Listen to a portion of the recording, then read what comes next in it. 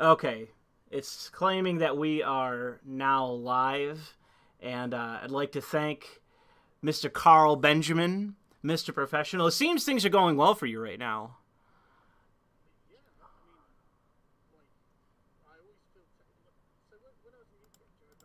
Oh, hold on. We got an audio problem. I looked to see if we had that. Okay, say something now. Yeah, did you boom in the Okay. stream? Nope, I caught it. I caught it. Okay, okay. Go ahead. But but yeah, when I was in UKIP, Jared Batten was like, look, if everything feels like it's going great, then you're about to fuck up, and everything's about to go to hell. And it's like, hmm. So yeah, everything's going quite well at the moment. So basically, I'm on the edge of my seat for when it goes to hell. Well, you I'm gotta ready, capitalize. well, no, it's not even capitalized. Got to try, minimize the damage. Oh, Well, Jesus. see, you say that, and I gotta give you a red flag or a warning card, a yellow flag, and Hmm. say that you're currently being outdone by Steven Crowder, who is being quite the edgy boy. He he's Dude, been I'm dropping fags, he's been dropping retard, he's been saying a lot of crazy shit on his streams now, and I gotta give you a warning to say that you can't let somebody like Steven Crowder out edge you. You no. gotta step it up. I have conceded on the edge question. No, No, no, never. no. Hang on. I can explain because I think it's actually worth us having something they can't just cancel for being edge. We need them to cancel us and essentially not have anything to point at, right? And that's I think that will happen, and I think that's an important next step on the process of showing everyone, look, this is not about justification anymore. This is about fuck you, you Yeah, know, because people have got to understand that it's just about fuck you. You are not us, so therefore you can just be exterminated. If we can do it to the president, we can do it to you. So shut the fuck up, you know. yeah, yeah. What I love is that based on what's been going on, and there's a fair number of things that are going on that are good, that are white pilling, that are positive. But one of the things that I enjoy is that Biden, despite the Machiavellian scheming that's going on behind him, like all the puppeteering Hmm. and all that, the puppeteers and how much they're engaging in, and they seem to be doing a lot. Scary shit They're going for it, involving, aren't they?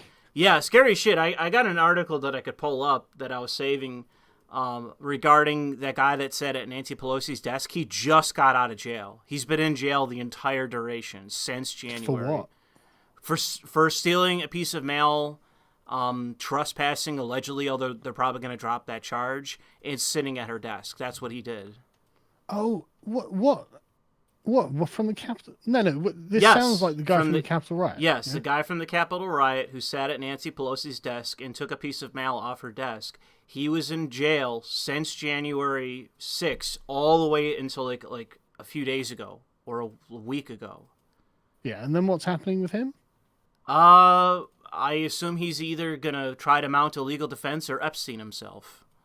You know, Hmm. who's to say? But I just thought I would point that out because that's an example of what they want to do and what they're working on in the background. It's Hmm. pretty clear that Biden and his, lackeys are going to try to weaponize the government even further to just hound everyone and anyone that they can get away with hounding for the sake of ruining reputations, tying people up in courts, and effectively trying to create hurdles between any Republican running an effective platform in the future. You Oh, no won't see question. any Yeah. of these things happen to the Romneys, the Liz Cheneys, all those kind of people in the right wing, because those people effectively are actively trying to make Republicans lose elections and want Democrats to win elections. That is their strategy. That is the strategy of those kind of people. But the positive thing is, those people, by all accounts, are on their way out. Every article that I've been seeing says, like Tucker Carlson just yesterday or the day before, did an entire segment shitting all over the Republican Party. And in particular, Frank Luntz, who's a long term GOP strategist, and especially Kevin McCarthy, who's the minority leader in the House, who is dog shit. He is a fucking literal cuckold. That is who he Can we is. uh can we take a moment to lavish unvarnished veneration and praise on Tucker Carlson? please. Yeah, because if he's going out there and basically saying they're trying to replace us and other such things, it's like, whoa! And then Republican politicians go on to repeat him. It's like, yes! It's like, I gotta say, everyone's gotta stand back because Nick Fuentes is about to enter the room like he's taking over. Nick fucking who?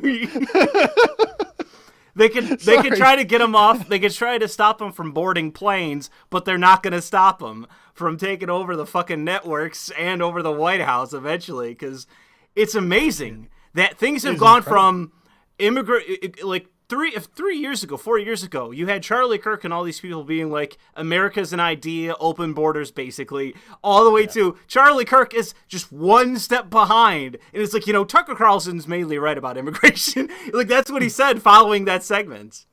Yep. So the freaking, what I love about the GOP is despite all the problems that we currently have with it, the needle of the party itself is veering off into it's like we are going past nationalism, like straight into nativistic rhetoric. And you have the most popular TV host, network host on television, Tucker Carlson, basically leading. He's like the tip of the fucking spear of this charge. And it's like, hell yes, fantastic. Because go ahead. This is actually what I wanted to talk to you about. Because I've been thinking about this, just what's happening a lot, right?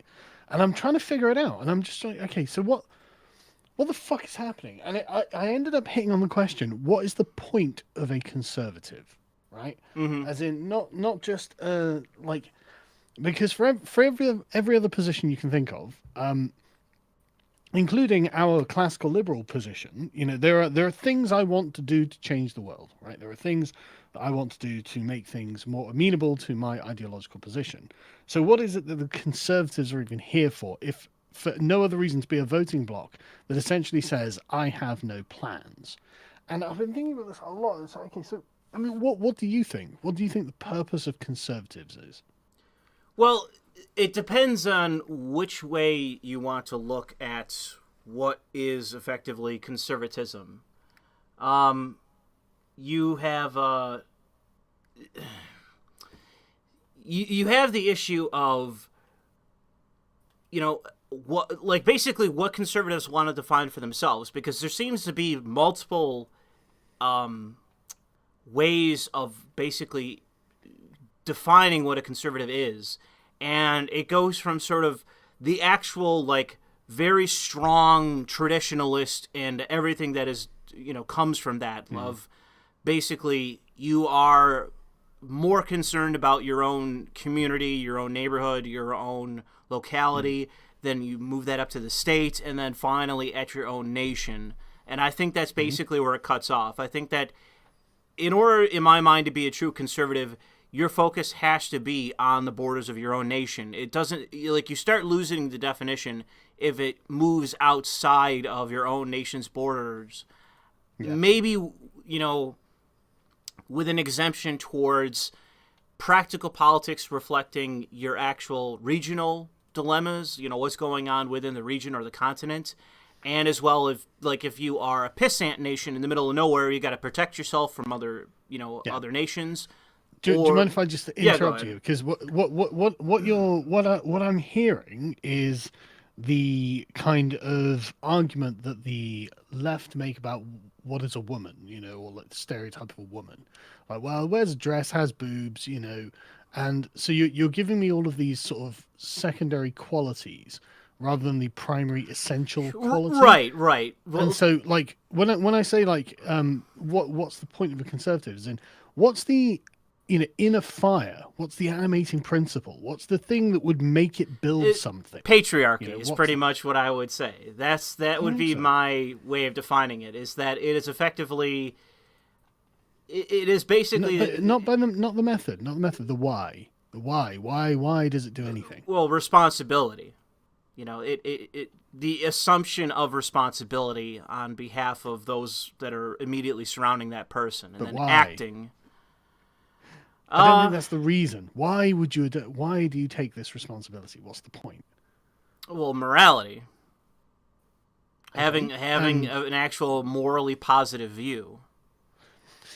Yeah, but it's not a moral like a moral decision is a sort of in the moment decision. Should I sleep with my secretary or should I remain faithful to my wife?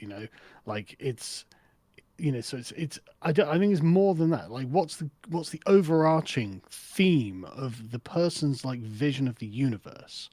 Why are they what they are and not something else? Like I don't know how I'm trying to get at it, but like, so what I mean is like, I would have thought that the conservative view, and this is just my sort of take on it, and this is as someone who is not a conservative, or at least doesn't view themselves as a conservative. Again, I'm still a classical liberal politically, but like I'm just trying to get into the mind of what it is that they're doing, right? And I think that what I'm arguing for is a kind of conservative aggression, like in the same way that the Enlightenment, all of the Enlightenment ideologies are very aggressive. They're very very active. They have something that they're doing, and they've got really strong convictions on why they should do that. And it's like, right, okay, so what do the conservatives do? The conservatives shit their pants because they have absolutely no fucking theorists. Right? You could literally name the number of conservative theorists on one hand. Who have we got? We've got Roger Scruton. We've got Thomas Sowell. We've got Hitchens, Peter Hitchens. Can you name any others? I'm sure there are a bunch of others that are like what you consider the paleo-conservative kinds. Well, the thing is that I'm not really, despite what people call me, I'm not really that much of a paleo-conservative. So, well, no, I don't think you are either. But the point is, you could name dozens of prominent left-wing theorists. Sure. Right, but I can't name more than 3 or 4. Like, why? Where are the conservative theorists? Right, because it's from this kind of position that the real understanding of one's own self comes, right? From the deep reflection of it. And the conservatives don't seem to have much of that at all. And there are loads of Republican ones, but Republicans aren't conservatives. And the America's a really interesting place, right? Because the United States is a really interesting place because in any other country, the conservatives and the Republicans are in diametric opposites. Like in revolutionary France, the conservatism wasn't something that existed before the revolution, or at least before the Enlightenment period, because there was no need to codify the tradition of the country. Yeah. It was just something you didn't. That was the paradigm. Yes. And so you were a Yorkist or you're a Lancastrian. You weren't a Republican because no one was like, we're not, obviously not. We're vying for the kingship here, dumbasses. Shut up or pick a side. And so once the sort of Enlightenment, like if you can view it as a tree that's growing up, this traditional tree that's growing up, and then suddenly this branch comes off that's the Enlightenment, and it's republicanism, and it's all of the things that have stemmed liberalism, fascism, communism, and any other minor tiny twig branching out into the leaves of all of the small different ideologies. But the major branches of it being the big 3 that all come out of like France. And okay, that's one like bifurcation on the tree. But if you go the other way, what have we got? We've got the sort of deeply traditional view, the sort of what Bernard Williams called the hyper traditional view. And this is still a society that can operate in reality. Obviously, like no one thinks that feudal Europe was disconnected from reality. They still fought wars and they still invented things and shit like this. They just viewed the world totally differently. And it was because they viewed the world as having a will implanted within it, right? And so whenever you read medieval literature, it all sounds like the world is conspiring against the individual.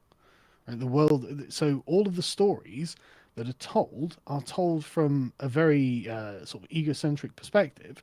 And then you hear like, you hear a phrase sort of like, his sword betrayed him, and that means the sword broke, right? As if the sword had conspired in the middle of the battle to ruin him, and this is a part of a story. It's an event in a story, and it's got emotional weight and it's got impact, and this is the kind of view of the hyper-traditional society, unlike the scientific view of the Enlightenment. And so you've got civilizations that are going both ways. So what's the animating principles of the hyper-traditional society? And it is essentially to kind of beat back the will of the world from your own position. And this is what gave it fire, because it's, its own internal combustion was the view that the world was, something to be in opposition to, and it was human greatness that could struggle against it. Slay the dragons, keep going. And the Enlightenment view doesn't, it completely disenchants the world. There are no dragons. There's no mystery. There's no will in the world. Yeah. There's nothing.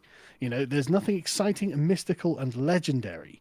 And everything is interchangeable. Everything becomes, commodifiable. Yes. Everything becomes measurable. Yes. And the hyper traditional society is concerned exclusively with those things that cannot be measured, right? Yeah. Like virtue, honor, heroism, betrayal, the textural experience, what it is to be a human, the experience that only a human being can have. And the thing that gives our lives, their emotional resonance. And this is why the millennials trapped in this totally scientific paradigm where they're like, scientism, I fucking love science. But fucking science, saying I love science is like saying I love boiling a kettle. Yeah, I agree. It doesn't make any sense. It doesn't move the human spirit. And I think No. that's what the sort of animating principle of the conservatives should be. Essentially should be heroism.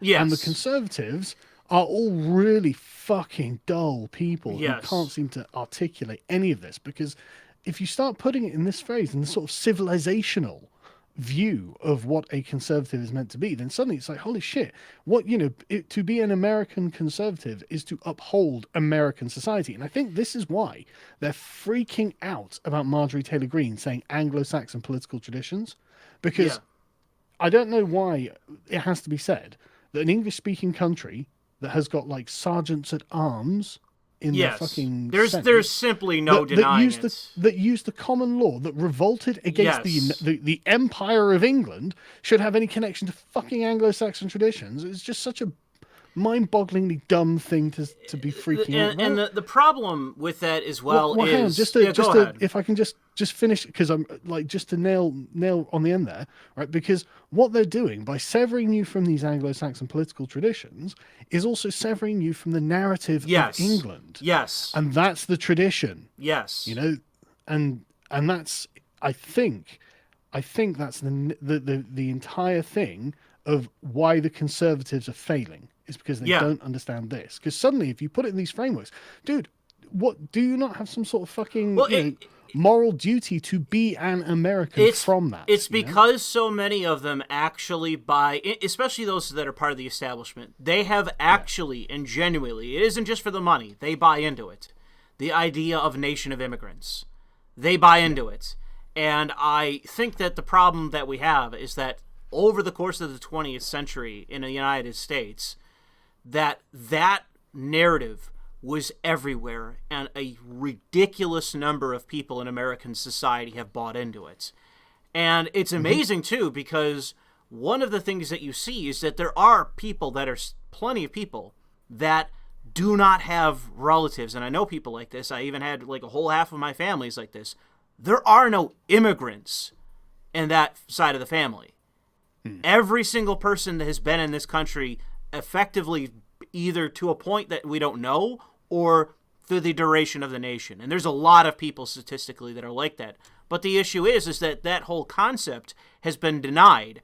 And I think that basically the average view of the average person is the true Native American are the Indians. And they don't fundamentally understand that the Indians didn't start America. Americans did. Former colonists started this nation. And those are the actual Native Americans. And the thing is, you don't have to go all the way to the view of like white nationalism to say like, well, those are the only true Americans. But it is to say that the very minimum should be, in order to live in a society that is not going to fall the fuck apart, everyone must respect the fact that we had founders. Everyone must respect the fact that we had a founding generation. Everyone must respect that lineage, that heritage, that history. It must be respected. And that's the grand narrative. That is the grand narrative that I'm talking about. Yeah. And the more you lie about it, the more you tear it down, the more you deny that reality existed, and that there is like a lineage to this history, or to our nation, I mean. The more you deny that, the more the less actual narrative there is to keep people all together, and the more atomized everyone becomes, and then people get seduced into Byzantine, crazy, revolutionary ideologies because they feel no connection to the nation. And But why is that bad? What?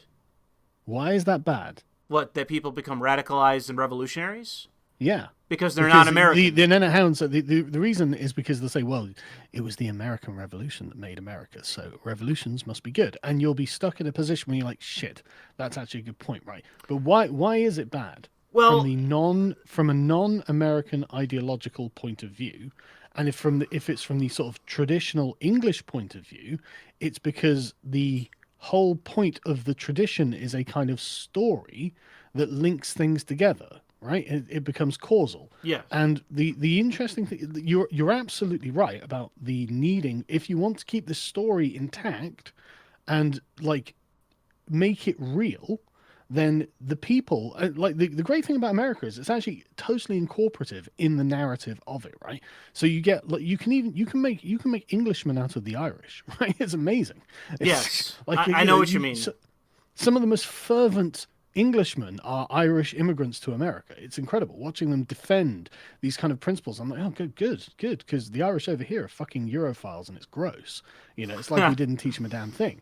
But the point is, it's not an exclusive thing. So it actually doesn't require you to have been born there to take on. Well, I'm just going to summarize the American dream, but this essentially does, as you say, begin with the founding fathers, and that makes them a key point in the narrative that can't be challenged or overthrown if you don't want to also overthrow all of American tradition. Yes, and the thing is as well is I remember growing up, and I just talked to somebody the other day about this, that when I was growing up, there was clear reverence for not just the rights, our rights, the Constitution, our rights, like like Jordan Peterson's talked about this.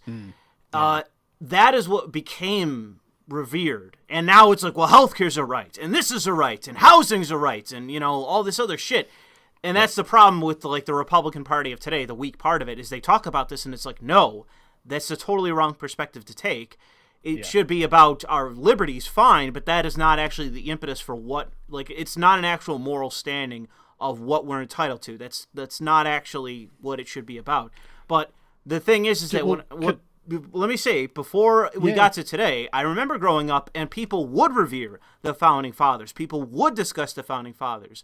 And they were seen as basically the best of the best, the geniuses that were, all that sort of thing. And it's all true that they were effectively better men than any one of us because they were smarter than all of us put together. What I wanted to say, I'm really glad you hit on this point, which is the construction of rights.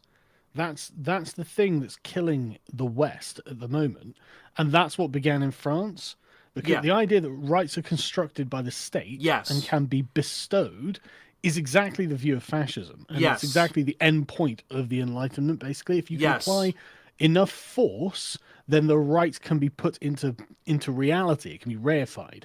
And the thing about that is that's basically saying, look, we're God. Yes. That's God's position in the Anglo-Saxon tradition. Do you really think that these people don't believe that? I think they do. Yeah, I think they do too.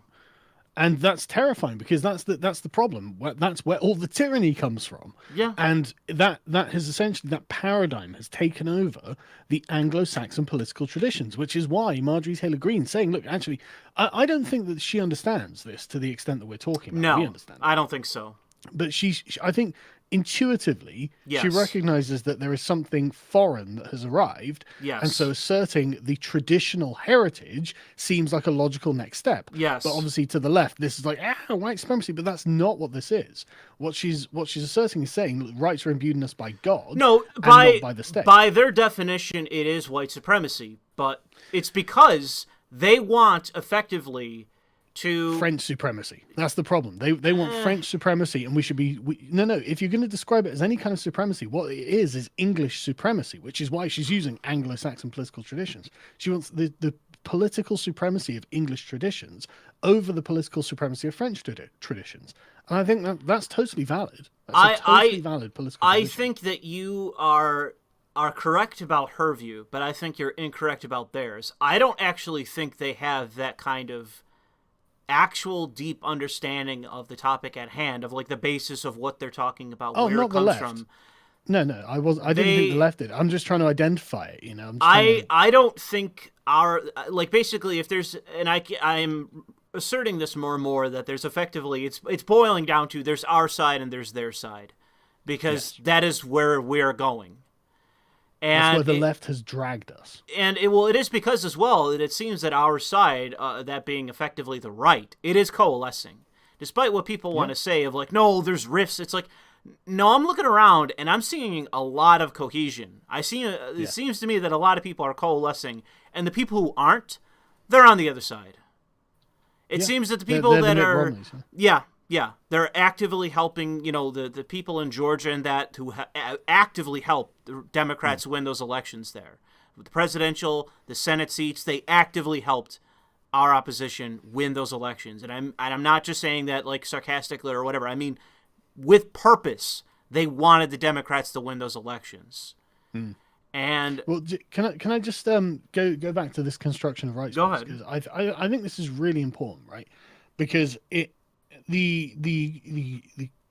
view of the Anglo-Saxon worldview compared to the French worldview is that mankind is born imperfect and the world is a cruel place and needs to be civilized and settled, right?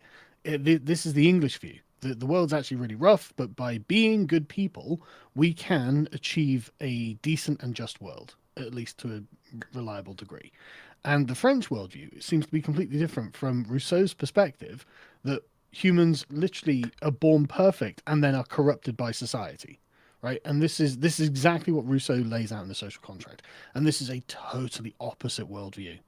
It's so wildly different because it condemns all of society in perpetuity, and they also imbue total power in the idea of the state. And so the state essentially has as much license as it will ever need to reshape society as it thinks will make for a more perfect kind of human being, whereas the English worldview is the total opposite. It's like, well, then the state needs to, I'm busy working here. I'm busy trying to make a better world. The state needs to stop tyrannizing me. The rights I have come from God and they're in my body. Yeah. I don't need this. The state becomes an outside intruder whenever it's not being the night watchman. And so this French supremacy, essentially, that the left's pushing, compared to the English political supremacy, is just so important. And I think this is the root of it. And the conservatives actually do need, I think, to connect with being Englishmen in this way. Because remember, all of the rights that were written down in the original Bill of Rights that the Americans copied were the rights of Englishmen. Yeah. They were not the rights of Frenchmen or Welshmen or anyone else. This is something the English had found for themselves, these political traditions. And that's easily universalizable because, of course, you say, well, the rights of man then, what's so special about an Englishman? Well, nothing inherently. But then remember, we don't think you're inherently very much. We think that you have to become this thing. And that's the virtue of tradition, is to mold you into the thing that makes your country what it is, a reification of it. So you aren't born an Englishman, you become an Englishman. And through certain patterns of behavior, certain methods of thought, upholding certain political traditions and, like community traditions, like all of these things mold you into the kind of person who views the world in this way. And that's the sort of animating power of the tradition, I think. And the Americans reconnecting with that, I think there is real value in it. But the left is just going to be like, right, so you're a Nazi. And it's like, no, I'm the opposite of a fucking Nazi. They're going to say that either way, because based on Biden's speech, which you talked about on your own show, it's like, they're the like one step shy of just throwing up a Roman salute at this point. Like, the only thing that's keeping them from declaring themselves fascist is their own unawareness of what they believe. That, sorry? What, Biden. Oh, yeah, totally. I mean, Biden, and just go down the line. Yeah, they're all and then this is the point, right? Fascism has its roots in the 19th century in France, right, and then it goes to Italy, into Mussolini, into the 20th, and through the socialists. Yeah. So it's all contained in the French Revolution slogan: liberty, equality, fraternity. The three: liberalism, socialism, fascism. So it's all right there, and all of these things. Read the French about the French Revolution. Like you just see the pattern recurring. You can see it going on around us. Like fuck, and it's because we're trapped in this autistic Enlightenment view that we can create rights. Yeah. Like in the French Constitution, the rights of man and citizen, right? A, what's the difference? But B, it's life, liberty, and property, and it's like what they literally guarantee property in the French fucking Declaration, and in the American one, it's not. It's life, liberty, and the pursuit of happiness. Yeah, it's your freedom, and so there's a real manifest difference here. And I hate the problem is going to be for you and for what is effectively us, is that most people. I would say that a healthy percentage of the population are not capable of understanding what you just said. Probably, yeah. And so the real thing that is, and it's the importance of the narrative for a society or for a nation, is trying to find a quick and easy way to transfer this kind of information, these kind of principles and ideals into a catch-all narrative that most people can buy into, that not everyone is going to, but those are the people on the other side, and our position is no longer, they're the healthy dissenters, or they're the, our loyal opposition, whatever else. It's going to be, they have to be defeated. They got to be neutered. The way they'd end up being viewed through this sort of position is they're the foreigners. Oh, yeah. I mean, that's basically what I'm getting to. Ideological foreigners. Well, it's going to get to more than that. I think that real politic is going to have to kick in at some point, and we are going to have to say that one of the problems that we are going to have is basically, like, right now, I don't know how much reading you've done on this because it's, a different country, but Michael Tracy's written about it, and it's true. We're back in the 90s in terms of violence. We're back in the 90s. It's as violent as it was during the 90s right now. Yeah.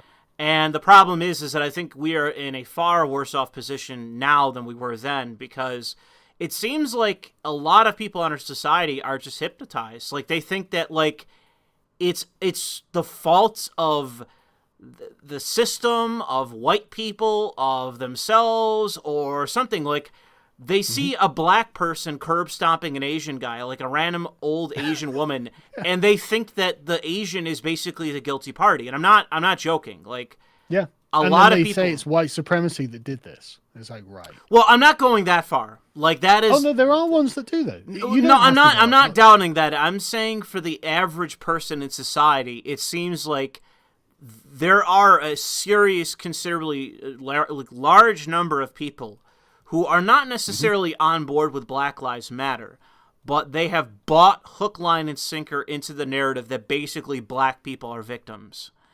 And the real struggle is going to be, and it's why I've said this, like, we need to, I've talked to a bunch of people about this, that basically what needs to be done is like what should have been done last summer in New York City. Total police strike. You pull the police back, and then and I'm just going to say that I know I'm right. I know that this will solve things, because it's either going to shock the conscience of enough people that they'll be clawing on their hands and knees at my feet and other people's feet, begging for protection. And if that's not the case, if that happens, then it's going to be me taking the role of Jacob Seed, and that I say that I call the herd. It's what I do. And I'm not joking about that. There are too many weak people in our society, and they need to get what they deserve by people that are not weak. So we're suggesting let Black Lives Matter run amok. Well, you can describe it as Black Lives Matter, or you can stop at the first word, and just, it's not going to be just them, obviously, but no. But it is to say that I saw somebody in the chat earlier, or somebody in the super chat as well, said 655 is the new meme. It's actually closer to about 657, I think, now. It's not even 6. It's about 3. Yeah, I know. But I'm just trying to keep up with the meme, and it's getting worse and worse every day. But the thing that needs to happen is in this particular matter, we're on the losing side of the issue. The people that are not necessarily simps for cops, but are basically like, well, we need to have law and order to live in any kind of society. I think we are clearly in the minority here.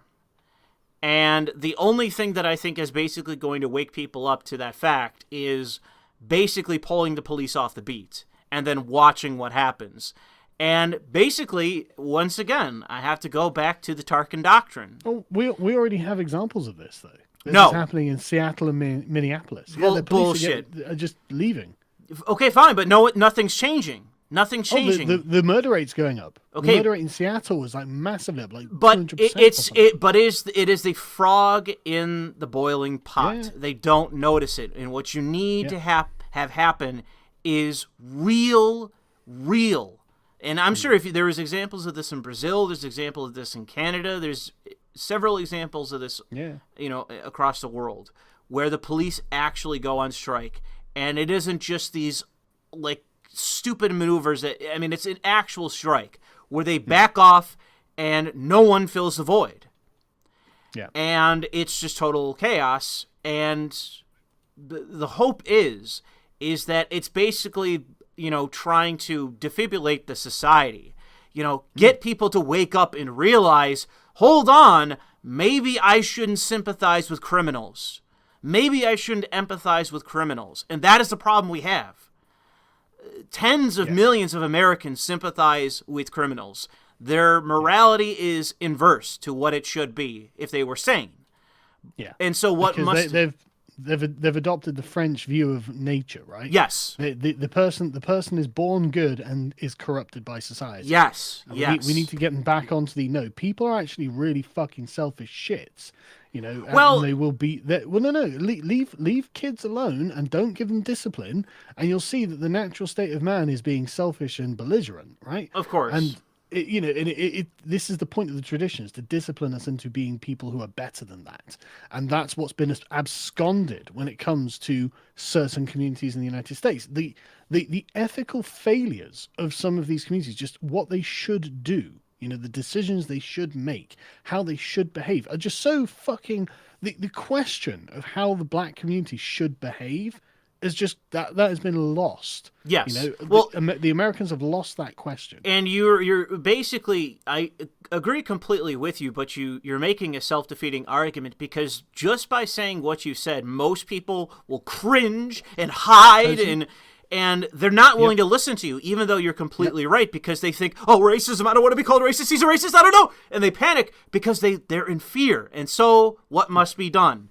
They must fear them more than they fear listening to you telling the truth. And I think cannot refute your logic. That Master. The only way that we can finally get back to having some sort of actual moral clarity and to actually remedy these problems in a true way that is in fact empathetic, that is, as far as I can tell, actually empathetic. What you just stated, you want the best for people. You want people to be fulfilled, prosperous, and to live good, healthy lives. That is what you want. That is a compassionate point of view. Letting people sit and stay in filth is not compassion. To let people be disgusting, degenerate, violent criminals, it's not compassionate to indulge that. And so what must be done are the people that are encouraging that behavior and are refusing to acknowledge it or just accept it or whatever their actual disposition is as it relates to it. They must have their conscience shocked by an outpouring of brutal violence that they have never seen in their lifetimes. And that can show, the truth can break through the fog of false idealism and just demagoguery. I think that's probably the better way to say it. That it's not really like the ideals or, I've read the French, these French thinkers, and this is what I think. It is pure demagoguery that they believe these things. It's through repetition and conventional wisdom that these people believe these things.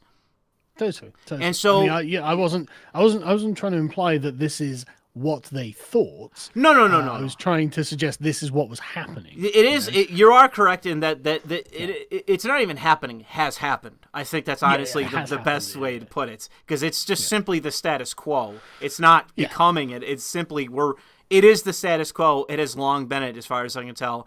It is one of the outgrowths of many of the things from the 20th century that have basically fucked the entire Western world.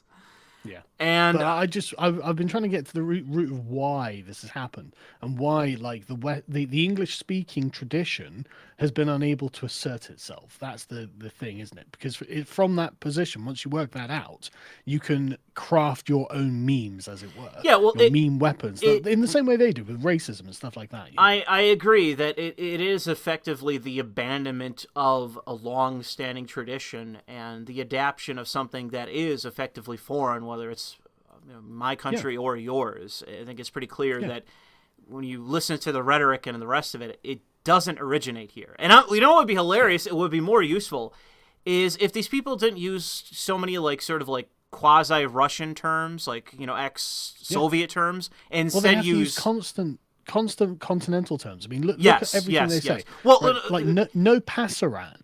What does that mean? That's Spanish from the Spanish Civil War, from the anti-fascist, the commie side used. If only like they would use and they would adapt to use more French terms, I would say you would have an actual chance to explain this that people could understand. It's like, oh wait, they are foreign, and so it's this foreign ideology, and that would work. But the problem is that it seems that they have basically the edge on language, and that most people have just fallen right into the trap. And as bad as it would sound, I don't mean this in a sort of accelerationist or evil way, although what I am arguing is in some effect accelerationism, but it's for particular reasons that aren't basically, I'm not like throwing in a towel on, liberalism or on the Constitution or anything else. No. You mean Machiavelli? Yes.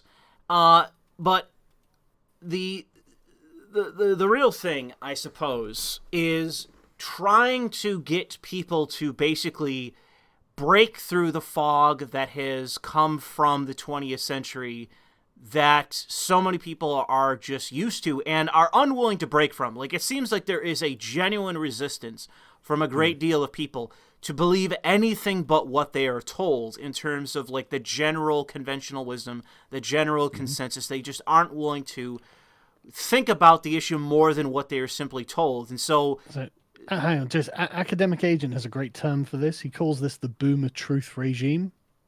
Okay. And so this is the worldview of truth, the post World War II narratives that Britain and America have, right? It's like we conquered the Nazis, we saved Europe from tyranny, we ended the Holocaust, all this sort of stuff. We're the good guys, they're the bad guys, and therefore the span of the 20th century, the Western ascendancy is the sort of boomer truth regime. It's a really interesting concept, and it's true, basically. I guess I would have to look more into it, because I would say that I believe that, but at the same time, I look at the 20th century and see it basically nearly the equivalent of the 19th in terms of bad ideas, and it seems that... Sure. I find it very remarkable, considering how many philosophers of the 19th century were basically grappling with the ideas that were coming out of it, and that they actually were genuinely like giving real thought to what was happening. Obviously, not everyone did when it came to fascism and that. Yeah. But in the 20th century, it seems that very few people have actually been considering the ideas that have been put forth, and that the conventional wisdom became that through overwhelming effort. And hang on. What I mean is, it's not. I'm not saying they haven't a grasp on ideas or anything like that.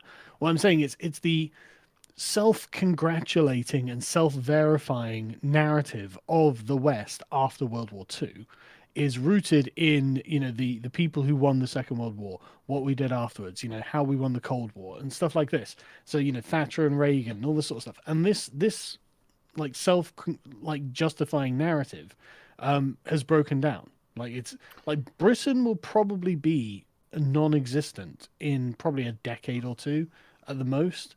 Like the concept of a united kingdom, I think, is over. And I'm seeing every fucking day. In fact, I'm seeing like some shitheel left-wing rag going like, "Oh, what will the UK look like after it's split up?" and shit like that, as if it's just a done deal. It's like, okay, maybe it is, and maybe there are things to consider there. But we can agree that the order of the 20th century is over, and so the question is, what comes next? Yeah, and it's funny with that the same people that would say something like that, and I don't think that it's necessarily it's a powerful, albeit small, number of people that actually believe that sort of thing. Sure. But it's just funny to me that they can hold up these very ideas that they subscribe to, but at the same time cling to notions as they do of, you know, the sense of the world that they believe is the ideal and that sort of thing, when all of that is a product of the 20th century. It's like, I mean, it's basically the communists sleepwalking into the creation of fascists, and I'm not saying that that's what our side is, but no. The fascists come from within their own ranks. Yes, that's the thing. It's the thing that I'm saying here, that they're sleepwalking into, that they themselves, should they win and defeat the liberals, defeat the conservatives, they are inevitably going to break up into, basically, it's going to be easy. The AOC dipshits are going to get the ones getting the ice pick, and the Biden types are going to be the ones that are the fascists. The Stalins. And that's why I say, like, they're just one step shy. And what I love, too, is Biden so ironically just sucking the dick of Chairman Xi endlessly. It's unbelievable. Endlessly. I can't get over it, man. Literally, going like, I've spent how many hours with Xi Jinping? It's like, what, with a genocidal fascist dictator? And it's you just, hang out with that guy. What's amazing is his idea of, no, we're so different to that, but at the same time, he clearly speaks of the guy through like either envy or, you know, as if he's got the ideas to win the 21st century. That's how he looks at it. Yeah. And I think that basically insufferable. these people, the neoliberal, I think it's pretty clear that the neoconservatives are basically going down in flames and are effectively trying to help Democrats win. Yes. The neoliberals, they are basically adopting the Chinese worldview. It's pretty clear that that's occurring. And the thing is that I think the reason they're doing that is because they recognize that their worldview, their system, their paradigm cannot survive an upsurge of nationalism. They won't survive it. And so that's why they're arresting boomers and putting them in jail cells for months on end, because they sat at Nancy Pelosi's desk, and raiding Rudy Giuliani's house and all this other shit that they're doing now. Keeping Nick Fuentes from flying. It all goes one way, and the reason is because there are two sides to the issue. And they're acting that way, and at some point we're just going to have to acknowledge it. And the thing that I say to people is, you're going to have to choose. You know, the eternal fence-sitting Tim Pool, people like that, you're going to have to choose at some point. Because I'm not trying to tell you what to believe. I'm not trying to, you know, put a gun to your head and give me taxes or any shit like that. But I am trying to tell you that at some point you're going to have to pick a side. Because inevitably, if you don't, one of these sides is going to win. And you better hope it's us, because if it isn't us, you're going to get run the fuck over. Mm-hmm. And the thing is, it's not going to be us for a long time. You know that, right? When I say us, right, just to be clear, I mean the oikos. For anyone, for anyone who doesn't know, just oikos, right? It's the same word in Greek as in Latin as family, and it just means like the real particular people of a place, right? Like the people who already live in a place, like the people who make up the networks, the non-transients of the world, the non-transients of the world. Yeah, you know, the I guess what you could describe as indigenous population. Of a place they're the people who are going to suffer. I think that reform can come one of two ways. Well, one of three ways, really. It's going to be short term, and that one's going to be the scary one. It's going to be very, very long term, which I think is probably the most likely. I don't think that there is a scenario by which that, at least in the American context, that we can lose. Because when people say that America first is inevitable, I think it is.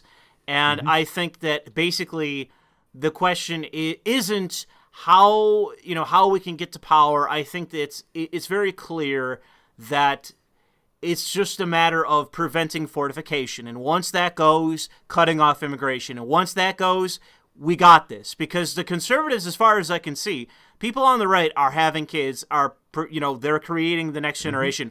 All of these left-wingers are not having kids.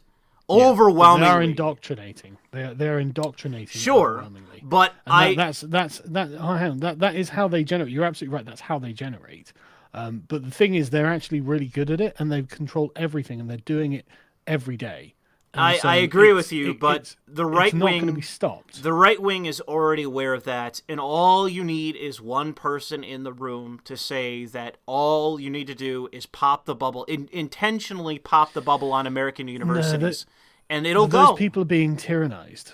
Those people are being tyrannized now. And so the kids will see like, oh, well, the authority says do this, so I'll do this. I think I really think that's how it's going to be. I think you have a very overly optimistic view of the current administration. I think that I'm being totally pessimistic. I think you are giving them way too much generosity considering the way things are going. I think that effectively, like especially the way that Biden is just throwing money around at this point, Sure. We're already seeing some of the after effects of that, and I think that the way things are heading, the way things are accelerating, I don't think the current neoliberal paradigm is capable of sustaining itself past maybe 40 years. I don't see it past 40 years, and it'll simply, if we are incapable of defeating it, it will just collapse.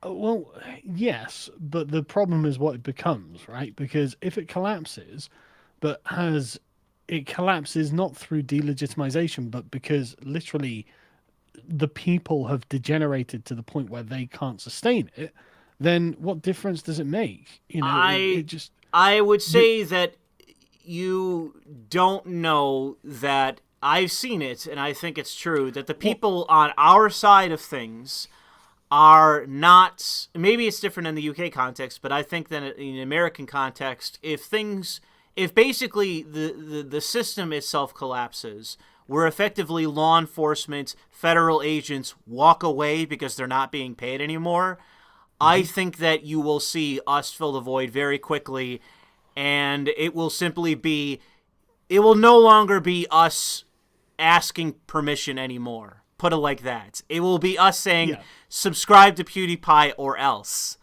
And I very much think that the question it'll be a question of, will we be able to form something from that, or will basically the counter-revolution fall apart? Well, the problem is, right, that if this all happens tomorrow, then yes, that's correct. That's what happens. I agree. But if this happens in 40 years, then I'm not sure that is the actual logical outcome. Sure. And the question is, how do we prevent them from destroying the family? Because what they've done to the black community is what they'll do to every other community. Sure. Because fundamentally, they're trying to break up families. And that's the thing. Oikos means family, right? And that's like Roger Scruton's perspective of it. And it's like, okay, I don't actually want our lives to be ruined by left-wing bullshit. I think that despite the way that it's tilting, I would say that in 40 years, you would have, let's say, a 70% that are atomized, basically what a stereotype jogger would be. That's what the 70% will be. And you will have a 30% that are effectively like a faction out of Frostpunk, where the synergy... Okay, well, it's basically a totalitarian... Basically, the world collapses and a totalitarian government forms, and the people that won't adapt are killed, and the people that conform are basically just part of a machine. And it comes in multiple forms, but the point that I'm saying is I think that our side is coalescing quickly as it is, and I think that even if this lasts another 40 years, you are basically going to have our side existing in society, despite what happens to the broader people, broader society, broader community, that those people will fall into that trap, but we will become self-sustaining enough that while they will be weak, we will be basically sharpened. in such a way that I think that it will basically be, people that are degenerates and apparatchiks, and then you're going to basically have us as survivalists. And I think that I basically put money on us, even if we're in the minority. Maybe, but I mean, like, the general wide swath of society of which, I consider myself to inhabit will have been fucking ruined. Like, absolutely fucking ruined. And life will just be a kind of hell. I don't know if it really matters. In 40 years' time, at the rate that the left is traveling, we are going to be fucked. Like, everything is going to be absolutely fucked, I think. No. I think every street, every town, every fucking community will be ruined by the left. It will be in this country. Like, every city, every, like, large town, like Swindon, the one I'm in, 250,000 people here. And you can already see the signs of this kind of globalization happening. And it's awful. And it's just happening around me. It's like, oh my God. We've got to figure a fucking way out of this. Pretty fucking sharp. As scary as it can be now, they're basically relying on the stupid fucking jocks that they currently have through the enforcement mechanism. And I think a good example of where things are headed are your police, who are stupid, who are fat, who are incompetent. And the fact is that in the United States, it is, if you see a Proud Boy fighting with a cop, it's a conservative fighting a conservative. It's a jock fighting a jock. It's a bro fighting a bro. And if things in the United States become like the UK, which they're currently headed, our cops are becoming more like yours. And being fat, useless, diversity hire, all the rest of it, eventually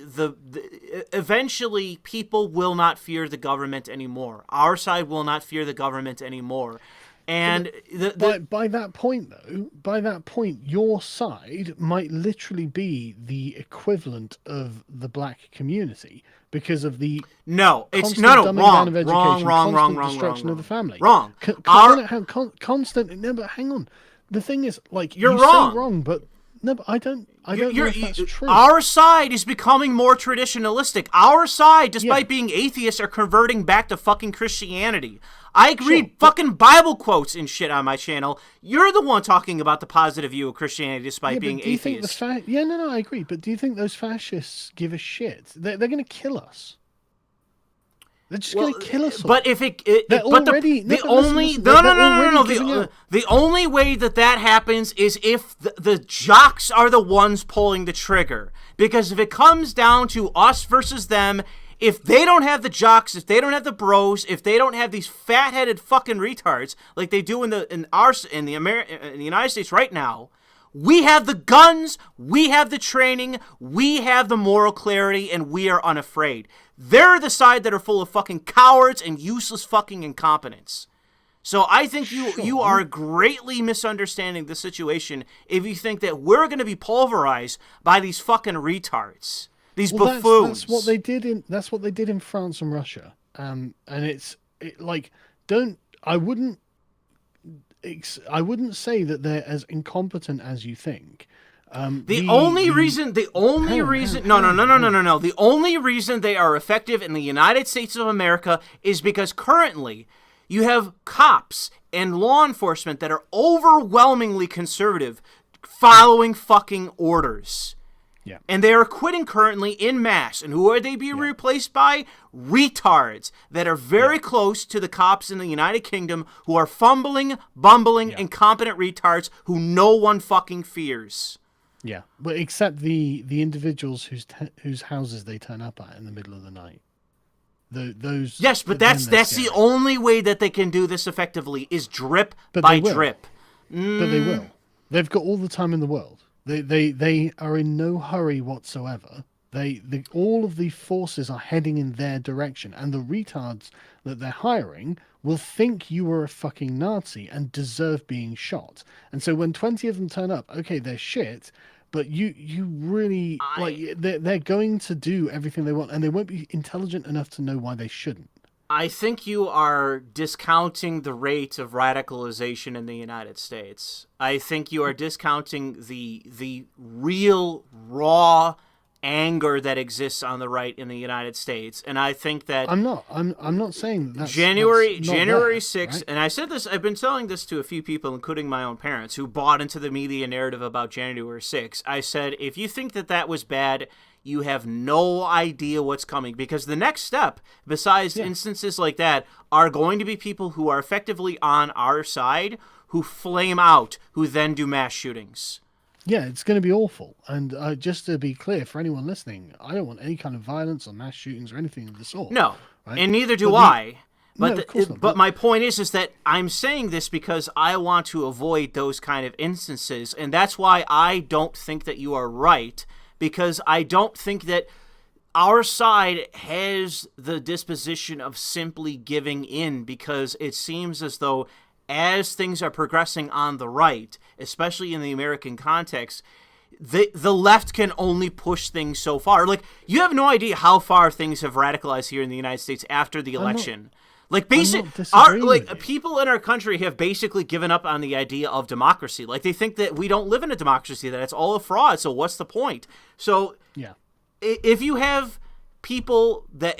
enough people that are in law enforcement give up on the very idea of the country that they're living in is legitimate, they're not going to stay part of that machinery.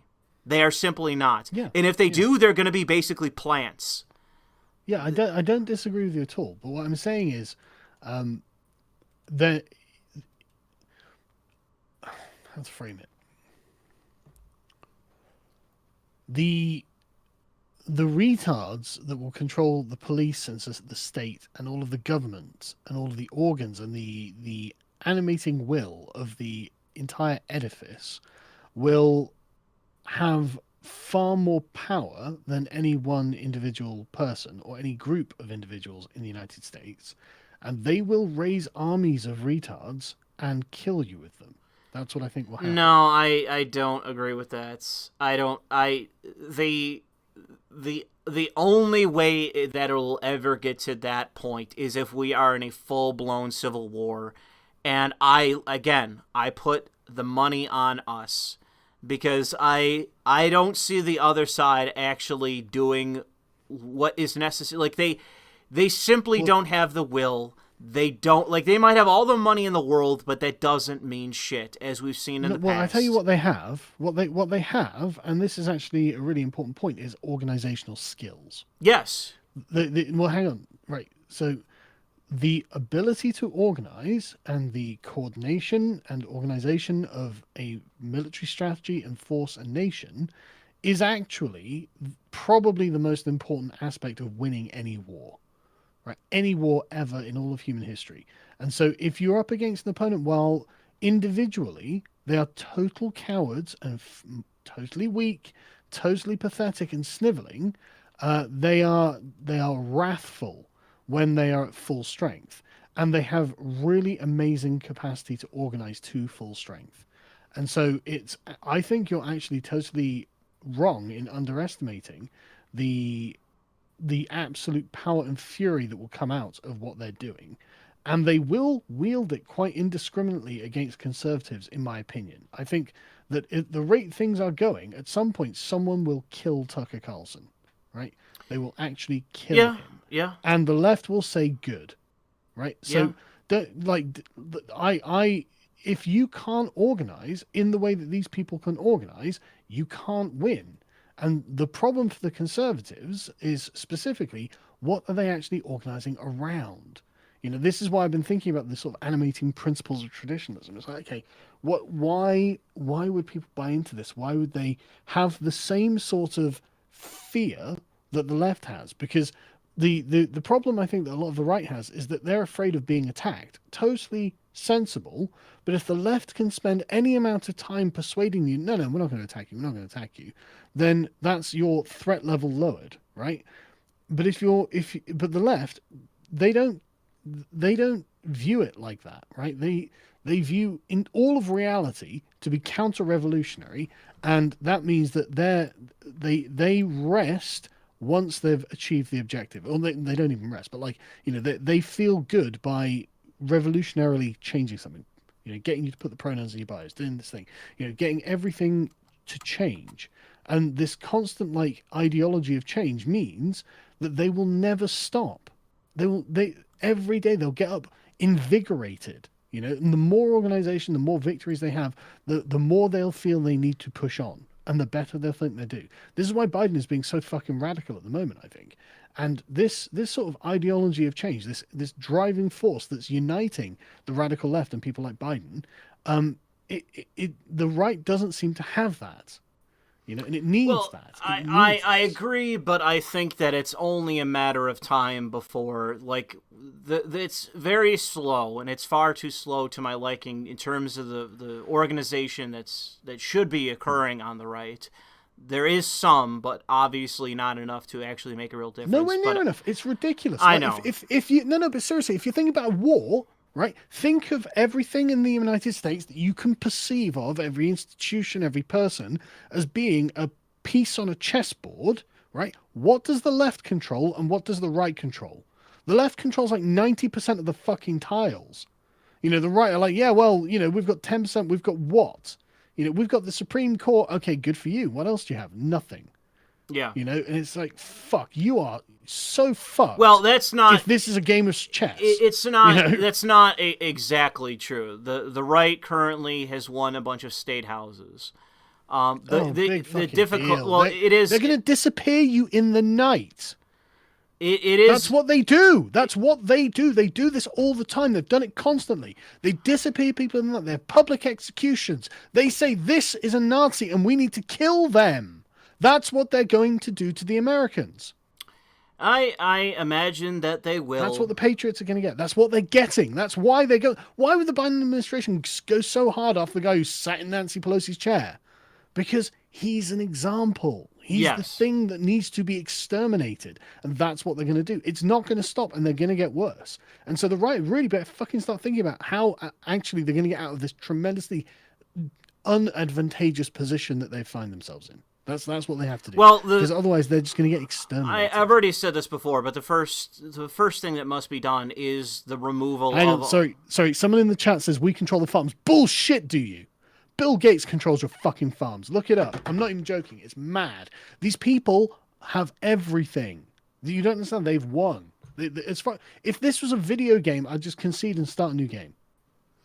Yeah, I mean, they do control a lot, but it's just a matter of... It seems like the things that they do control are, like, a decent number of them are losing power. And the ones that they don't... They aren't basically pumping money into, like, the universities, for example. If the money cuts off, it's over. They're done. It's not going to happen. Yeah. Biden will bail them out when they need money. They'll go, Biden, can we have 200 billion or whatever it is? And Biden go, we've got to save these prestigious universities. Never go. Oh yeah, of course we do. Of course we do. I graduated from that fucking university so I can spread Marxist propaganda. Of course, the state needs to pay. I think that what you fail to do is anticipate the reaction of the counter-revolution and slowly but surely understanding the problem. Maybe, but it's the time is very short. No, the time is longer than you think. I mean, are there going to be a lot more? Is there going to be a lot more that likely comes from this? Yes, but the fact is that like I say, when you look at the strengths of both sides, I put money on our side because then how is it you're losing? Because we're playing catch up. Why are you playing catch up if you're so much stronger? That's the thing, right? I agree on an individual level. A right winger is a better human being than a leftist, right? Obviously, there's no question of it. The left are like anti-ethics. Listen to Vorsh literally being like, "Well, look, let the pedos beat you to death. I don't want a stack of dead pedos." Like what? That's the most desirable way to be, isn't it? Most of the people like him are fucking liars. People like him are fucking liars. Yeah, I know, but it doesn't matter, right? What matters is they fucking control everything. They're fucking doing what they want. They control all of the culture, but they don't control everything. All of the culture, all of the institutions, all of the government. Like what? All the corporations. What more is there for them to take over? Not much. Exactly. They're already putting the transgender propaganda into the army and stuff like this. It's like, oh god, here we fucking go. You know, Well, like, honestly, the thing is the right that needs to get off his ass. I agree with you, but you also have to understand that they are destabilizing the, whatever it is that they're invading. They They're love destabilizing. destabilization. Fine, well, that's good for us. That's good for us. No, well, Yes, it is. Is it? Yes. Why? Because it's very clear that the less stable something is, the less useful it is for them. And it's also they want everything destabilized. They thrive on destabilization. Look what they've done to the black community. The black community votes so overwhelmingly Democrat, but it's the Democrats that have done this to them. And it's just like, fuck, how is that happening? It's because of the seductive nature of the narrative. If they can just turn you into a victim, you'll do anything they say. Fine. And I think that there's a real chance of that just being a sort of widespread common opinion. And if, let's say, the government collapses, where do all the Gibbs go? The Gibbs are gone. There are no more Gibbs. And who does that help? Us. They'll set up... No. They will just set up big razor wire compounds and fucking shoot you. Oh, got a hostile heading towards the food. Bang! That's for we the people. You know, Joe Biden... Did you listen to Joe Biden's speech? The people's us, the government. It's like, are you fucking mad? He's literally saying that the people within the armed compound are the people from the Constitution. You know? The point is pure fascism, and it's terrifying. I know, but in order for... But no, stop saying but, man. Fuck's sake, stop saying but. Like, the situation is not just as bad as I'm saying, but fucking worse. Right? We've got to stop this fucking cope on the right, where it's just like, well, yeah, but we'll win. Fucking when? Just fucking when is the right going to win? I don't think they are going to. I think they've fucking lost already, and they're just in a total cope mode and don't want to accept it. The left is fucking them in the ass on a daily basis, and they're like, yeah, well, we're going to win eventually. Well, how much cuckoldry does it take, you know? Like, well, as I was beginning to say, that the first thing that must be done on the right is the removal of the people that are on our side that are preventing us from moving to the next step. That's the first thing that must be done, and we're slowly but surely moving in that direction. It's not going to happen overnight because these people are effectively, they run the party, they run the right. But the people that are in power now are being pushed out. It's happening, from what should be years, it's happening in effectively months. So I think that... Hope so, Jesus. I think that while things are bad on the right and things aren't as ideal as they should be in order for us to win, I think it's very clear that we are heading in the direction of... I mean, we're basically, if you have a track that is from the position that we are in now to victory, I think we are currently on that track. We are not off track. We are not veering off elsewhere. We are where we need to be in order to win, but it's not today, it's not going to be tomorrow, it's not going to be next week. Sure. I'm fully aware of that, but like the structures that are necessary to win this just don't exist yet, right? And so the without these things existing, then the left is running roughshod over everything and will continue to mutilate children. They will continue to destroy the black community. They will continue to destroy entire cities and neighborhoods. Like the Chauvin trial, right? Everyone knew that he was going to get convicted. And even the jurors, they all knew. And it's like, why? Because, well, the alternative's fucking unreal, isn't it? Like, the alternative is just unreal. Genuine threats of terrorism from this. And it's like, okay, well then, I guess that Chauvin gets to be the martyr. He gets to be the scapegoat. He gets to be the guy who is sacrificed in order to feed the crocodile. This is the criticism that I would have for you is getting necessarily black-pilled off of the one example of somebody going down, basically being sacrificed. It's like there are going to be way, way, way more people that are going to be sacrificed. That is just simple. That's so reassuring. Well, no, it's just a matter of you have to accept it. Yeah, I agree. The establishment, the institutions will absolutely be sacrificing more wrong thinkers in the future, of course. Right? So I would say that therefore you can... I think the thing is to say that this person was sacrificed and that sort of thing, but it isn't to get stuck on it and say, like, that's a sign that we can't win, when I don't think that it necessarily is in and of itself as an example. Sure. I think it's the example. It's the only example that historians will point to when this is all over. I think that it'll be utterly forgotten and won't matter in the slightest. No way. The George Floyd thing's too much. It's never going to be forgotten. It's going to be like 9/11 for them. But what I mean, how to frame what I mean, like, I can't think of a way of framing it any differently off the top of my head. Well, like I'm trying to say, though, that I think that you are being overly pessimistic about, maybe, the context of another nation like Canada or something else you might be more correct about. But at least in the United States context, I think you have far more confidence in them being able to stick in, to cling to power than what I think is real. I think that 2024 is basically going to be a sign of whether we are still on track or whether we go off track. If they are able to cling to power in that, let's say they do another 4 a.m. dump and it's another fortified election and nothing comes of it, I would say that there's a lot more chance or emphasis that you are correct in your disposition. But Georgia was fortified, man.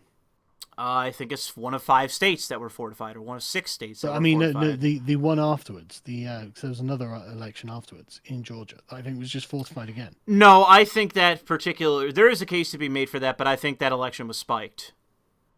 I think that those people basically said, "Fuck it, we'll lose," and they did, because no one was interested in Trump went down there and did a stump speech, but no one else did anything. The candidates themselves did nothing but sabotage themselves. So if you don't want to win an election, you lose.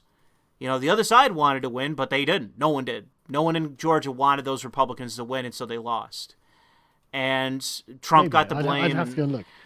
But the point is, I think that fortification is the name of the game now. They've seen that it works.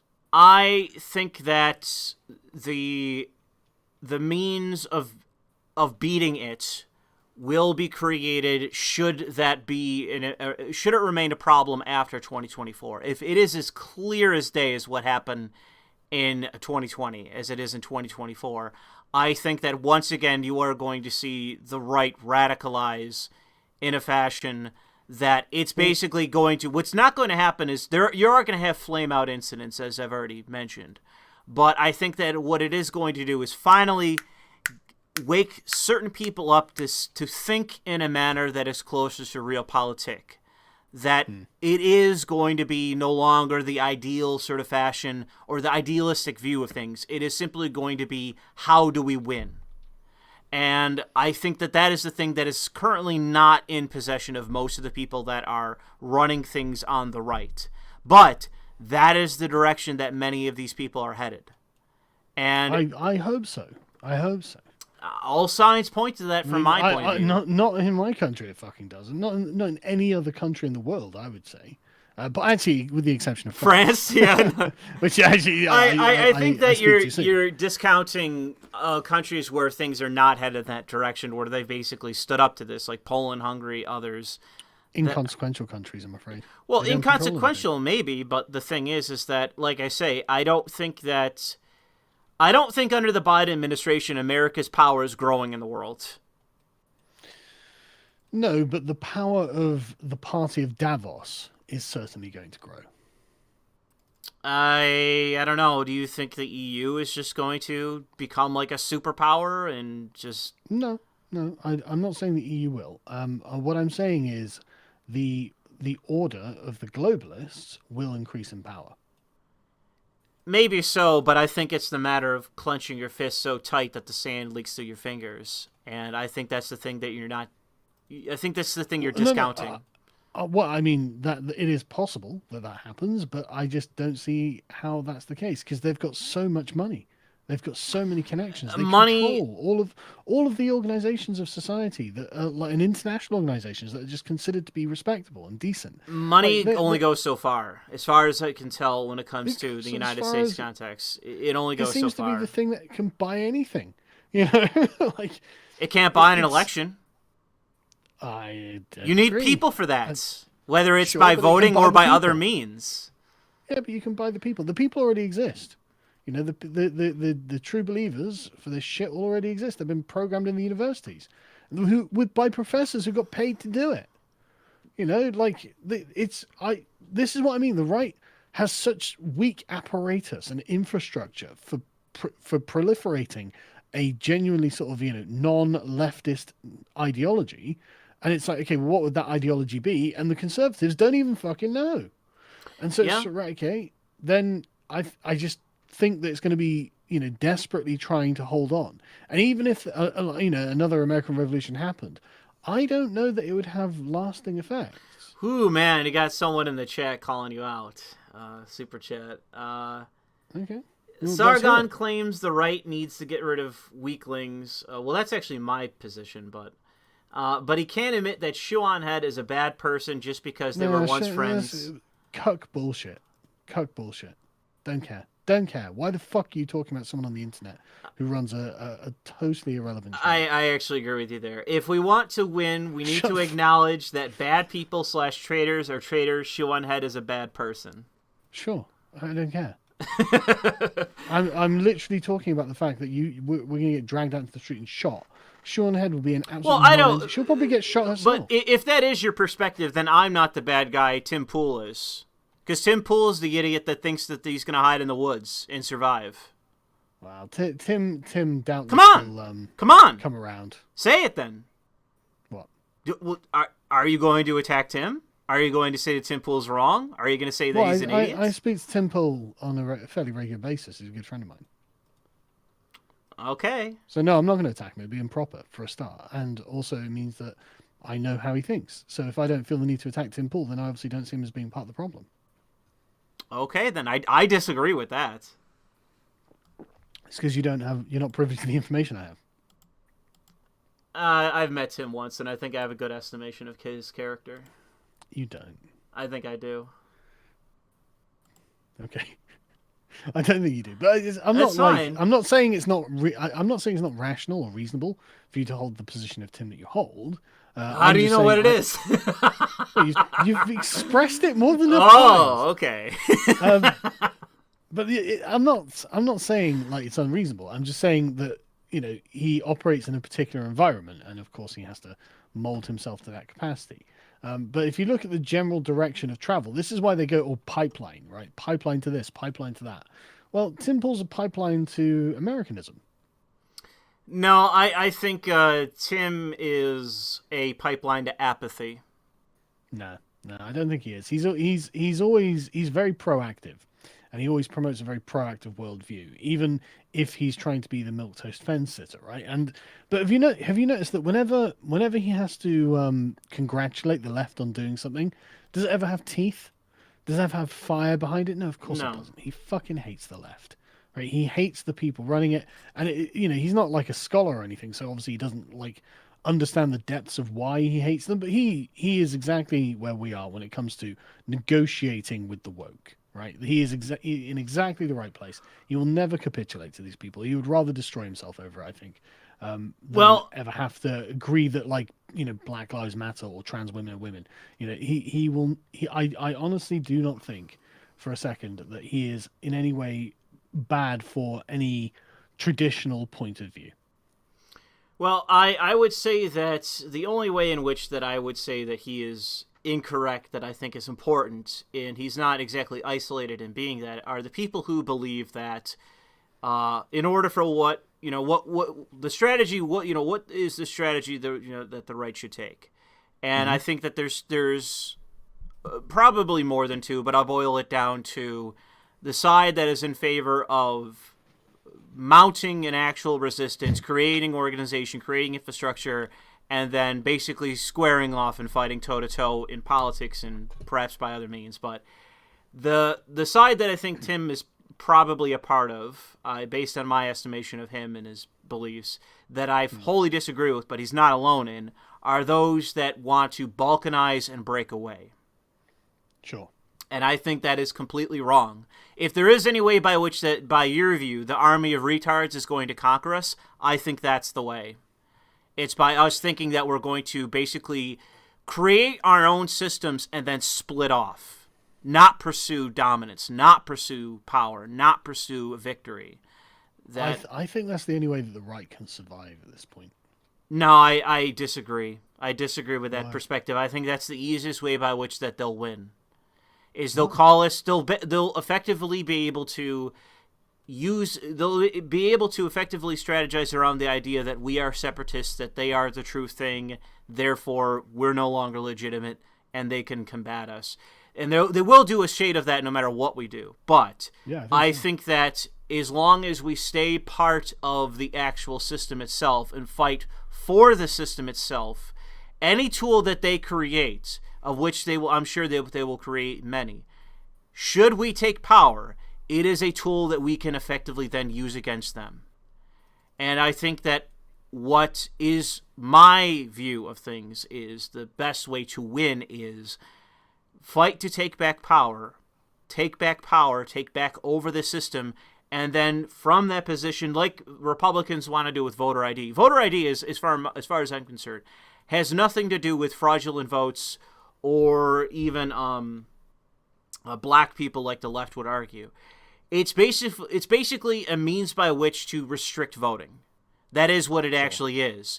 And obviously, in part, it is restricting voting of fraudulent votes. Yes, that's true. But more importantly, it's restrict the vote because we know that if less people vote, our people are amped to vote. We outnumber the other side in terms of the ideologues. We will win. I think that that's the strategy around voter ID. I don't think any voter ID matters. No, it does. I know. I mean, I don't see how. These people are literally telling your kids that it's okay for them to chop their dicks. Well, then don't have your kids in a fucking public school. Jesus Christ. Well, then fuck them. Fuck them. How about that? But they're the reason that the left are winning. You need to give them a way of... I think you are greatly exaggerating the ability of mindless sheep who aren't capable of doing anything. Well, they run the system. No, they don't. Yeah, they do. The sheep are being taxed. They don't run shit. Yeah, but they also run the police. They also run the fire. No, those are not the sheep. No. The low-level midwit who is in the uniform, who is the one kicking down your door, he's part of the herd. Only in that sense of him being a midwit. But the fact is that they are making the wrong move in demonizing those people, and those people are quitting in droves. And they're being replaced by people who are not effective. Yeah, but by the midwits who will just do what they're fucking told. Yes, but that's not good. Yes, but they're nowhere near as effective. But by the way, they get replaced by these fucking. But you don't. But see, you fundamentally don't understand. You think that you're seeing people that are effectively social workers being replacing real police, and you think, oh man, be afraid. It's they're gonna show up at a crime scene and get shot and killed. God, I hope so. Well, that's what's going to happen. They're incompetent. No, but the thing is, that doesn't end there.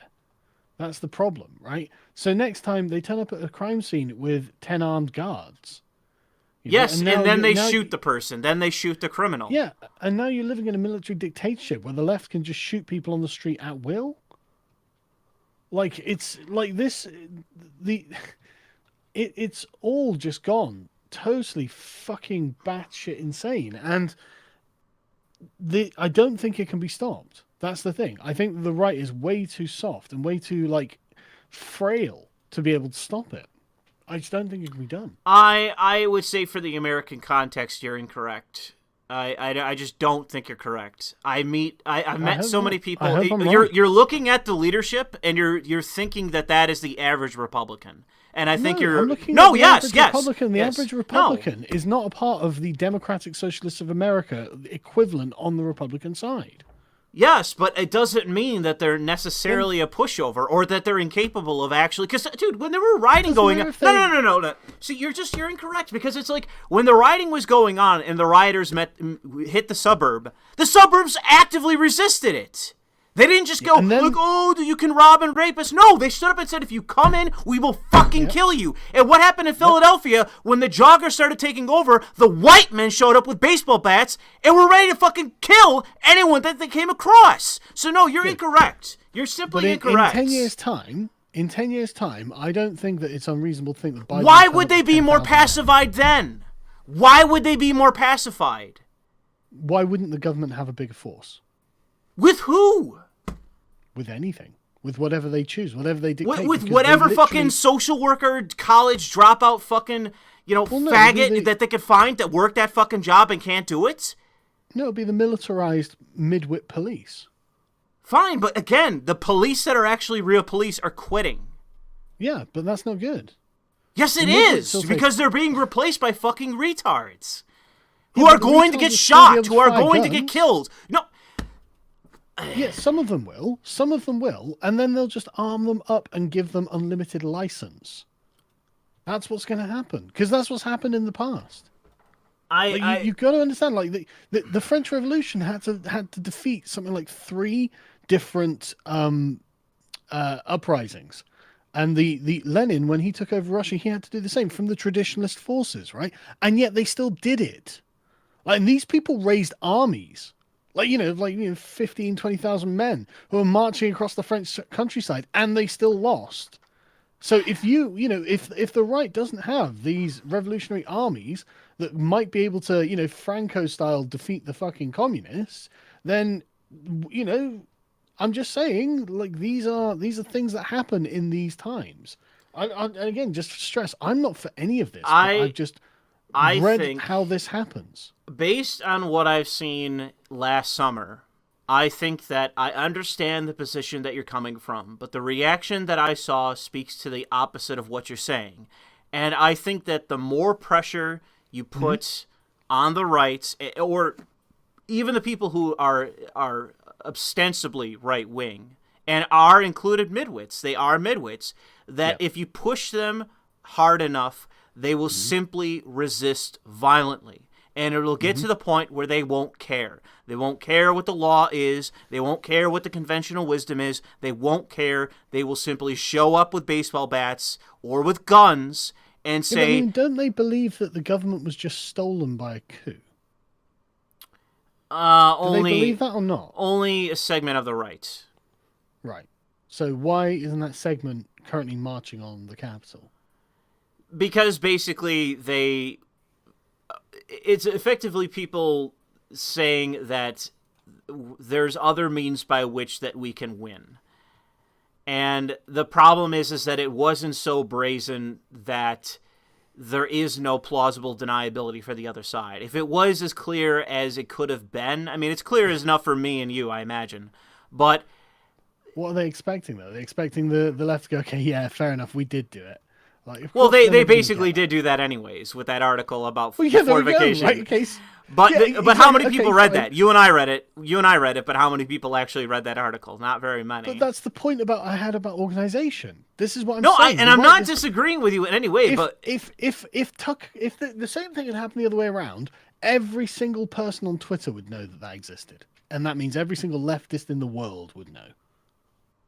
But the right doesn't. The right's fucking incompetent when it comes to this shit. And the right sat there acting like the left isn't dismantling everything about the Republic. Like, on the website, Bo wrote a fucking brilliant article, and I hadn't even thought about it until he framed it this way. It's like, listen, right?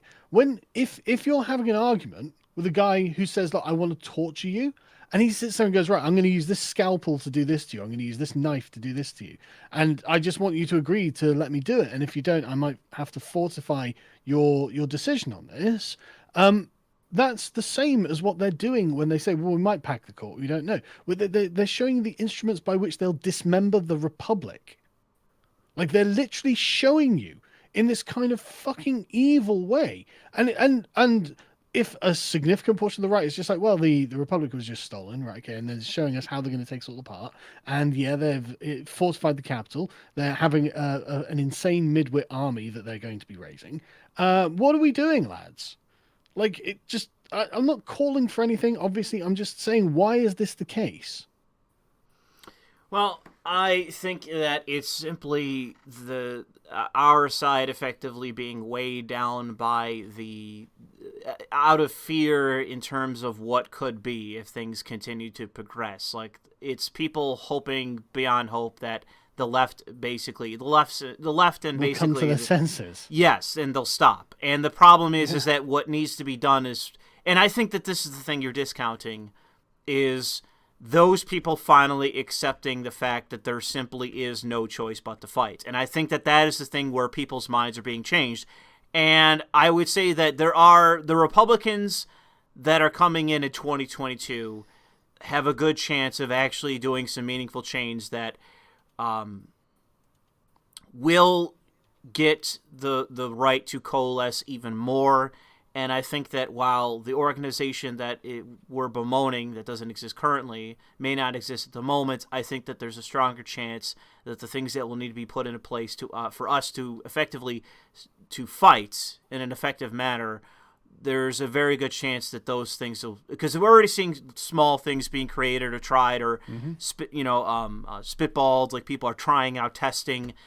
You will see that in the future. I mean, it's not now, but I do think that it's going to occur. And I do think that you're not wrong to complain about it not existing, because the louder that people complain, the more demand there is, the far greater likelihood that then it will be then created. So I hope so. I wouldn't be as black-pilled in terms of the United States, because based on what we saw last summer, there is cause to be black-pilled about, but the frustration is things like the police not going on strike. That should be a frustrating thing. Because the NYPD were basically being treated like shit for years and years. Like, just people abusing them on the streets. And I'm not trying to, bootlick or cope for the cops, but it's like people attacking them in the street just cavalierly and getting away with it because the police are basically powerless to do anything, because if they do anything, they're gone. Yeah. And no, I get you, because I mean, like I watched the speech from the chief of police where he had essentially defend the concept of policing and the honor of the policeman. Yes, and it's like, and you could see this is, I mean, real passion in it, and it was totally good, and needed to be done. But the point is the fact that the chief of police is desperately making a case for his own job and the moral decency of what it is to do what he does is fucking staggering. Well, I would say that the question that begs, I have the answer to, but it would be for you. The thing is that, well, how do you solve that issue? How do you force the population to actually accept the concept of policing? And I don't think you have to. That's the thing. No, you do. You do. Like, fundamentally, like, you have to do that with everything. I think they already accept it. I think the fact that it's being questioned, then why would the NYPD be in the position that it is if there aren't an actual tangible amount of people that absolutely? No, I didn't say there weren't. I didn't say there weren't a tangible amount of people. Obviously, we know that there are millions of left-wing activists at this point. Fine, but that's not the question. the question is, how we need to be changing the vector of what's happening here, right? So yes, and it could be changed very easily around policing, and the way by which that you do that is you take them away. Yeah, I mean, that's definitely one option. Because it's very simple. You have the two measurable effects that we want, well, that I want anyways, is one, all the weak people that live in urban areas get killed off by the criminals, and the people that are terrified, beyond reason, that they are simply willing to just do what we tell them to. And basically, if we can get the police to go on strike, we will be in a far greater position to control them. I mean, the police definitely have every right to go on strike, given the way that things have happened. Yes, I think that there is a very clear moral argument for at least the NYPD doing it. It's not to say that they're in any way the perfect police force, but they are. Also Seattle. Well, fuck the West Coast police. I don't care about them. But sure, at least with the NYPD, by which I'm familiar, despite the comedic aspects to it and the diversity hiring, they are abused in a cruel fashion to where they should go on strike, not necessarily because of crime being rampant or the bail laws, even though those things are bad. It's because they are being abused by the people that they are charged with protecting. and that they really aren't worth protecting. When the average person you meet just spits in your face and treats you like shit, they have abandoned the whole concept of policing. It's not the police that have, it's the population that has. And so how do you wake them up and realize, like, oh wait, having police are a good thing? It's simply by taking them away and allowing criminals to do what they do best. And like I said, I think that just, again, you take a sliver off that population, you call that herd just a little bit, and I think it'll be mission accomplished. And it's basically, and I think you do it once, well, now you found your model. Now you found your model. If we can effectively prove that actually happens, that police go on strike, and then, you have the purge, and then people are like, oh, please, anything, we'll vote we'll do anything you want us to do. We'll give you any amount of money. We'll do whatever you want. Just bring the police back. And then you have an example of what happens. Yeah, go ahead. But the problem I have is that you might have you're going to have a Democrat bringing the retarded stormtroopers back, and that's not good. Not necessarily. I mean, we're not talking about the retarded stormtroopers. I think that while they exist in certain police departments, I don't think they're the majority of police. Not based on my experience. They will eventually become the majority of police, because sensible people will leave and move to Republican areas. Well, they are leaving. I think that's very clear. I think it's clear that they're going to be replaced by the retards. But the thing is that if you look at the system as it is, the overwhelming majority are not the retards. They are the real police. They are the dumb. They are the dumb jocks. They're not the. We'll call them retards. The constabulary. Yes, give them their dignity. Yes, that's pretty much who they are. And I think that if you look at London now. No, London doesn't have its constabulary. I agree with you. And the problem is, this is what you get. What would be my solution in London? What do you think my solution would be there? Remove the police, I'm sure. Yes, and guess what happens in London? Well, guess what happens to all the awfuls? I wonder what happens to them with all the Pakistanis and all the other types that are there. I wonder what happens to the awfuls when you take the police away. These communities will spring up with their own police. Yeah, for themselves, but for nobody else. Yeah, exactly. But they won't care. They'll just have their own armed ethnic guards at the edges. No, I'm not. I'm talking about the awfuls. I'm talking about the white people in London who have all the money. What do you think? Well, yeah, they'll have private guards, but what do you think the next census is going to look like for London? It's not fucking pretty. I mean, you already managed to revoke the citizenship of one Muslim. I don't know what's standing in your way to do it for the rest. Dude, we could that one that actively joined ISIS. Yes, but once you said seriously, we barely got that victory. Like, the Labour Party was so all over this, going, "Oh, well, she's a poor girl. She's this, she's that, she's the other." Well, but the fact that she had willingly joined ISIS was I think that what would suit you more and would suit our side more is to prepare our entire side, not just through the organization and things that are necessary for us to have a chance in hell at winning, but if, let's say, you get another Trump term. The problem when Trump got elected was everyone relaxing, everyone backing off, and Jared Kushner basically having the run of the show for 4 years. And including people like Stephen Miller and what's the other guy? Steve Bannon holding his tongue for most of it. It was only up until the end of the first term that Tucker Carlson and all these other people were actually naming Jared Kushner by name as the person who was running the show in the White House, despite the fact that, from as far as we know, from the very beginning, they knew it was him, but they held their tongue. And so what I think is in part what we have to is not, we really shouldn't be too lost in the black pill effect, because I think that basically broods apathy.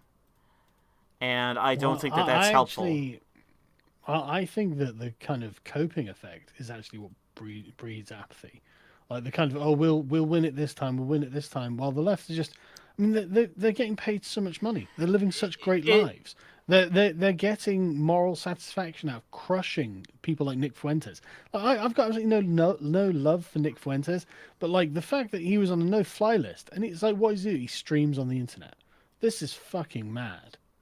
You Yeah, know, like I agree, it's but it doesn't seem to me that you can simply write off the entire thing in the United States as it I stands didn't. because we took seats last election. We have the problem with fortification. There are actions being taken currently to address that. Is it as far as it needs to go? Absolutely not. But the closer we get to the elections, the more impetus there's going to be that more is done.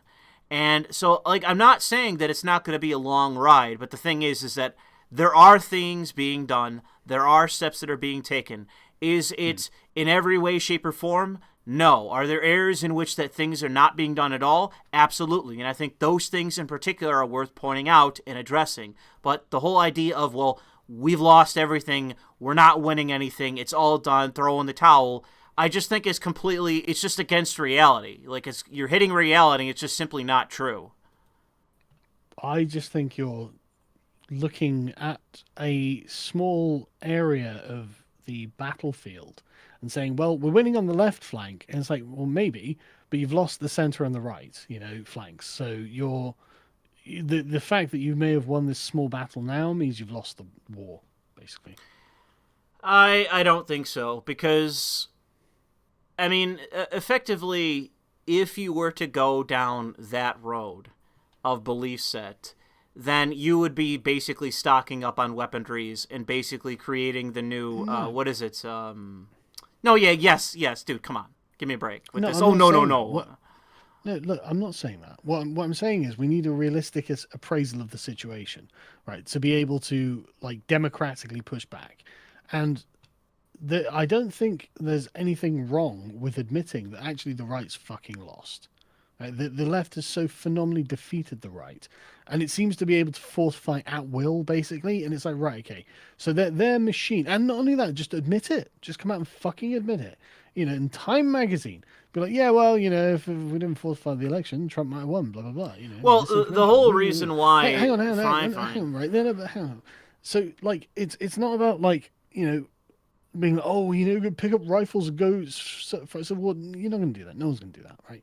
That's a bad idea anyway. It's not going to help. It's just a terribly stupid road to go down, right? But what we need to do, right? Okay, let's start putting down roots, right? We need to start building things the left can't take away from you, like arbitrarily, right? So essentially, you have to have a base of operations that is like Andrew Torba, right? You have to be off the ability to be off Silicon Valley platforms and still survive and do what you do and live your life, right?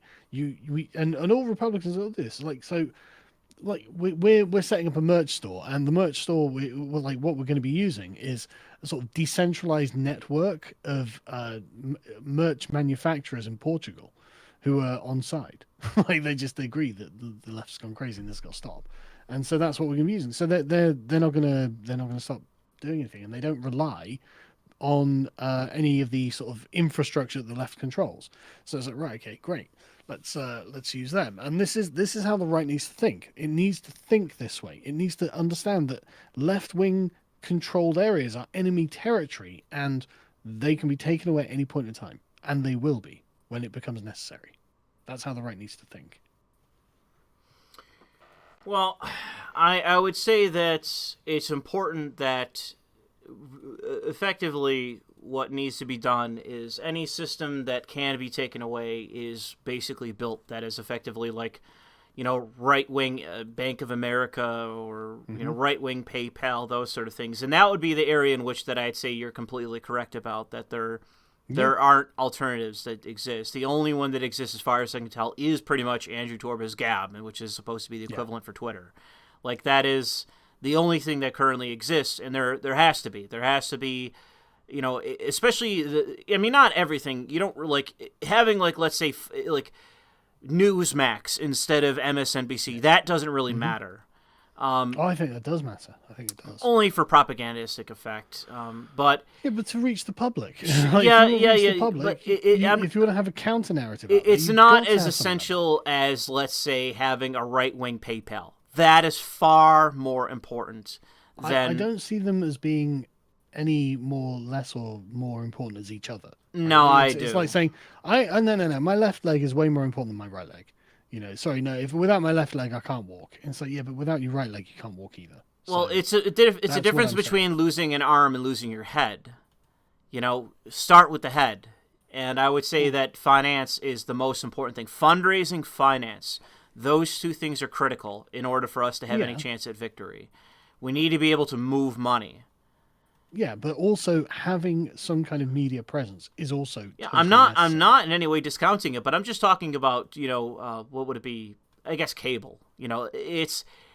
It's only important for boomers because most things are going online. And so I'm not really that worried about having Newsmax or Fox News. The only thing, it's basically what I'm trying to say here. My concern isn't Fox News, it's Tucker Carlson. Do you know what I mean by that? Yeah, I agree. He's the last hope for Fox News as well. Well, it's not really that point. It's the difference between a personality that people look up to and just a stupid right-wing network.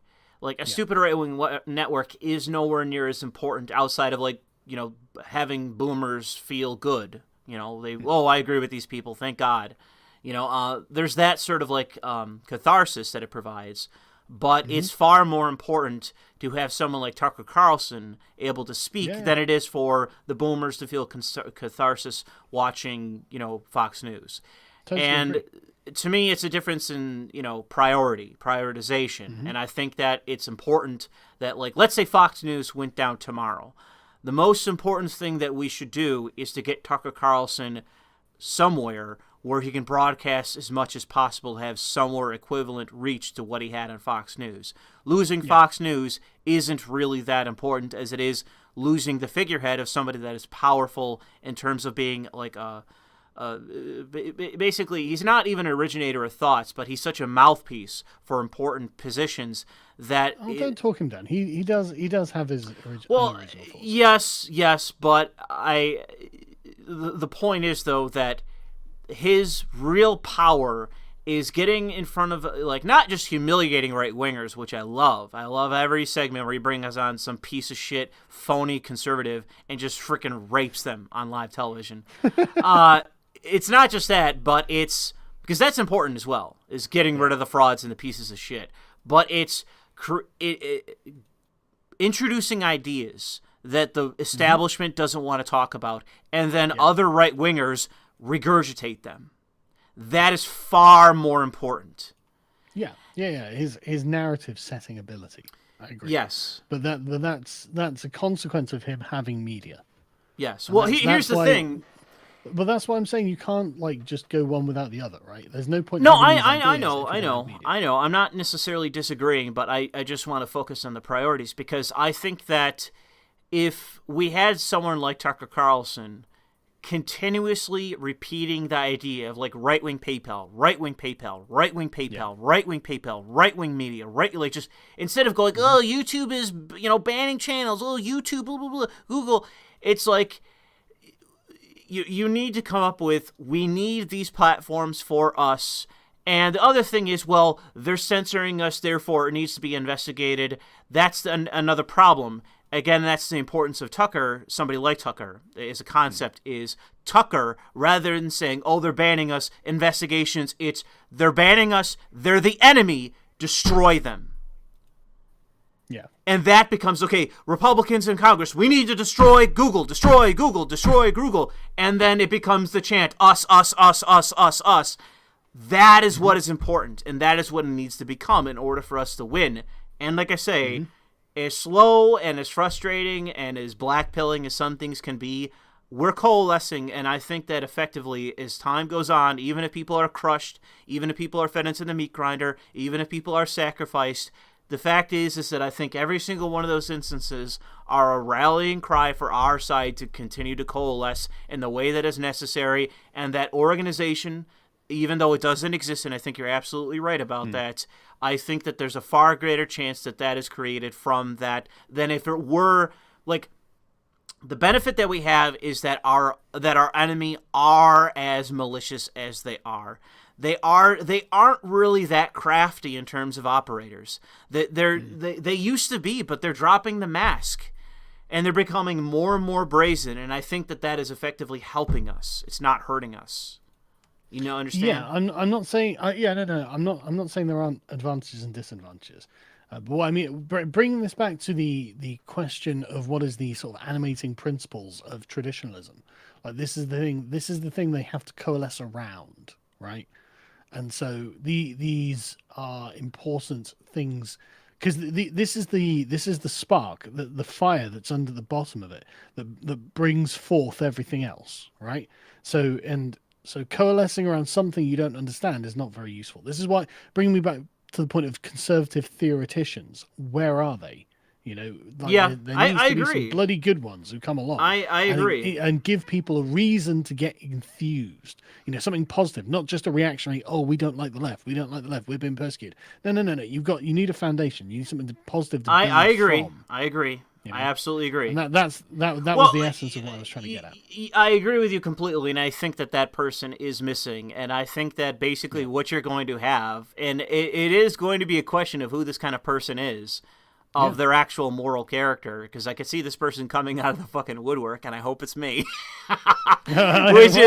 which is basically a messianic figure, like someone who can basically inspire masses of people, like right-wing Obama, but less of a fucking liar. Yeah, and someone who's more articulate than Trump, and because Trump feels all this in his guts. Yes, that's no good with that's no good because it doesn't codify. I think that basically Trump would have been far more effective if he was a better speaker, but I think that the appeal that he had is something that is unique to him, and it is important to find somebody that can not just try to replicate this. Like, I think that's kind of the downside of DeSantis in Florida, is that he's not a bad politician. He is not that bad of a speaker. He's politically fantastic. He's good politically, but he doesn't inspire that kind of messianic image, or even that sort of popular. I guess he hasn't got the charisma. Yes, he hasn't got the charisma. He is more of your stock, like, I used to be in business, I used to do this, and then I became a politician, kind of Republican politician. Yeah. And you need somebody who is effectively the Republican community organizer, like Obama was. Somebody who is a better speaker, and outwardly is the sort of like messianic perfect figure, but internally is basically Machiavelli. And more importantly, and it's why I don't like Ted Cruz, I think Ted Cruz is out for Ted Cruz. I don't think he gives a fuck about anything else. I think Ted Cruz is being radicalized. I don't really know if you can radicalize pure id or whatever it would be, pure super ego or whatever it would be in the context of like a narcissist. I think you're underselling him. I'm not saying he's necessary. Well, he is kind of a bad politician because he's just a camera hog who does fuck all. So yeah, I don't like Ted Cruz. Fuck him. Even Steven Crowder shit on Ted Cruz a few times recently. So yeah, fuck him. Fuck Ted Cruz. What did he say? He had him on his show again and basically pressed him not in a way that I really wish he would have, but basically said he basically said in as many words as I've said is, you're a camera hog who talks a lot of talk but does nothing in the end. What do you have to say? He didn't say anything as strong as I just did, but he did try to push back on him in a little bit. And it seems as though he didn't have an answer. It was like, oh, well, the left. And it's like, nah, that's just your excuse. And that's why I don't really like, because I'd rather have somebody like Marjorie Greene. I don't want to say Taylor, because fuck her last name. But she seems to be an idiot. She's an idiot, but I would put a lot more stock in her being honest than someone like Ted Cruz. And I think that Ted Cruz is equally as effective as she is. Ted Cruz is in his positions because he's respectable, but he doesn't do anything with it. He does nothing with power. Yeah. I'm not saying that Ted Cruz is a brilliant politician or anything like that. But obviously, I'm not saying he's going to be the messianic figure. I just don't see the point of throwing him under the bus. It's like, the reason I'm throwing him under the bus is through a lack of utility. He occupies a seat and does nothing with it. He is a fucking camera hog. I can't stand it. He promotes Yeah. himself endlessly, but when he's given power, he does nothing with it. And I have no respect for that. I have no respect for a politician who is given power upteenth time, endlessly complains about what must be done, but when given the opportunity to do something, does nothing. Yeah, and can I just address a quick point that the chat's making? Marjorie Taylor Greene is the right-wing AOC. Not even, to be honest. No, I disagree. What? I disagree that she's the right-wing equivalent of AOC, so I'm agreeing with you. Yeah, AOC is way more effective than she will ever be. Yes, I agree.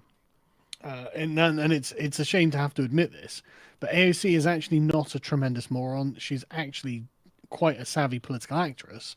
The problem is that she was just in a total bubble and wasn't prepared for what was going to be thrown at her. Yeah. But she's adapted pretty well, actually, Yes. and it's kind of bad.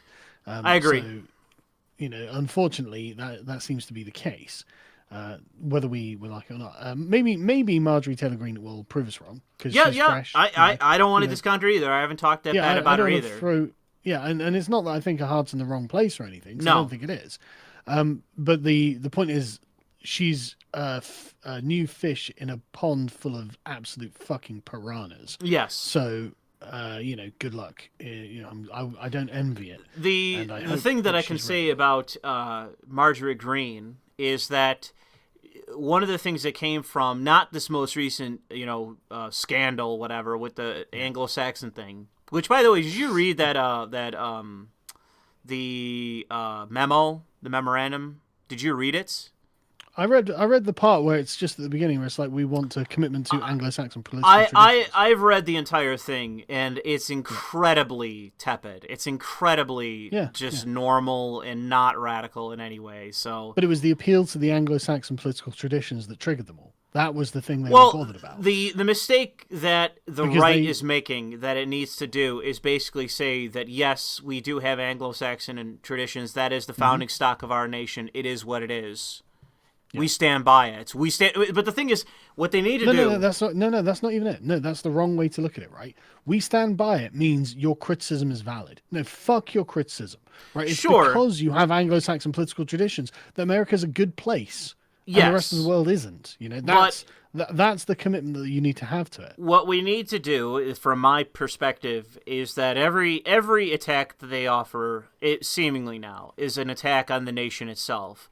You take every one of their attacks, you translate it into, they're saying, fuck USA. We are the nationalists. We believe in, all go through the reasons of the founding fathers, the founding traditions, the values, the people, etc., why we have a nation, all the philosophical crap. But the point is that's going to win over people like you with 160 or whatever, 170 IQ. It's not going to win over the fucking midwits that are on our side. Yeah. The way that we did it is us. That is how we win. And I think that is the means by which that we are going to win over quite a few people because... Yeah. The fact is that despite what we have in this nation with the midwits in the center, and Tim Pool is in that position, the thing that we can win over that is very attractive to a lot of people is nationalism. And I think that when you saw, there really was an actual Trump coalition, that the numbers for the Republicans were all positive with the exception of white women. That was the actual demographic that the Republicans were losing, and I think are still losing, are white women. And the thing that you do then is to lean into American nationalism, make it sexy, make it so that it's popular to men, and naturally, over time, women will also buy into it because they just look for what's popular, and then they also buy into it. But the question is how to make it look sexy. Well... It's basically by putting out alphas that say, America first, American nationalism, etc. You're going to have to find people that are attractive to pretty much everybody. Attractive people. And the thing is, too, is that there's a thing when it comes to attractive people being conservative. Like, there is, a truism there regarding that. So it isn't really that hard to find some fucking intellectual fucking... vacuum, where you could just stick on a stage and put an America First shirt on them and a MAGA cap and have them just regurgitate talking points for all the retards, where that's really all that matters.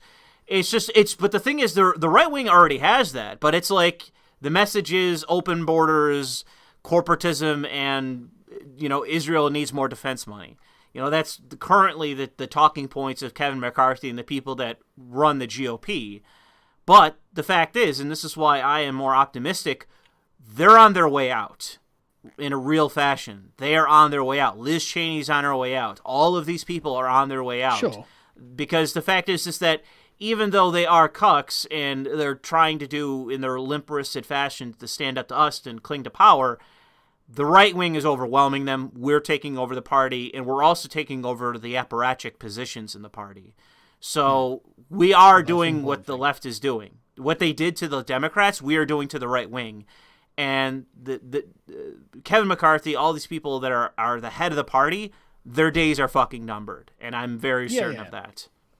I'm sure that's true as well. Well, that's important. That's important to the actual organization that needs to take place, because once I don't think you understand the difference that it would make for us to be behind the wheel of the party, behind the wheel of the apparatus.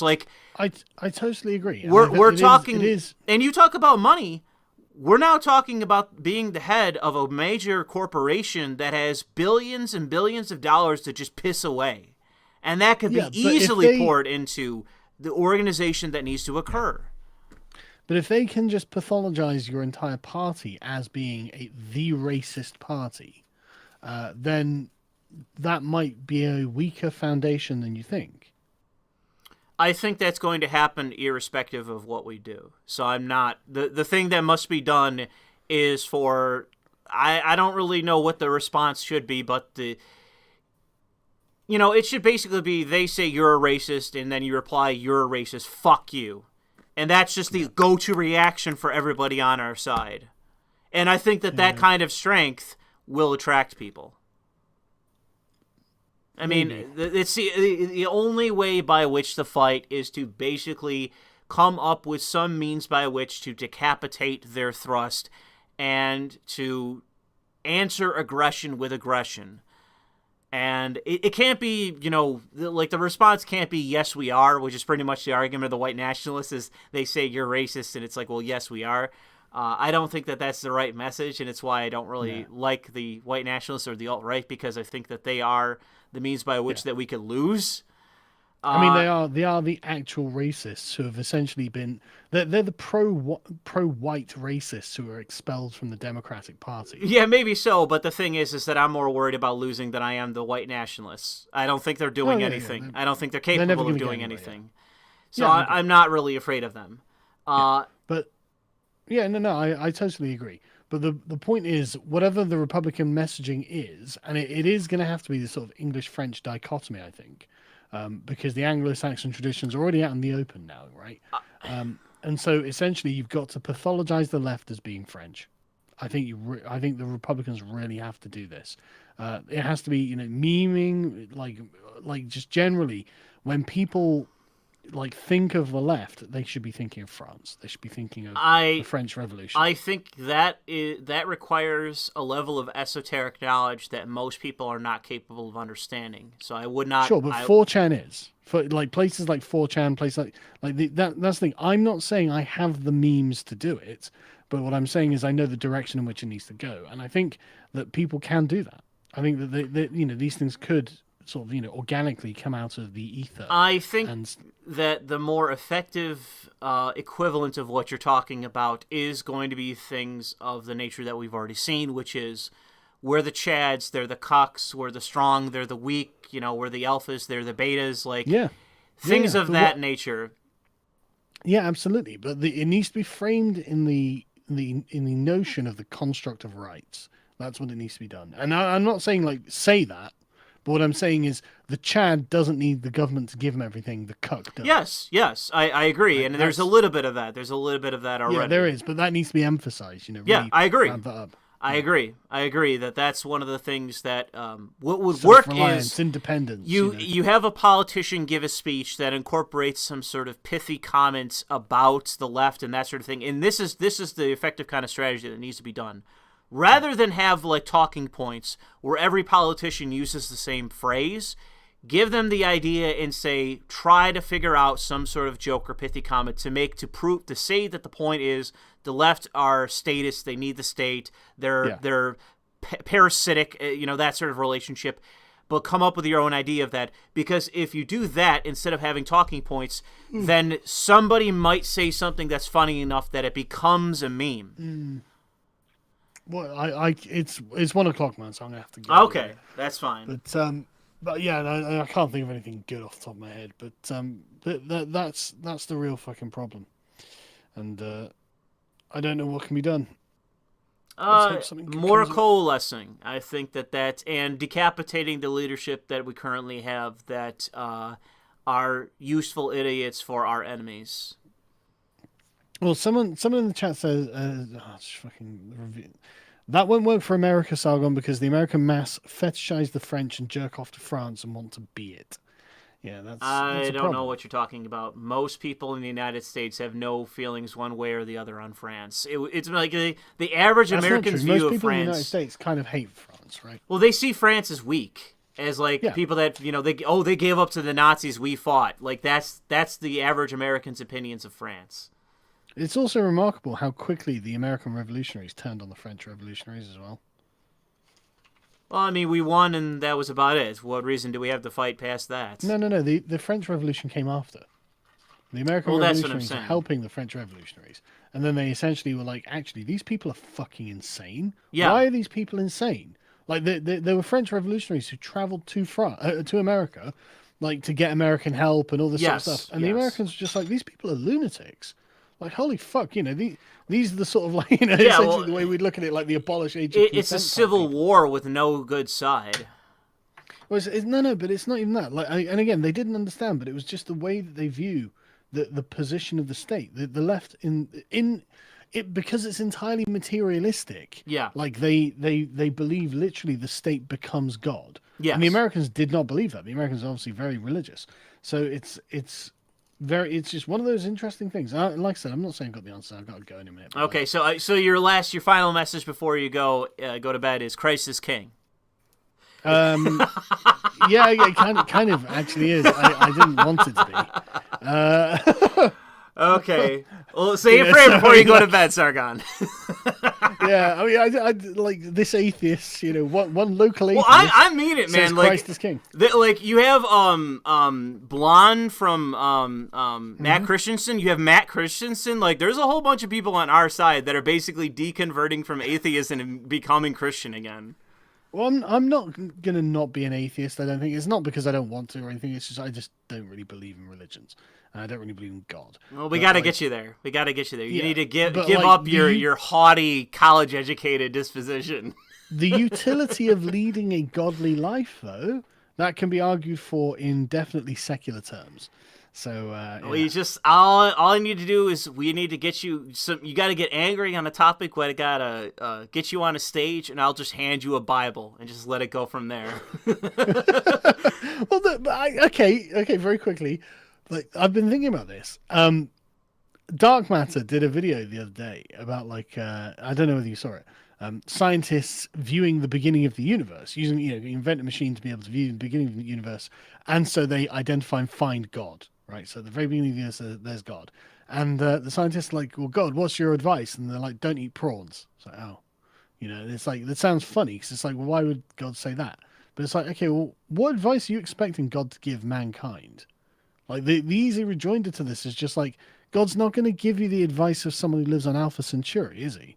He's going to give you advice for a human. And so, like, if, the scientist presupposes that God is going to give him godly advice, godlike advice, but in fact, why would he? God was just, he is saying, live this kind of life and you will do well. You personally, And so it's very interesting how, like, the new atheist response to, like, the Bible and how it looks silly is actually fails to hit the mark, Yeah. And I, as an atheist, am sat there going, yeah, but what, you weren't expecting God to give you the advice he'd give for a fish, are you? Like, you're asking, how should we live our lives? And God's like, well, get married, have kids, go forth and be fruitful, or whatever it says. It's like, it's just normal stuff. It's like, it doesn't require any particular intellect at all. But anyway, I'm surprised that the new atheists aren't tackling these questions in the way that they're being presented by the right. What new atheists? What are the ones that are left? I mean, Well, dark matter is one of the few, I suppose. I don't know. Unfortunately, it seems that the whole quote-unquote atheist movement has kind of just bottomed out, and the ones that are left are either just SJW or they are people arguing topics that are basically we're basically beyond at this point, because what does it really matter if God is real or not, or if Scripture is true or not, if we live in like Gomorrah? What does it matter? Well, it's not even that. It's the same reason. Like ContraPoints the other day, I was looking at a Twitter feed, and she tweets out, feminism was the entire discourse in 2015, something like that. But no one talks about it at all now. Why not? Why has that happened? And it's the same reason that no one talks about atheism, right? It became embedded in the presuppositions of the left. Yeah, I agree. Because most of the average, most of the average leftists are atheists. It seems that it's overwhelming now. Yeah, and it's kind of weird when you get I'm a Christian socialist and I'm a right winger. You're not a materialist then, right? Okay, well, you don't know why you're here. Like you're the left is an atheist movement, as it always has been. The French left. Seemingly. And this is, again, the French left. The English version was absolutely not. They were very firmly convinced that John Locke thought atheism should be illegal, right? Yeah. Like, this is the thing. It's unironically, the English view was, this is God's purview, but our relationship to the government is codified, Whereas the French view is, well, if everything, it was totalizing. Completely totalizing. Yeah. It's why, it's basically how you resulted in state atheism. Yes. Yeah, exactly. And so if you don't want that, then you've effectively got to join the Christians now. And it's like, well then, well, Jesus, I'm on the side. I'm on the side of the Christians. I don't even care anymore because the fact is that irrespective of the yes or no question of atheism, do you believe? That's that's atheism. Do you believe? The fact is though, if you look at the Bible and you look at Scripture, there's a lot more there that is worthy of keeping around than there is discarding. Damn right. And if you have the a moral Christian lessons of Jesus. Yes, and I think that there's a good purpose to keeping the Scripture more so than there is the people that are on the opposite side who are our enemies now, who are effectively wanting to burn those Bibles. And if the alternative is lead a godly life and have, get married, have 2.5 children, and have a house and a car and be a patriarch.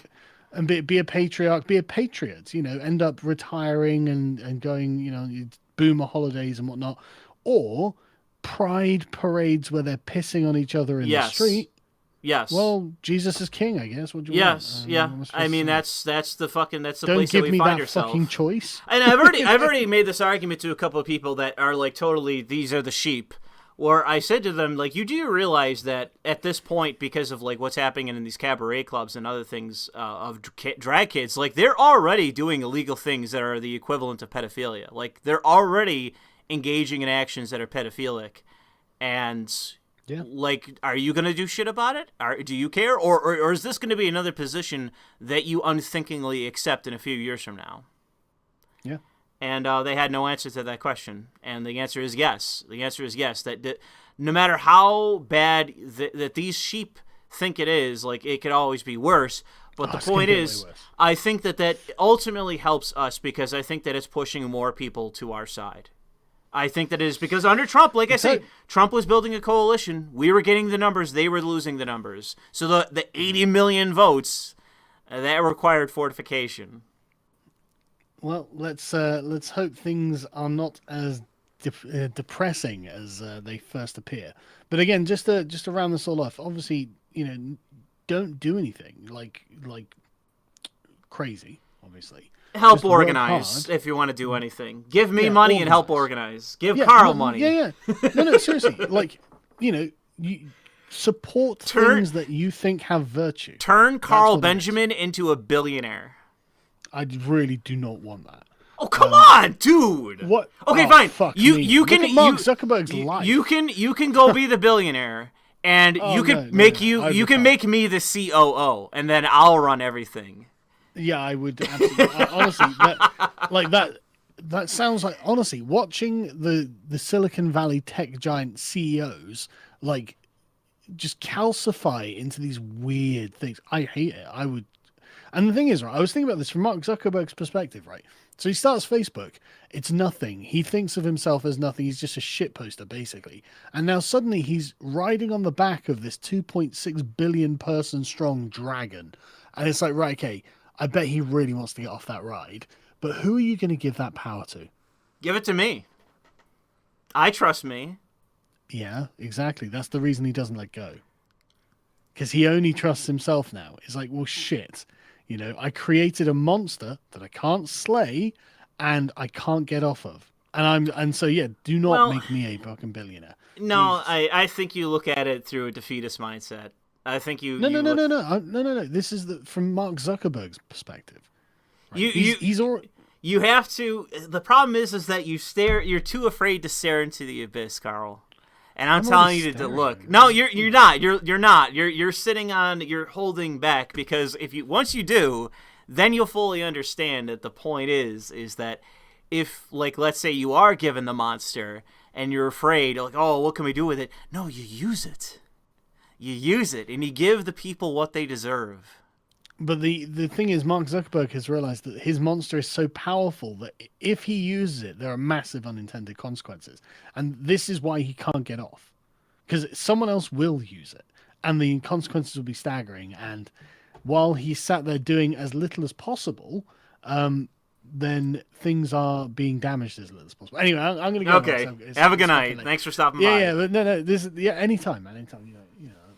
I'm gonna have to wait until after, when we go behind the scenes, go back to the green room, give you a pep talk. No, you're misinterpreting what I mean. Like, I'm being a realist, right? I'm just being realistic. It's like I think that we will win. It's just that we've got to have an accurate lie of the land, right? And that's the thing. It's just to explain. Look, we have to be honest about the things that the power of the left and the things we will need to build in order to defeat them. And one of the things we need to build is the convincing narrative for tradition. Sure. The moral good in tradition, why it's good, why it's worth preserving, and what it can build from itself, right? Because it's not just like allowing them to take territory. No, we need to start taking territory off them. Yeah. I would say this in your regard. I would say that you need to, for the content that you're creating and for your company, you need to maximize your monetization more so than you're already doing. You need to grow your company. You need to expand, obviously, once you have that kind of revenue. But you need to focus on growing. We're doing fine. It's not good enough to be doing fine. Okay. I gotta tell you, if there's one thing that I like about Tim, it's his mindset towards business. He is a pathologically ambitious person. And sure, but there's nothing wrong with him being a capitalist, is there?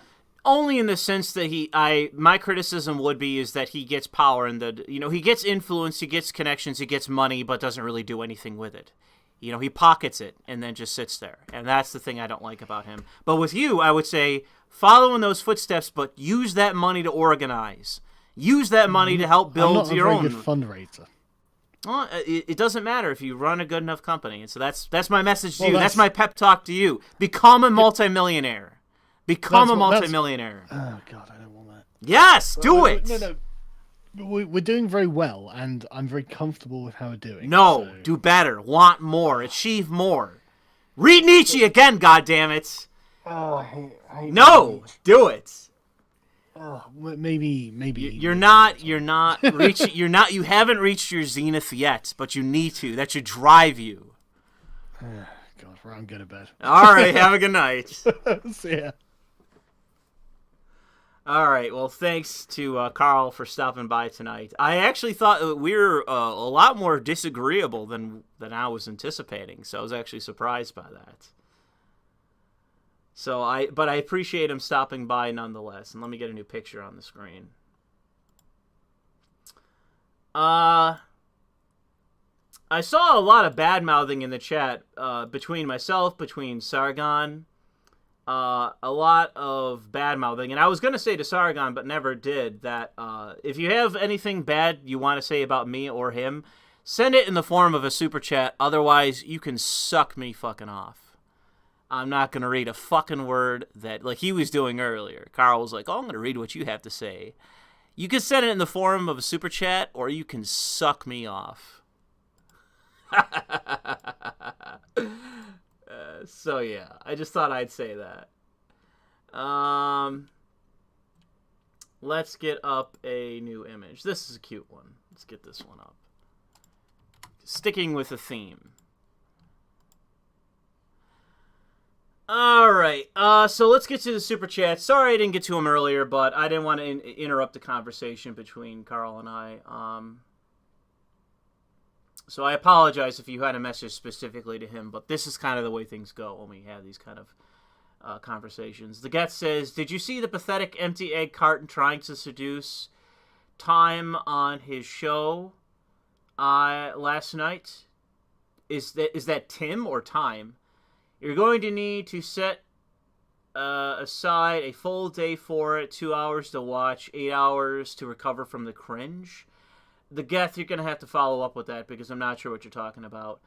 Gettr says, Republicans, we can't use the government to bully our opponents. That's bad precedent. Democrats, blow open Rudy Giuliani's door with a SWAT team. Yeah, I agree. You need to be careful about the tools that you create. But I think that one of the things I tried to stress to Carl was that if we get back into power, which is not that far-fetched considering the way things are, I think people are way too doomer-pilled about that. But if we get in power again, it can't be another 4 years of Jared Kushner. It's 4 years of, straight realpolitik and basically going after our enemies as much as we possibly can and ripping apart all of their institutions to basically dispossess them of the power base that they currently have. It's not that far-fetched, and I think that maybe it's different for Sargon in the UK, but it's not the same here in the United States. I think that he's selling us short. Joseph Hard R. Biden says, hey, Jack, I'd like to announce that effective immediately, we're replacing the airheaded redhead press secretary with Shaniqua the Ghetto Landwell. Come on, man. It's a diverse thing to do. Well, thank you, Joseph Hard R. Biden. Marathon Man says, 6:55 for you and Carl. Well, thank you, Marathon Man. Dr. Sarcasm says, Padre, in your push to make public executions great again, would you bring back hanging and firing squads, or would you include those along with introducing the breaking wheel and impalement? Well, I would say that I unironically want to bring back hanging and firing squads, and do so publicly. Gibbering Retard says, De Maastre Charles X Clemens von Metternich Ebola kinda Yaki something I can't read because it's split in half. Bootang. Ask academic agent for even more, Carl. You just don't know them because they're not Anglo and blew their load of influence defending the Algerian Civil War. So that is some criticism of Carl. I'll send that to Carl right now through Discord from Dr. Sarcasm. Okay, so I sent that to Carl on your behalf. Cheese says, Kevin McCarthy needs to be kicked out of the party. He is a California libtard. The intelligentsia of the GOP, chiefly Frank Luntz, is driving the congressional GOP to cuck to the left. If we expunge anyone from the GOP, it's those two. Well, they're hardly the only ones. But I would say that it's not even like Frank Luntz, he's a bigger corporatist than he is anything else. Like, you could say he is a cuck and all that on cultural issues, but he's more so a corporatist. So I do support him being tossed out. I would say get rid of Kevin McCarthy more than Frank Luntz, because I don't listen to Frank Luntz. Who gives a shit what he thinks? It's more than just that. But Kevin McCarthy is the bigger priority issue. But overall, I agree with you. Because if we take back the House in 2022, which is not a foregone conclusion, but it is likely still, he is the guy that's going to be in the way of us getting what we want. So he needs to fucking go immediately. And I do think he is going to go. I don't think he can outlast the demand for... I think that we're going to get a whole new grouping of woke congressmen on our side, and they're going to start demanding that he go. More so than it already is going on. Like, Liz Cheney's the easy one for people to boo and demand to get kicked off and vote and censure and all that shit. Kevin McCarthy's the harder target because he's a bigger power within the party. But things right now are headed in the right direction for him to be fucking ejected because... even if I disagree with, like, let's say a congressperson, like, let's say we take back the Senate, and you have somebody like, what's his name? What is his name? The Libertarian. I'm forgetting the guy's fucking name. Rand Paul. I was like, I know it's Ron Paul's son, but what is his fucking name? So it's Rand Paul. Rand Paul and I don't see ideologically eye to eye. However, if you were to question yourself, who would you have in power? Somebody who you don't see eye to eye with as it relates to everything, like Rand Paul, who would probably be more effective than the turkey neck, whatever his fucking name is. If you were to pick or choose, I'm pretty sure every single person would say, take a chance with Rand Paul than old chicken neck who's not going to work for us. And that actively helped, not Chuck Schumer, I'm talking about the GOP. That you want to roll with a gamble like Rand Paul than you would somebody like the guy we have right now who's the Senate Minority Leader. That guy cannot be trusted. He actively helped Georgia lose those two Senate seats and took no credit for it at all. Blamed everyone but himself, even though he was in part to blame why those two seats were lost in Georgia. You want somebody that you might disagree with, but is an effective leader in that position. You don't want someone that is effectively helping the other side. And that is what we have in the Senate and in the House. And that is what needs to change. I don't need to agree with the person completely, but we need an effective leader in the House and in the Senate. Mitch McConnell. Thank you, Chad. So hopefully everyone gets what I'm saying with that. But thank you, Cheese. Dr. Sarcasm says, Pastor, do you have any plans to have chats with level-headed libertarians like Stephen Carson at Radical Lib, nationalists like Don the Pleb, or neo-reactionaries like Charles Maine, perhaps with academic agents?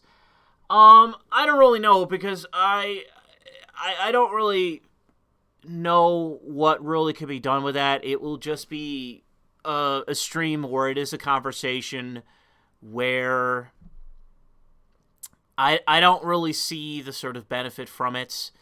I'm sure it might be a nice conversation, but I've had plenty of nice conversations, and I'd rather do it with somebody that I'm already friendly with than with somebody who I don't really know. I've had a few conversations with people like that where it just wasn't really that engaging of an argument or a conversation, and I didn't really take anything from it. And so if it was somebody who was much larger than I was, then yes, I would do that just for the sake of the exposure. But somebody who's equally as small as I am or smaller, I don't really know if I get anything from it. Intellectually, I'm not going to get anything from it. Friendship-wise, I'm not going to get anything from it. Conversation-wise, it's very rarely, in my view, that interesting. People tend to enjoy it, but I rarely get anything from it. And it doesn't really do anything for me. I'm sorry how that sounds, but it just doesn't really do much for me because I rarely have real arguments like I used to. Like when Sargon used to have streams and I would be present on them with like a few other people, and we'd have full-blown blowout arguments. At least in that, when that would occur, it would be the opportunity to debate with somebody, to really debate with somebody. But I'm not ever going to fucking throw down with a random person on my own channel or on theirs, and it's a one-on-one sort of intimate conversation. I'm just not going to have that reaction, even if I disagree. It's only in a situation where it's a setting, it's several people, it's not on my channel, or primarily, not on my channel, where I'm more than willing to engage in an argument because I think it needs to be said. And I think it actually can move the needle in a positive way because more than just me and that person will hear that. That to me is important. It's important that if I am going to speak the truth, it's either going to be on my channel, and if it's going to be, with other people, it can't be just, us nodding our heads and providing catharsis. It has to be some kind of real public debate.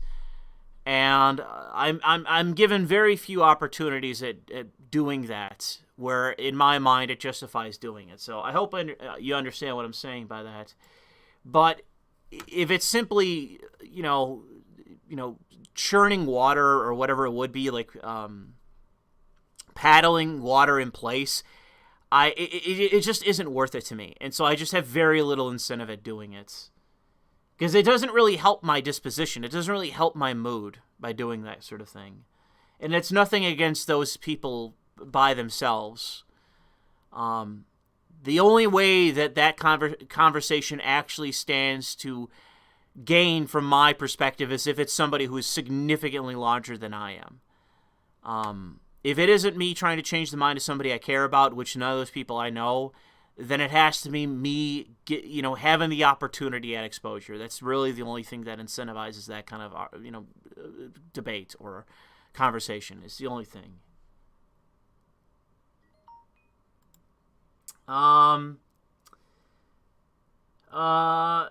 The Podsky says, I believe the Democrats want the local police gone. They want policing done on a federal level. Yeah, that's another thing. I believe you're right about that, Podsky. Not the state police level. If the police go on strike, it will only give the Dems an opportunity to get what they want, authoritarianism. I think you are looking at, something that is likely to happen either way, and you're not willing to risk what we have. But I would say that we stand to, even if that occurs, we stand to gain far more than not doing it, put it like that. So I appreciate your arguments, but I think that you're in the woods with Tim Pool clinging to what's left, and I don't think you should. You have to be willing to risk in order to gain. No guts, no glory. That's what I'm saying.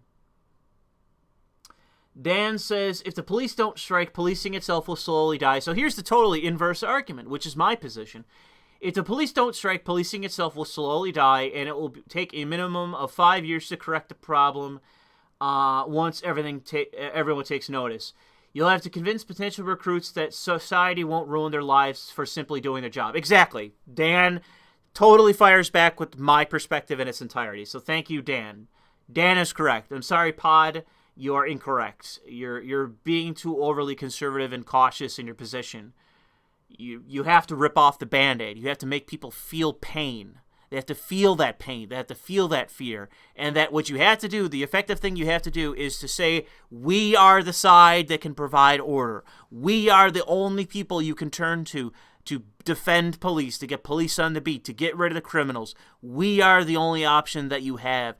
Give power to us, vote for us, believe in us, follow us, listen to us, believe in us. And if you don't believe in us, fear the consequences of the other side, and just obey unthinkingly.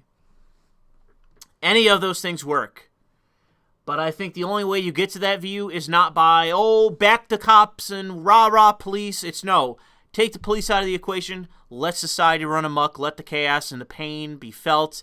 The chaos occur, let the pain be felt, and for people to actually feel what it's like to not have the police in that matter. And it'll hopefully, for a decent number of people, if they don't die, then they might be exposed to that and realize, wow, maybe the police are evil, but these people are way more evil. So I'm way more afraid of these evil people than I am of the police. So I don't really care if they believe that the police are good or bad or whatever. It doesn't really matter to me. I just want them to be afraid more so of the people they should be than of the random cop on the beat, okay? It's about efficacy. It's about realpolitik. And that is far more important than what could be. And it's clearly a natural consequence of luxury. This is what's occurred. So people need to feel pain. They need to be, woken up from their delusion, their slumber of, pure ideology and abstraction. It's like, boom, they get a smack across the face by some jogger, and they get robbed and raped. And it's like, wow, this kind of brutality exists. And then I come up to them and say, do you want to be robbed and raped again? Do you want it to happen to you again? It's basically, you do the flinch kind of punch. And you get them to flinch and say, no, anything, please. And then you say, well, you have me or you have them. Make a choice. You want to be robbed and raped or curled? No? Well, then give me power. That is what we need to do. We effectively, we take the terrorism of the left that they're engaging in, and then we basically get rid of the thing that's holding it back, that's modifying it. You get rid of the modifier in the equation, and people feel the full force of their terrorism. And I think that what it will do is, rather than the frog in the pot boiling, which is Sargon's position and also is the position of Potsky that I just mentioned, you basically have people feel the heat, feel the jolt, feel the pain, and it wakes them up. And I'd rather take that chance than allow things to continue how they are.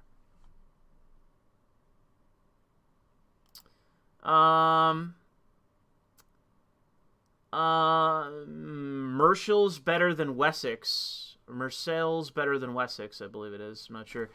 Hey, Louis, Carl, member of the Army Reserved in the UK, shan't be specific for obvious reasons. Mates in my logistics squadron scolded for liking private posts about the French boog. Please read the General's letter on live. Vive la France. God save Prince Philip. That's okay. I don't really feel it's probably getting banned off of YouTube, so no thanks. But yes, good on the French generals. Godspeed to them, to figuring out their failed republic and correcting it, making the necessary corrections. If a leftist did go postal and gun down a bunch of MAGAs, would mean the media and mainstream left even pretend it's a tragedy anymore? Yeah, they would. They would still pretend. Yes, they would still pretend. But the problem is that I definitely foresee that happening on our side. And that's why I'm against the black pilling attitude. And that's why I was kind of pushing back against Carl in the stream, is because not only do I think he's wrong, maybe not about the UK, but I think about the United States. He is wrong. But black pilling does not help us in any way. It only it increases the chances of more people doing what the guy did in New Zealand. And that does not help us. I know that there's a cynical retort of like, well, he did more than you ever have in terms of dealing with Islamism or Muslims. But it's a very short-term victory from that sort of evil perspective that doesn't accomplish anything for you in the long run, because it effectively gives the other side the moral authority by which to oppress you. And while I have defended what happened in the Capitol because I said either way what was going to happen would happen, and I stand by that, there's measures, there's degrees. And I think it's pretty clear to pretty much everyone on our side that what's being done to a bunch of people that are involved in the Capitol is way too far. And there's been plenty of people that are just normie conservative spokesmen and commentators that have commented on the fact of like debunking all the Capitol shit as it relates to the cop that got beaten to death by a fire extinguisher and all that shit. Like, more and more people are defending what happened in the Capitol on January 6th, and the reason is that the media hype around it was just lies, and it's being used to demonize and tyrannize the right wing. And so I think that even if we had another protest that was effectively like what happened in the Capitol, maybe done a little bit better, but even if we had a repeat of what happened then, it would, in my view, it would, the chances are that it would increase that people on our side would defend what would happen. So the more raucous protests that our side has, within reason, if people are tyrannized from that, it will help us in the long run, because it will wake up our side to realize that it isn't just a loyal opposition, like I've said to Sargon, that it's important for our side to realize that we are dealing with evil people and that we need to view them as our enemies in order to win.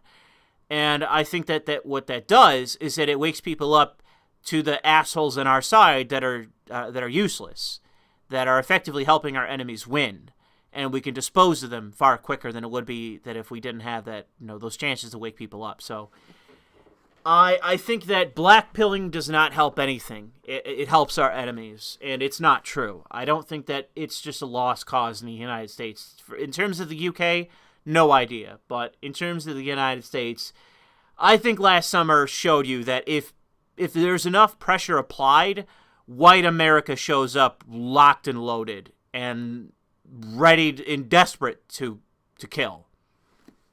And it's surprising with Sargon, because I've already discussed it with him before, and he agreed with me completely on this, and I don't know why all of a sudden he disagrees, and why he's so black-pilled. I don't understand where this is coming from, because he's agreed with me before that in the United States, we're not exactly a lost cause.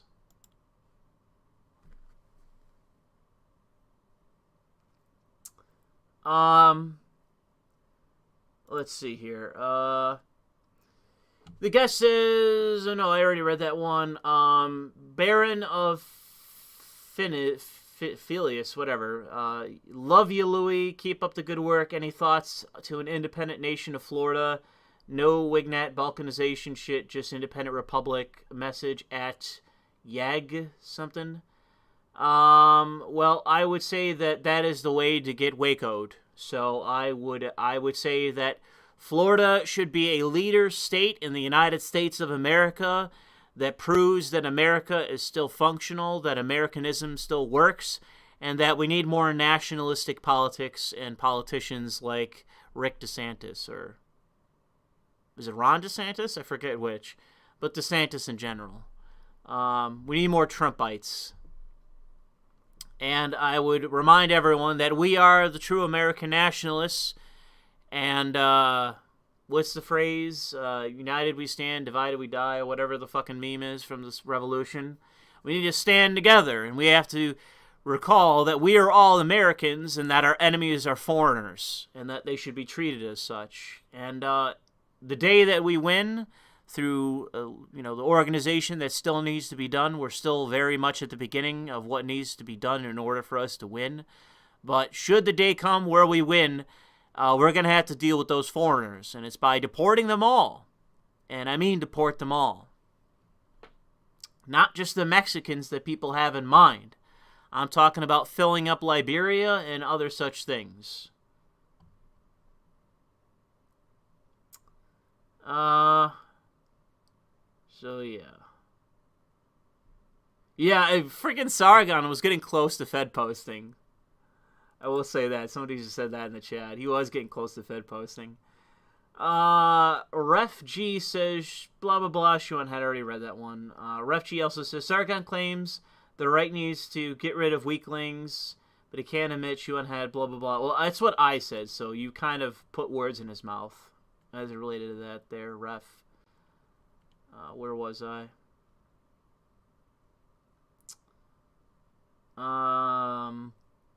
Turtle says, Sargon, where can I find a link for your Discord? Louis always blows his lid when someone else asks about it.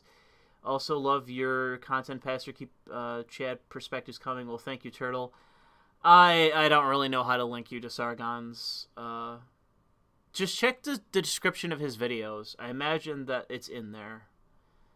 Ref says, okay, Sargon, if you think the right is too soft, then what is your solution? Just do what Tim does and buy a house in the woods and hope we can ride out the rapture.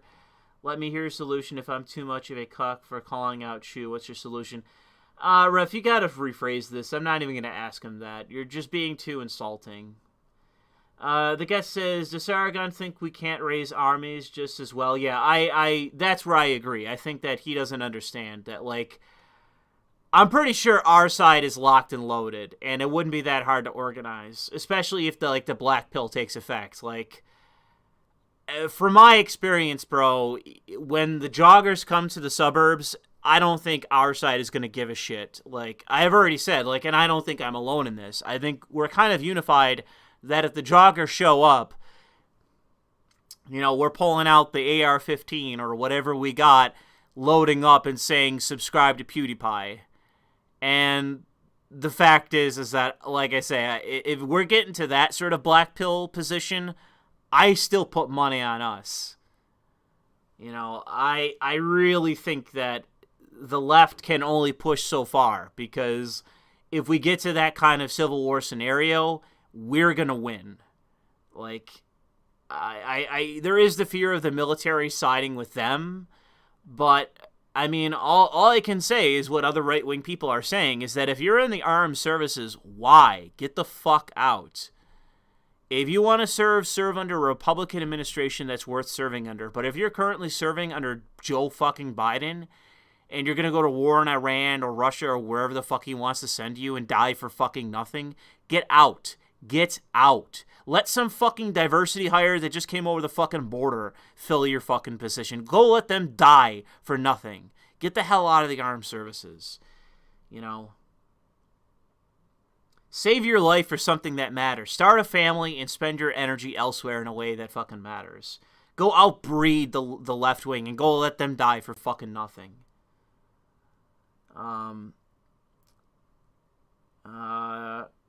Ref says, the thing you don't realize is that the old school Bolsheviks were people like Stalin.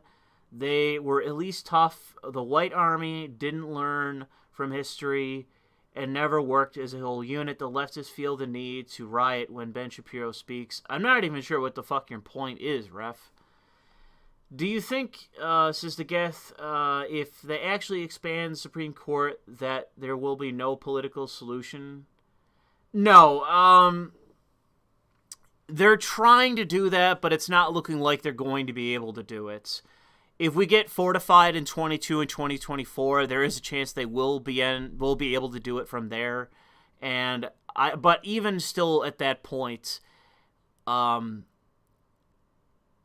basically the way you get around that is you take back control of Congress and the White House, which again, the thing is I'm not saying it's not game over, but what I am saying is just because that happens doesn't mean it is game over. If you get control of the institutions that are necessary, you can effectively do anything. And if they say, no, we're going to take it to the courts, we're going to do this, you can't do this, just ignore them.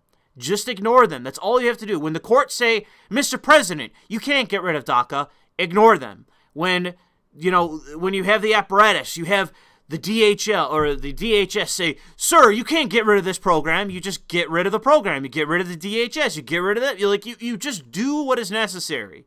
The problem is the courts say X and Trump goes, oh, I guess we just take the L on that one and do whatever the fuck they tell us to do. When in history, any great president, the Congress says, you can't do that, Mr. President. The Supreme Court says, you can't do that, Mr. President. And you do it anyways. That is effective leadership. That's how you lead. You don't follow, you don't listen. Congress and the Supreme Court have no they have no position to question the authority of the presidency, especially when Congress has given all of this authority to the presidency. If Congress has given you all this authority and the Supreme Court says, no, you can't do that, you ignore them and you do it anyways. Because guess what? That's what Joe Biden is going to do.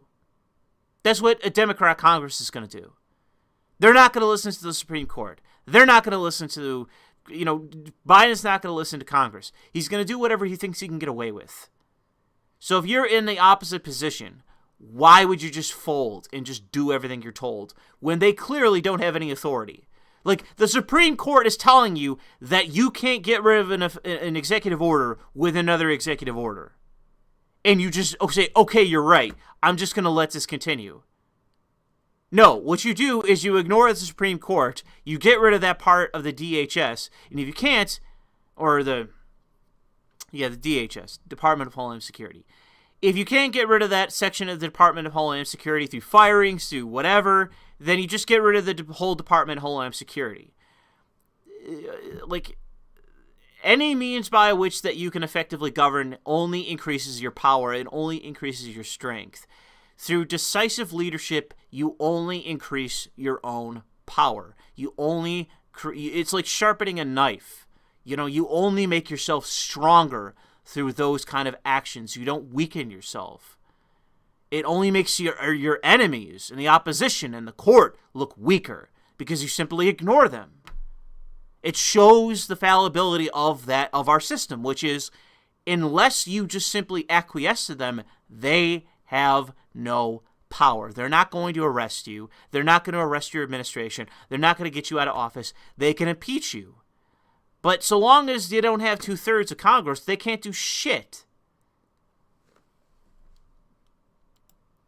So it's just the nature of power, and people, I mean, it's the nature of power, and Trump, for 4 years, having a guy that subverted him and sabotaged him the entire fucking duration, him just staying in the White House because he's family. You know, he's my good old son-in-law who cares more about Israel than he does the United States. You know, I don't know why that guy's part of his administration. I don't know why Trump kept him on, but he's family. And it's why when Trump was pushing Ivanka in Florida, no, Trump, no. And that's where people that are like me, that are effectively, I got a mega cap behind me, and that voted for Trump, you say, no, Trump, no. Fuck your family. Your family is useless. No. Don Jr. seems to be the only one that's not completely irredeemable. I mean, maybe Barron grows up to be something worthwhile. Who knows? But when it comes to Jared Kushner and Trump's like ridiculous deference towards his own family, no. And you basically just need to wake up.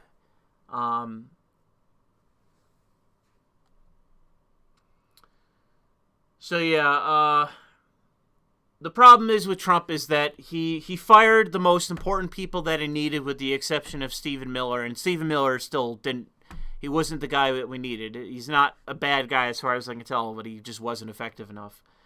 And Trump is just a bad judge of character.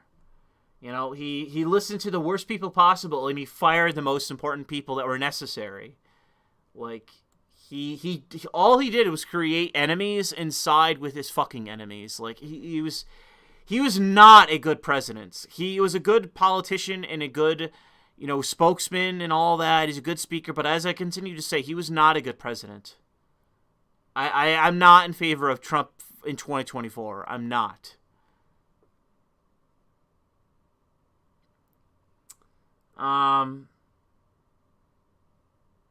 Anyways, continuing on. Ref says, Otto von Bismarck said, God has province for drunkards, fools, and the United States of America. I know it's not the same, but when Thatcher came into power, she threw out all the weak old Tories and brought in the young guys who did real change. Again, Ref, I don't even know your point. Thank you for the super chats, but I still don't know what you're even saying. Cheese says, Sargon is overly black-pilled, but I feel like we were overly optimistic when it came to 2020. I don't think Sargon types can save the UK. Rather, it will be an identitarian leader like Mark Collette. We should arm identitarians to overthrow the EU. Well, I guess I have no comments on that. But I do agree with the first message, which is Sargon is overly black-pilled. Ref says, Sargon, hope there are no hard feelings between us. I still love you even though you're half Welsh. You're my half Welsh. Anyway, I got to go. I said my piece, but I gotta go for a jog so I can eat that sweet, delicious sugar. Remember sugar, Sargon, it's really good. So glad I'm young. I guess that's a reference to keto. Well, thank you, Ref. He's probably not going to hear anything you said. Way says, build a wall around your house, and if you have one, then put it towards the bunker. Yeah, so you can get Waco there. I appreciate the big super chat there, Wayside comment, but that is just, that's your inner Waco talking. It sounds like Tim Pool. Hey, Tim, I appreciate the big super chat, but not the message. A Mexican centrist says, to Sargon, I mentioned before on Lewis's stream that my country, Mexico, has taken over by the far left and the SJW and feminists here. Our president, Andres Manuel Lopez Obrador, is a dim-witted socialist with dementia who has handled the vaccine horribly. Well, I'm sorry to hear that, Mexican centrists. Your country appears to be in about the same position as France. Let's put it like that. Except for everyone there is Mexican. That's what's hilarious, is that, like, you know, Mexico is so fucking stable. It's like you'd think there'd be a ton of refugees there, but it's all just Mexicans. Mexican centrist says, hey, they wanted to show us those shady Chinese vaccines because, of course, like, the country is paused as fuck. Paused, I think you meant as fuck, and bent over to China as well after they released the coronavirus. You're gonna get me banned on YouTube, bro. The only people who have been vaccinated are old people from 60. Well, that's the thing, is that the thing that I fear about the vaccines, I am totally fine with people that are like 60 years old and older getting vaccinated. Like, I'm not afraid about the consequences. Like, when you see all these women that are pregnant and shit getting vaccinated and having pregnancy problems and people talking about infertility, it's like, yeah, I'm not getting one of these. And if you're around the age of like 20, 30, even 40, I would not advocate getting a vaccine. Because I am very suspicious about, especially the Pfizer one, and all these other ones were, I think that I find it that the same people that are like, yeah, having less white people in the world is good. Like, Joe Biden just straight up said, like, he wants less white people in the world, and he's also out there saying get vaccinated. It's like, yeah, I'm very suspicious. You might be a lunatic. Like, you might be a legit genocidal lunatic, so no thank you.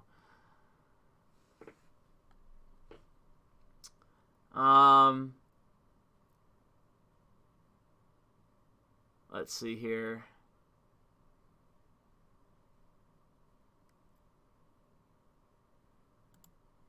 Anyways, for example, my mother got a vaccine. I forget which one she got, like the Moderna or whatever it's called vaccine.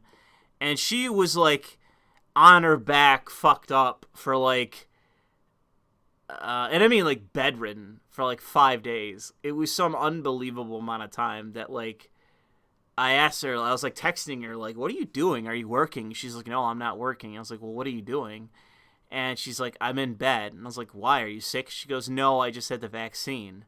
And I said, well, wasn't that like 3 days ago? She's like, yeah. And I was like, so you're telling me you had the vaccine, like one dose of the vaccine 3 days ago, and you've been in bed since? Like, you can't get out of bed. You're so fucked up. It's like, yeah, I am not getting this vaccine. Can you imagine, like, the difference is she, especially my mother, she goes, it's just like the flu vaccine. It's like, one, I never got the flu vaccine, and I also never got the fucking flu. It's been a very long time since I've had the flu, and I've almost never gotten a flu vaccine. I don't know, I can't remember the last time I did. And the thing is that you take the flu vaccine, and your arm hurts for an hour. You don't spend 3 days in fucking bed after one dose of a vaccine that they're talking about giving yearly boosters. It's like, yeah, I'm not interested in being your fucking guinea pig. In sterile. But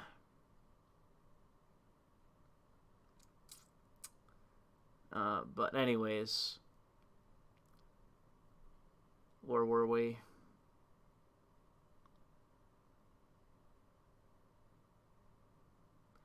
I don't know. People now are in the chat debating, like, which one was supposed to be worse, like, which one's better or worse. As far as I know, she got messed up by both.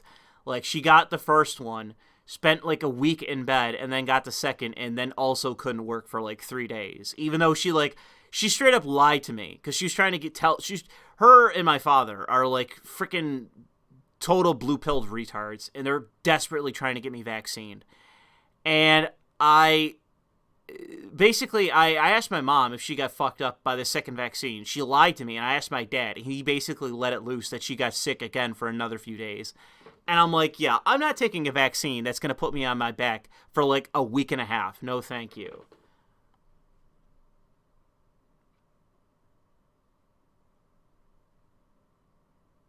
And again, like I say, like there's already been proven problems with the vaccine. There's already proven problems with it. So no, thank you. I'm not interested in being a fucking guinea pig for you.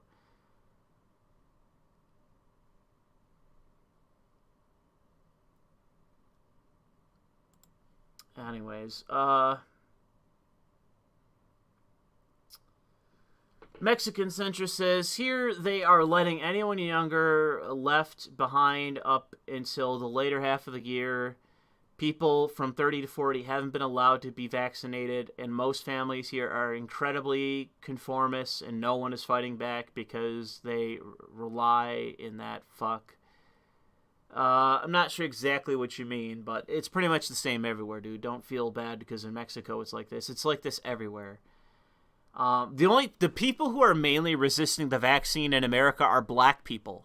Like, that is the primary demographic of people in the United States that are resisting taking the vaccine. It's black people. I saw some statistic about, like, New York City, and it was, like, unbelievably low. Like, barely double digits of black people had taken the vaccine. So, and I imagine a lot of those black people that did take it are either affluent retards or black people that are old who didn't want it but got it forced upon them. I think there's a lot of that. I think there's a lot of older black people that are having the vaccine forced onto them, which I don't like. I really don't like that idea, because say whatever you want to about black people and all that sort of shit, I really dislike the idea of like an old black person basically being told by the state, like, no, you need to do this. Listen, you N-word. Listen here. You need to take this vaccine. I'm going to stick it in your arm and you can obey me. It's like, you know, you guys are out there screaming about systemic racism, and yet you're out here doing this shit. Like, that's why they want to ban menthol cigarettes. It's the same thing. They want to ban menthol cigarettes because they think that black people disproportionately smoke them, which they may do. But they're doing it for race-based reasons. And it's like, you're discriminating against blacks. And it's like, you guys are fucking evil. You guys are just fucking evil. And every person who's in the chat who likes drug legalization, you're either with me 100% in being opposed to banning menthol cigarettes or whatever else kind of shit they're going to do. You're either in favor of full legalization of cigarettes, or you are a fucking retard hypocrite who can fuck off. If you don't financially support my channel, and I hear you mouthing off about cigarettes, and meanwhile you want 11-year-olds, you know, shooting up heroin, then, you know, you're going to get blocked on this fucking channel unless you financially support me. You know, that's the only reason you're going to be sticking around, is because you're a fucking pay pig.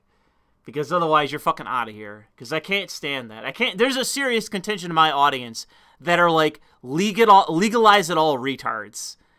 And that I want to hear from you on cigarettes. Because there is an unbelievable crossover between legal idiots and actual legitimate sympathy with wanting to ban cigarettes. So I can't take it. I can't take the legal shit. I can't stand it. The idea that you want to ban cigarettes but legalize heroin, it's like, are you legitimately retarded? So yes, if you want to mouth that opinion, give me fucking money or get the hell out of here. By the way, as well, if you want to ban cigarettes, you are probably a cuckold. I'm just going to say this, because I have met a few guys in my life that wanted to ban cigarettes, and they were uber fucking beta males, okay? I'm not out here claiming to be the biggest alpha, but I am saying if you want to ban cigarettes, you're probably a cuckold, a literal cuckold.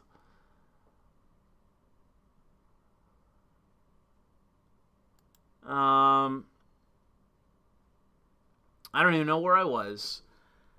Austrian or Australian robot says, "Hey Louis, I assume you were joking about the messianic figure." Not really, but it got me thinking that maybe if you styled your videos to be less esoteric and more subject oriented, that you might grow in popularity. I mean, there's a million ways by which that I could grow in popularity, and the primary thing is probably showing my face. If I show my face on camera and dialed up things a little bit more, I'm sure that I could grow in a fashion that, I mean, is possible on YouTube at this point. It isn't really that difficult to, you know, political channels only have so much reach, so you have to be realistic about what kind of potential this channel has. I have always been aware of the potential of this channel, and the issue is that once I show my face, and even if I did grow in popularity, like, I just know, and I've talked to my parents about this as well, because I talked to them about, like, they know that I do this, and I said to them that, you know, they asked me why I don't show my face, and I said it's because it naturally increases your reach, it increases your familiarity with your audience, but it also creates people who pathologically hate you, who will actively try to get you fired from everything. And there are people like that with me. There are people that are like that with me, that exist, that follow me on Twitter, that follow me elsewhere, that follow my channel, that flag my videos occasionally, that they actively want to harm me in as many ways as they possibly can conceive of. Not for any good reason, but for just that fact. They hate me. They don't really have a real reason. It's because, you know, they don't like Sargon, or something to do with internet aristocrat from fucking 5 years ago. Like, it's some random fucking reason that they hate me, but they pathologically fucking hate me. And so for that reason, if they ever are given the opportunity, they will try to dispossess me of something. And I know that showing my face significantly increases the chances that I will have more of those people following me. You know, it will increase my popularity, but it'll also increase the amount of people that follow me that are exactly like that.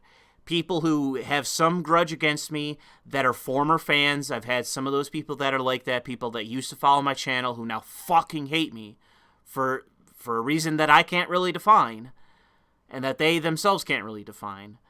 But the issue is that this thing hasn't really worked out for me well enough to the degree that I find it necessary to take that chance. Because once I cross that line, there's no going back. There really is, and there's been plenty of examples. Dank is kind of an example, although he was thrust into it because of his prosecution. But Matt Christensen's another example. There's a bunch of people that are like that, probably Carl as well, that once you cross that threshold of showing your face and accumulating enough popularity, there is no going back. There is no having a normal job. There is no having a normal life. And I am small enough that if this thing ever doesn't, you know, if I ever just say, fuck it, I'm just going to throw in the towel on this, that I'm still able to do that.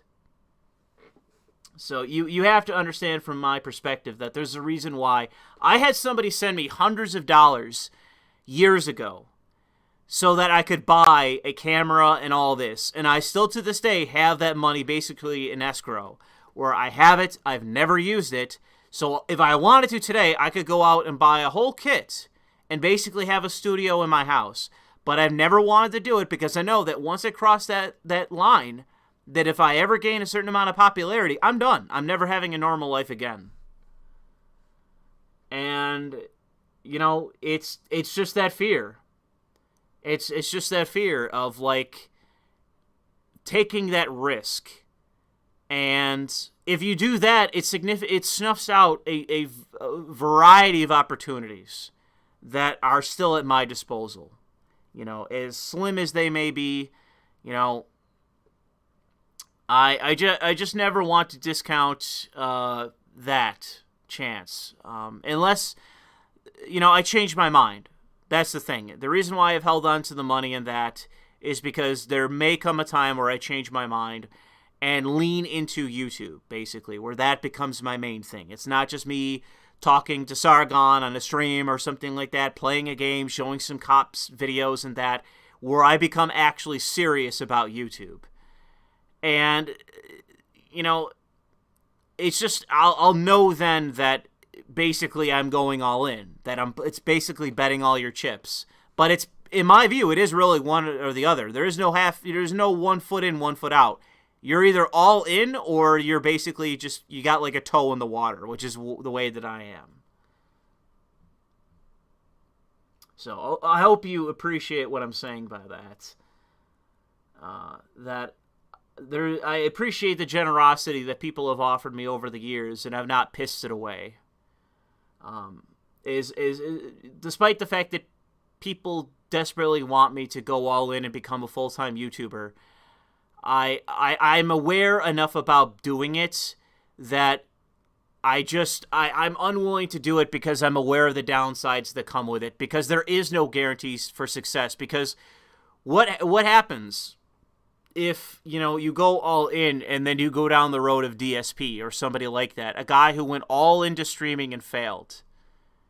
And there's 1,000 people like that. I mean, there's probably 1 million people like DSP and others where they go all in and they fail. It's like, I really don't want to take that chance, it's one of those things that keeps me from ever really wanting to pull the trigger and go all in, because it's the fear of like going all in, trying, but in the end you basically fail and you're done. You're basically done. I mean, like, you get caught jerking off on camera or whatever crazy antics happen in your life, you're done. You're never getting a normal job again. Your life's over with. And it's a big deal.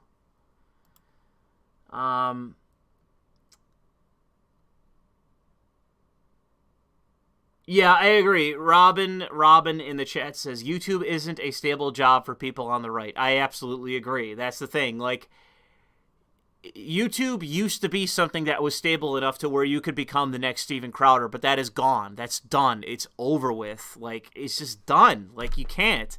And there's no real plausible alternative at the moment.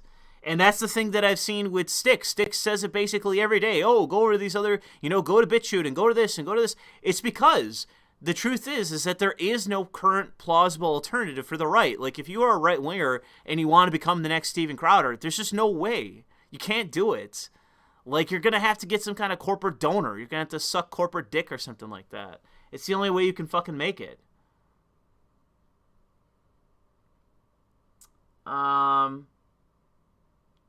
Anyways. Let's see.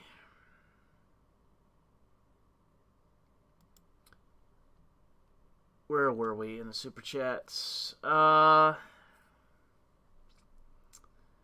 Cubic says, thank you for this weekend stream. I should take off my headset because I think I'm screaming.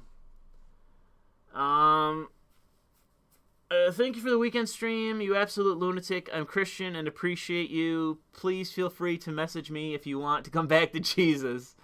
Love you, brother. Well, thank you, Cubics. I'll just say, for the sake of the stream, that Christ is king.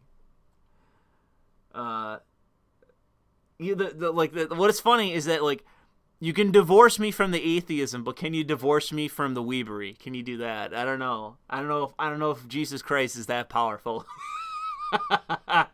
It's the baggage coming with, I think. Anyways, where were we? Thank you for the positive message. But yeah, I just love how things have progressed so much that it's like no one, like, if you're some fucking faggot who's like, oh, Christians, I hate Christians, bro. It's like, God, you are such a fucking faggot stuck in such an, a bygone age. Like, you sound like such, like, I watched a Steven Crowder video the other day where he was debating some, like, college freshman fat cunt, stereotypical leftist bitch. He was like, by the way, I'm an atheist. And it's just like, Jesus fucking Christ, you are so fucking cringe. You are such a fucking cringe stereotype. It's not really surprising that everyone out there who's currently still an atheist is basically taking the same road as, like, Matt Christensen and others, ironically named in some regard, where they're basically deconverting and they're going back to Christianity. Because it's like, even though there are still, cringe people out there, like cringe, like that fucking, the guy from the 500 Club, that kind of guy who just comes across as a total charlatan. There are people like that in Christianity that I think suck. the mega church types, I think they suck. But the thing is that that is besides the point of Christianity itself. Like, just because there are people that ascribe or claim to be Christians doesn't mean that necessarily ill reflects on Christianity. It's about the totality. And if the totality is fat-ass, greedy, cocksucking hypocrite charlatans, like, if that is Christianity, then that is Christianity. But if that is, like, a small percentage of an overall group that is kind of like this esoteric thing in the fringes that is not the norm, then I would say that it doesn't necessarily taint the rest of the overall, like, the scripture itself, so to say, or the theology itself.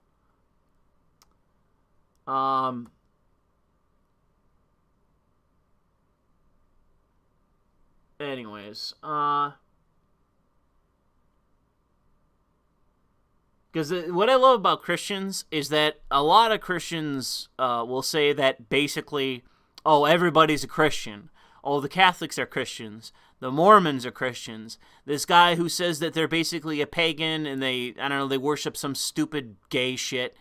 Like, they're also Christian because they also believe in God and blah, blah, blah. Like, a lot of Christians will talk that kind of talk publicly, and then you get them, like, in a private conversation or on a stream or whatever, and then they'll be like, no, fuck the Catholics and, fuck the Mormons, like, basically contain the Mormons and all this shit, and, like, you get some, like, quasi-genocidal conversation out of them about, internal Christian strife and, what would it be,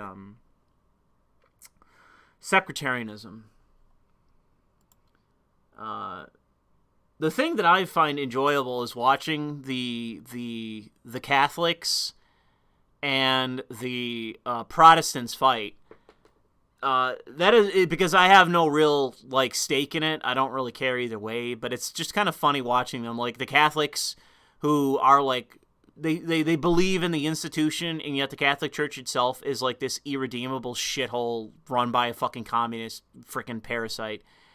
And for the Protestants, it's like, yeah, but the problem is that you're all kind of, like, all over the place, and you all kind of contradict one another, and there's not really any kind of real organization, and there is, like, a kind of speciousness in terms of what you argue, whereas with the Catholics, I think they have a little bit better standing. It's easy to say that they might not be as monotheistic, but I think they're a little bit less specious in what they argue. I find that to be one of the problems with the Protestants, is that they're a bit more vague.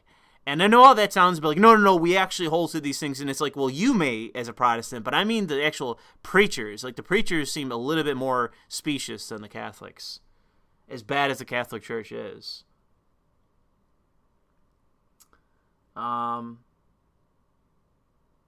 Anyways.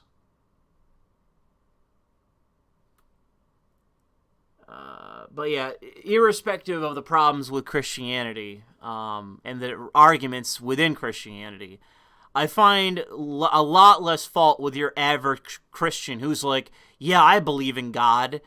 It's like, I just don't get the fucking hostility and the fucking haughtiness and the fucking just...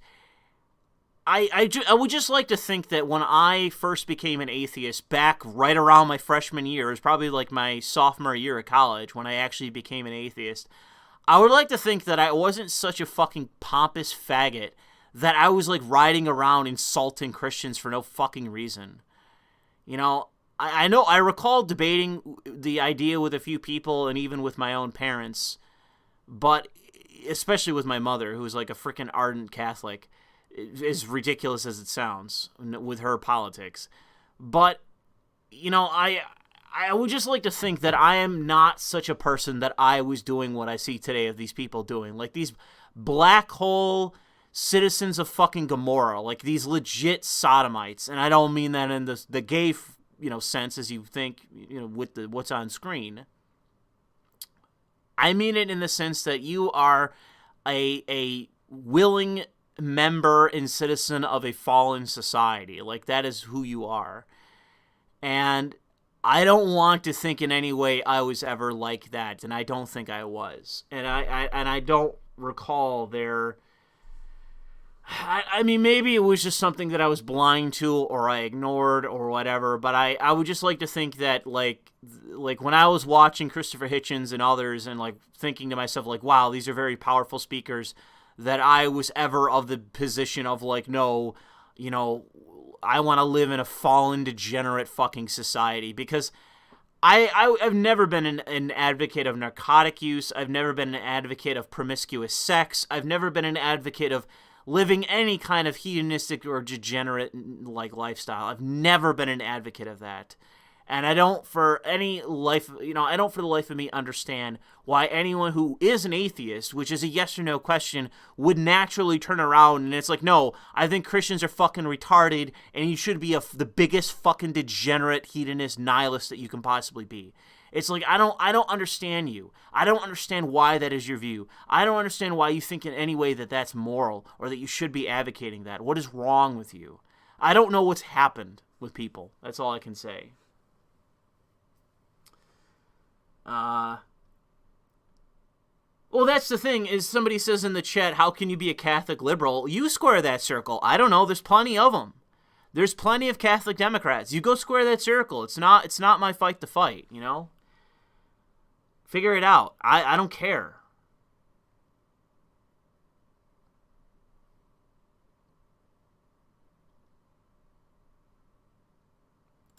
Anyways,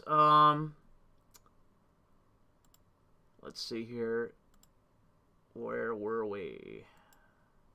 I'm thinking about popping a new image up there. Popping a new image, and I'm thinking about making it spicier. But the question is, how much more spicy should I make it?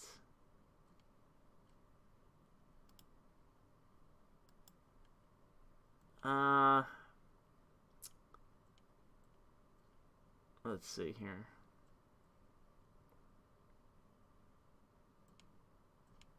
Because I have some that are very spicy and then some that are not so much. Here, let's just do this one. This is a very wholesome one. Let's do this one instead. I'll pop this one up. Get this one up there. Very, very wholesome one right here. People talk about, oh, Louis, what about the problems with being lesbian? It's like, well, that's the problem, is that there is no enforcement. You need to have some social controls over this thing, and then there's no more problems.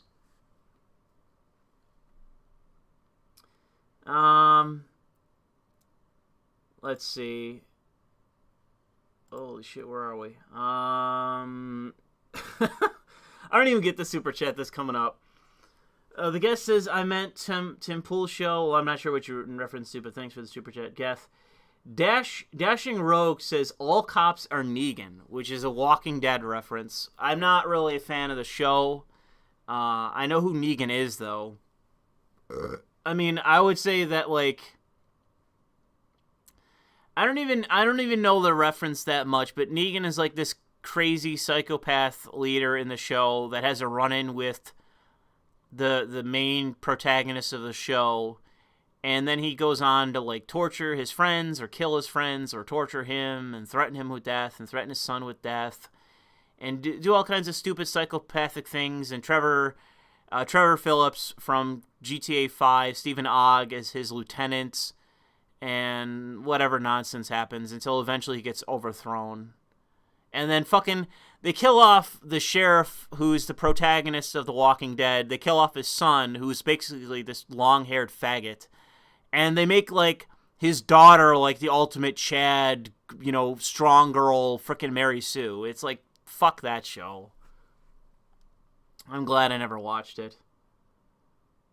They frickin' Game of Thrones did, for all I know, and no interest in watching that shit.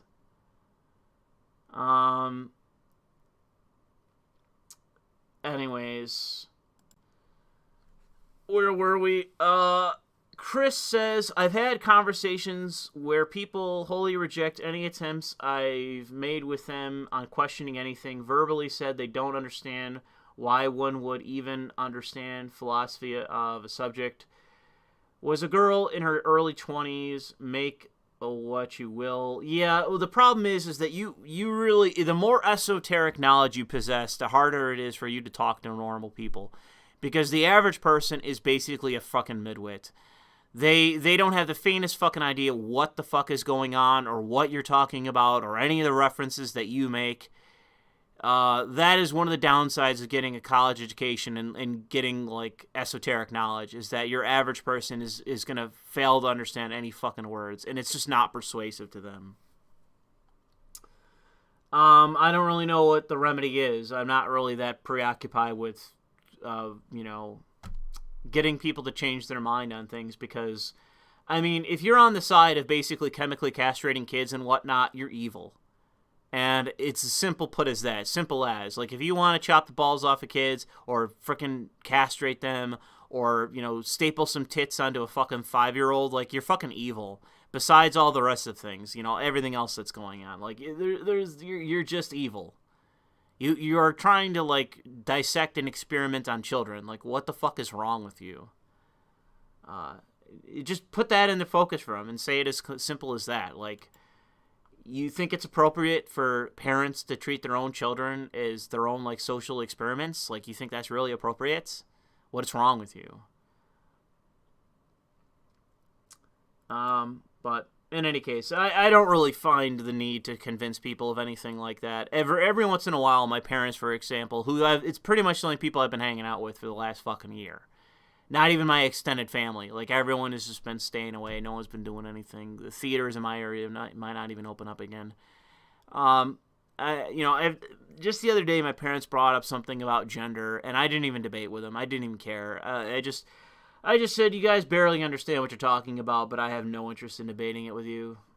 Like, I didn't even feel like, because talking with them is like chewing fucking glass half the time.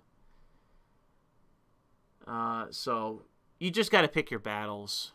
And if people want to stew in their own ignorance and confusion, just let them. I don't even give a fuck. I just talk down to them every now and then. Every now and then, I just sort of bring up the fact that I know more about a subject than they do, and I just let them freaking feel bad about it. And every once in a while, I do that.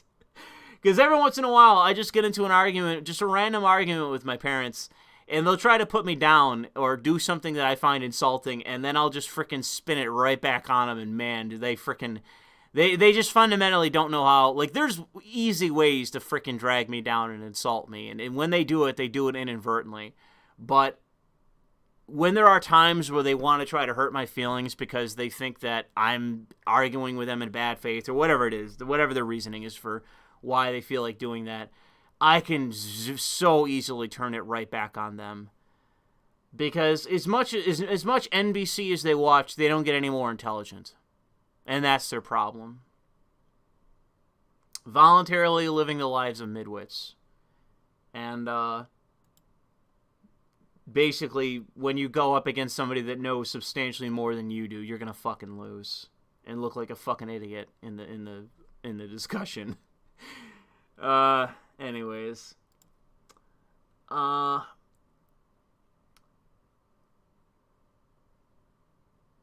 Thanks for the super chat, Chris. Steven says, I grew up in California. You guys gotta please freaking check these super chats before you send them. Like, I appreciate the chats, but Jesus Christ. You're fucking me up with all your grammatical issues and spelling mistakes. I thank you for the chat. Please work on the spelling. Jesus Christ. I gave up on California, moved with my wife to Indiana, where we will be able to set up a decent living. Maybe with a stable life, I can... And I'm not necessarily saying about this super chat, but just in general. Because I'm looking up ahead, and I'm like looking at the spelling mistakes. Maybe with a stable life, I can more easily contribute to the movements you and Carl were talking about. Also, as a West Coaster, California deserves its ruin. Yeah, sure. Well, good luck with your life. I hope, I wish the best for you and your wife. Breed lots of kids. Live a good life. Vote nationalist. Vote right wing. That's all I can say. I don't know what political life is like in Indiana, because people say all this about the Midwest, and it's like, well, look at Colorado or these other fucking states that are fucking... Even like Utah, with these fucking left-wing freaking Mormons and shit. It's like, what the fuck? Like, look at Mitt Romney. He lives in a blood-red state. You think this guy would be you guys think he'd be out there throwing out Roman salutes and, the Jews won't replace us and shit like that, reading the 14 words. But what's he doing instead? Actively helping Democrats win elections. You know, what can I say about red states? It's why I don't really want to move. It's because, you know, I don't want to move anywhere else cold because that's already where I live. And how can you trust them? How can you trust these right-wingers in your state if their own freaking right-wingers in their own states won't hold them to account? Like, all those cocksuckers in Georgia who actively helped the Democrats win are still in power there. The Georgia Republicans are actively trying to get laws passed, but they did not replace anyone. Every person that helped the Democrats win in 2020 are still in Georgia. They're still in power. And I haven't seen them censure anyone or go after anybody. So, yeah, I've had people tell me move to Georgia, move to Mississippi, move to Alabama, move to all these blood red states. And it's like, well, if your Republicans there are a bunch of corporate sellouts or cuckolds, like, why would I move? Why would I bother? Why not just stay in New York? You know, what's the difference? Potentially some lower taxes? Well, I don't have a job. What do I give a fuck? Yeah, Florida is the only state that I'm currently interested in. And apparently I've had a bunch of people from Florida that are all Floridians, like text me, or not text me, but email me, message me over multiple platforms, and basically say that it's basically like a zombie invasion of Florida. Like hundreds and hundreds of thousands of people are moving into Florida. Like, the census for Florida in 10 years is going to be, like, equivalent to California. There's literally going to be no more room left in Florida by the end, you know, in 10 years for the next census. Florida is going to be literally full of people. But, yeah, Florida is the only state that I have in mind because the weather's fucking brutal, and that's fine by me, and that it seems to be becoming increasingly right-wing. Like, I'm surprised that DeSantis doesn't have as much favorability as he has, but I think that's a lot of fucking left-wing boomers that are in Florida and all the fucking cities and that are full of minorities that are voting the way that they do. But Florida is becoming increasingly red and becoming red in the right kind of way that we want it to. The message for Florida is to basically push out the minorities that are in the cities. That's what needs to be done. Pull off all the things, like get rid of all the Gibbs and pull off all the controls on the cities and let them spin out of control and all those people leave, and then take them back over. Make cities right wing again. That's what I'm saying.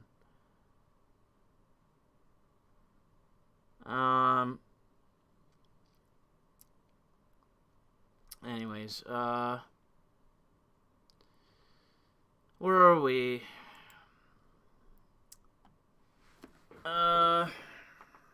Shit, I don't know why I keep losing my place on this.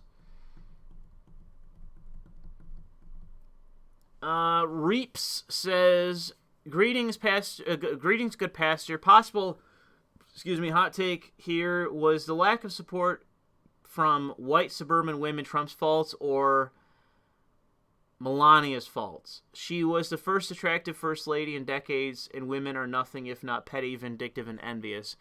You could be right. I don't really know. Honestly, Reeps, I'm not really sure. I'm not a woman, and I don't know. It seems like the problem is that it seems for some reason that a lot more men are curious about understanding their own nature and prejudices and bias and problems than women. It seems like while I have noticed women that are effectively what you could describe as red-pilled and conscious and reflective and curious about the nature of themselves, their own beliefs of women, like it seems like men are sometimes too hung up, and I would say even in some regard I'm like this, too hung up on their own, I don't even want to say faults or whatnot, but just too worried about what they do wrong rather than just reflectively doing what's right. Whereas with women, they seem to just sort of deny the fact that they have fault, deny the fact that they have bias or prejudice, deny their own behavior that are generally can be ascribed to them, as it is with men. Like, they just seem to be just in denial, and when called on it, they just double down. It seems that that is a problem among women, is just being uncurious about the world, of being uncurious about themselves, and not self-aware, not self-reflective, and And I don't know why that is. That is a question that I simply can't answer because I'm not a woman. I think that if I were a woman, maybe then I'd have a greater understanding of why that is, but I think that that is the problem. That women, for some reason, have a general nature about them in the same way that men do. Men have a general nature about them as well. But women, for some reason, just deny it. They will deny it. And they'll project total lies. Like, oh, women are better facilitators. Women get along better than men do. And it's like, none of those things are true. Like, none of these things that you project out as womanly virtues are fucking true. None of them. And I can't stand it. It's just so stupid and frustrating, and I don't know why so many women are like this. They take criticism as though you're beating them in the face with a fucking broom, and they are as self-aware and as reflective as a fucking wall would be. It's just so irritating, and it's very common, and I don't know why. And for all I know, you could be right. You could be right that it was Melania, but I think it had honestly more to do with Trump. I think that there were certain kind of women that saw Trump as basically an alpha and were attracted to him through that, and then others that deny their own intuition, that deny the idea that they're into alphas. Like, there's a ton of this. There's a ton of women that are like, oh, you know, alpha men are bad, and he flirted with me, therefore it's rape, and then in behind closed doors, they're freaking, you know, jerking off, or the female equivalent to freaking rape porn. You know what I mean? Like, there's so much of that shit going on now that is so irritating.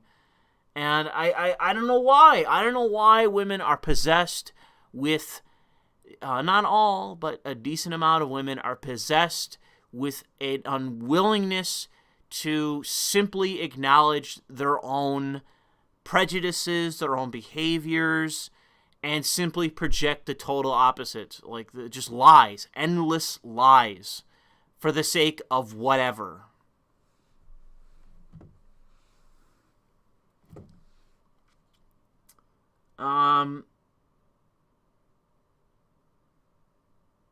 It's biology. I can't answer the question. I don't know why that is. I don't know why, but it is something that I am very much aware of, that I think that does prove true.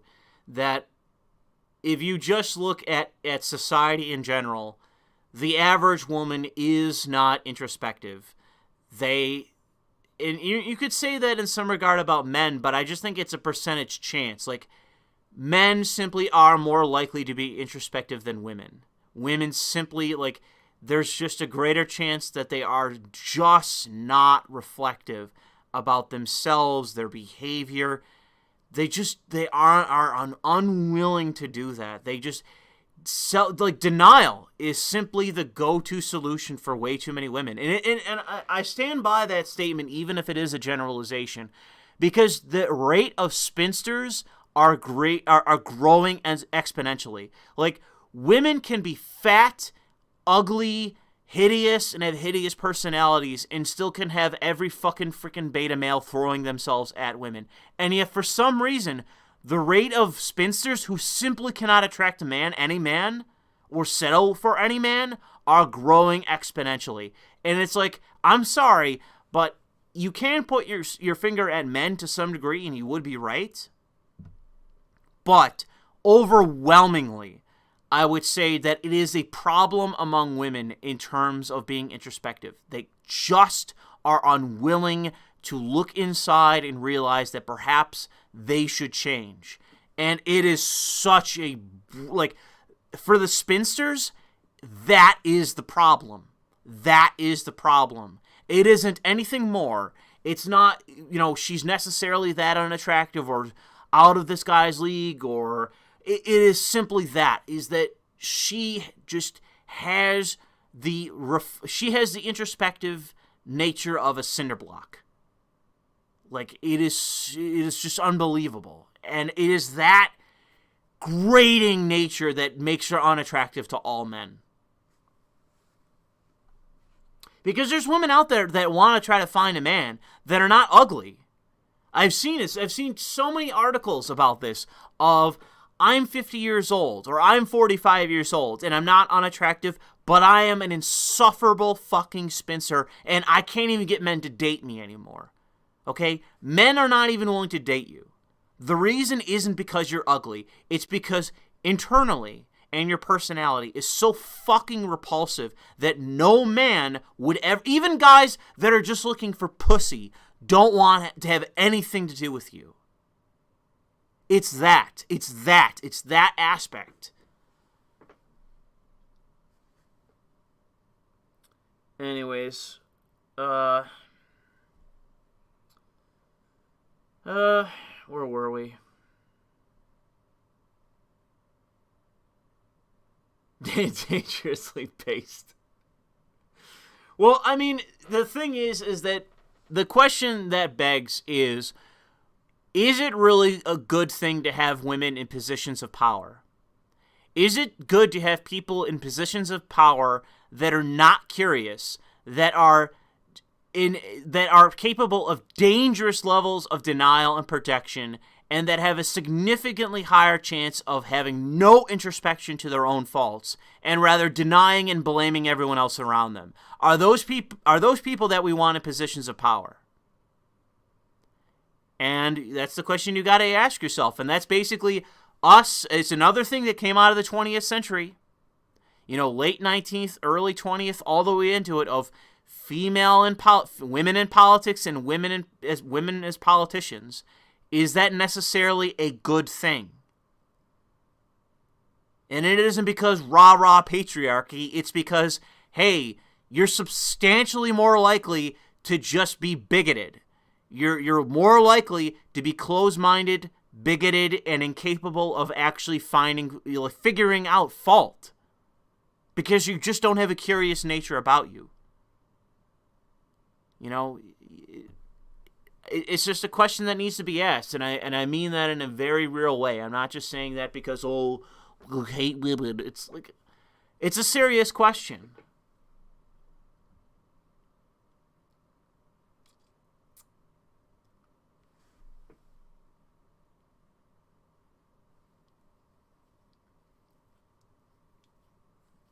Anyways, so yeah, that's one of the reasons why on our side, I'm totally fine with having women speakers and that sort of thing, but one of the things that seems to go hand in hand are female politicians and spinelessness, and that goes for both sides.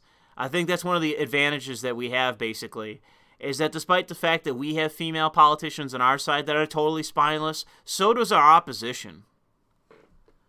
I mean, say what you will about the GOP and the cucks on our side, but man, there's a lot that are female on both sides that are just totally spineless.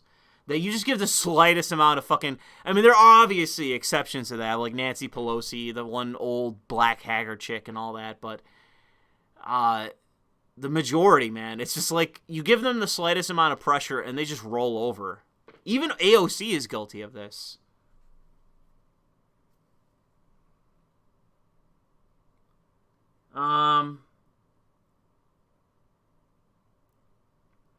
Let's see here. Where were we? Gettr says, I'm a libertarian. I think everyone realizes there are two clearly defined sides now. The sides that are leftist totalitarians and non-leftist totalitarians. The left drove us to those respective camps. Yes, thank you. Yes, I agree with you. And as I always say, despite the libertarians that may still watch this channel, I know some quit this channel in frustration because I'm not sucking the dick of libertarians, because I'm not one and never have been. But the issue with libertarians is that I'll always have you in the room, especially as it relates to economic issues. Finance, economics, job, that sort of thing, job creation, that sort of deal, business. But not necessarily you're the go-to guy for everything that I'm going to do. I've already said that libertarians should always be in the room because they talk a lot of sense as it relates to finance, economy, job creation, entrepreneurship, and in some ways civil liberties.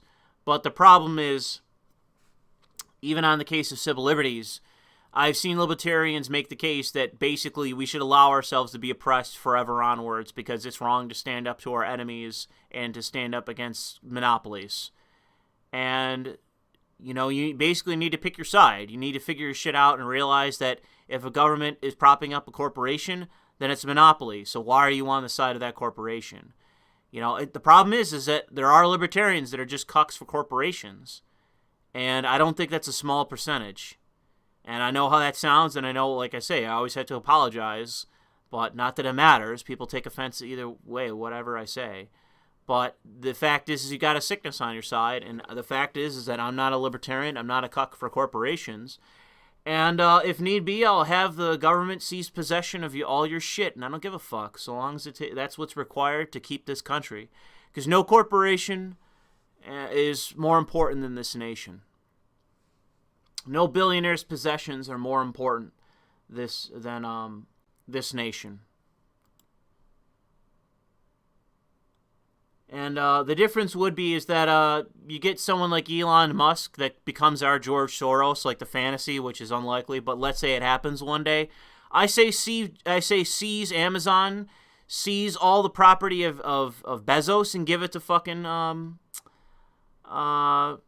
Musk. If it's going to be in the hands of a billionaire, make it our billionaire.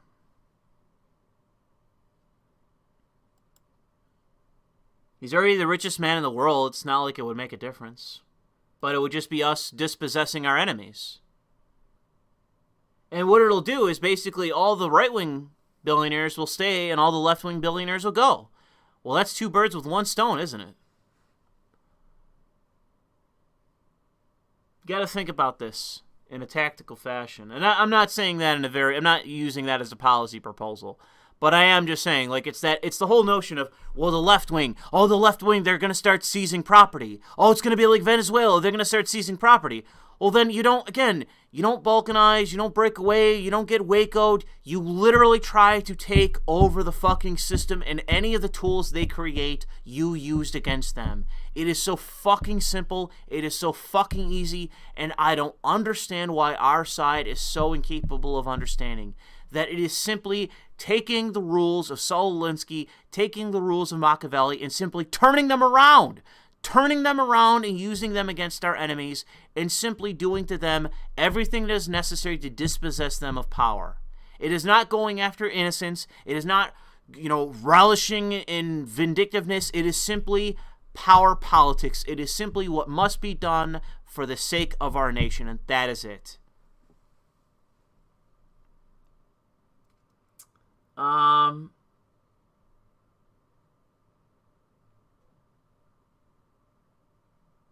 Yeah, that's another thing. Somebody brought up in the chat. I have seen so-called libertarians support fucking, all I know is this. If you're a Christian, if you're a self-described Christian and you support the government shutting down churches, like, you're a fake Christian. I'm just going to say that right straight away, okay?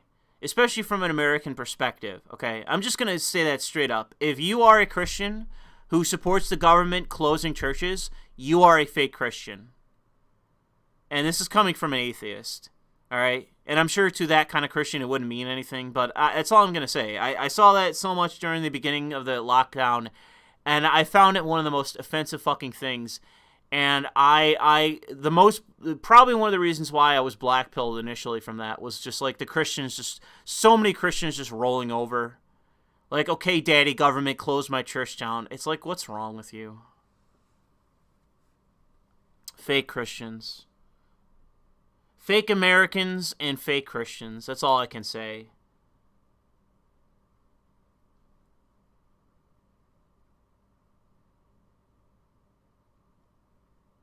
Yeah, well, that's the thing. Cubics in the chat said God is greater than government. It's like, well, do you believe that?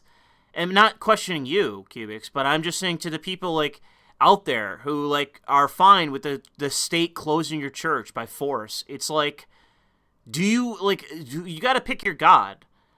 Like, it's what I don't understand. Like, I'm an atheist. My God is not the government. Like, I don't view the government as God. You know, I view the founders as like basically demigods, or you know, Socrates, like, you know, he's my Christ figure, you know, something like that. Like Nietzsche is like a prophet of God or something. You know, I come up with my own sort of, you know, the atheist equivalent of cringe filling the hole inside me of, you know, lacking religion and that sort of thing. But I just don't understand, like, the forgoing of your own faith for the sake of the state says so. Uncle Sam says so I can't go to church. Uncle Sam says so I can't pray. It's like, what the fuck are wrong? I don't understand. I don't understand. I literally don't understand it. What can I say? I just don't understand. Like, when they were closing the churches, I was expecting Christians in the United States to freak the fuck out. Like, I was expecting, like, the summer of 2020 kind of situation where you got freaking Christians at their churches armed and ready, and they're basically, they're like the Bundy guys ready to freaking shoot at police and shit. Like, I was expecting that, and none of that happened. I was really surprised by that. I figured Christians in America would have freaked the fuck out. But I guess they bought into the narrative. Like, there's like, oh my God, it's the bubonic plague, therefore close the churches, save me, daddy state. Like, I guess most Christians just bought it or something. You know? I just don't get what happened.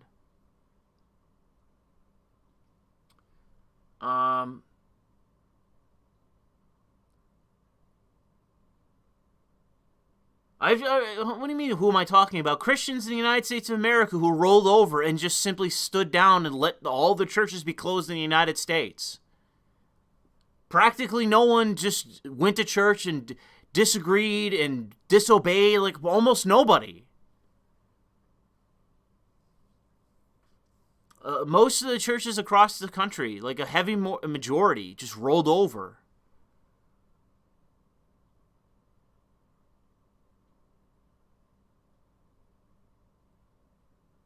That's what I'm talking about. I don't know what to tell you. I thought I spelled it out pretty good.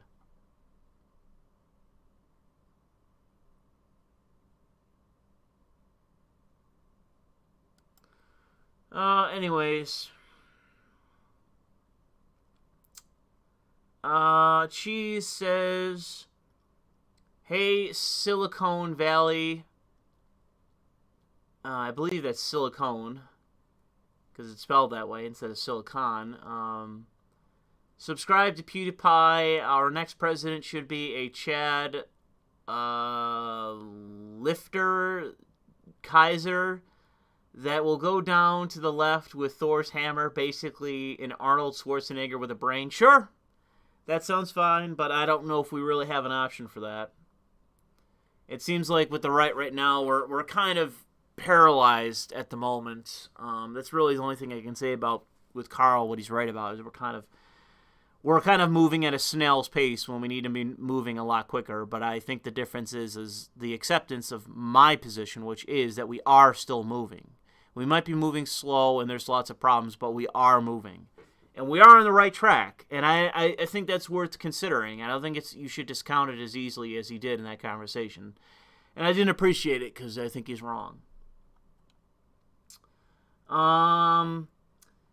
Reap says, also, I think it's more likely that you could go get on something like Friday Night Tights rather than EFAP. Yeah, I am not getting on EFAP.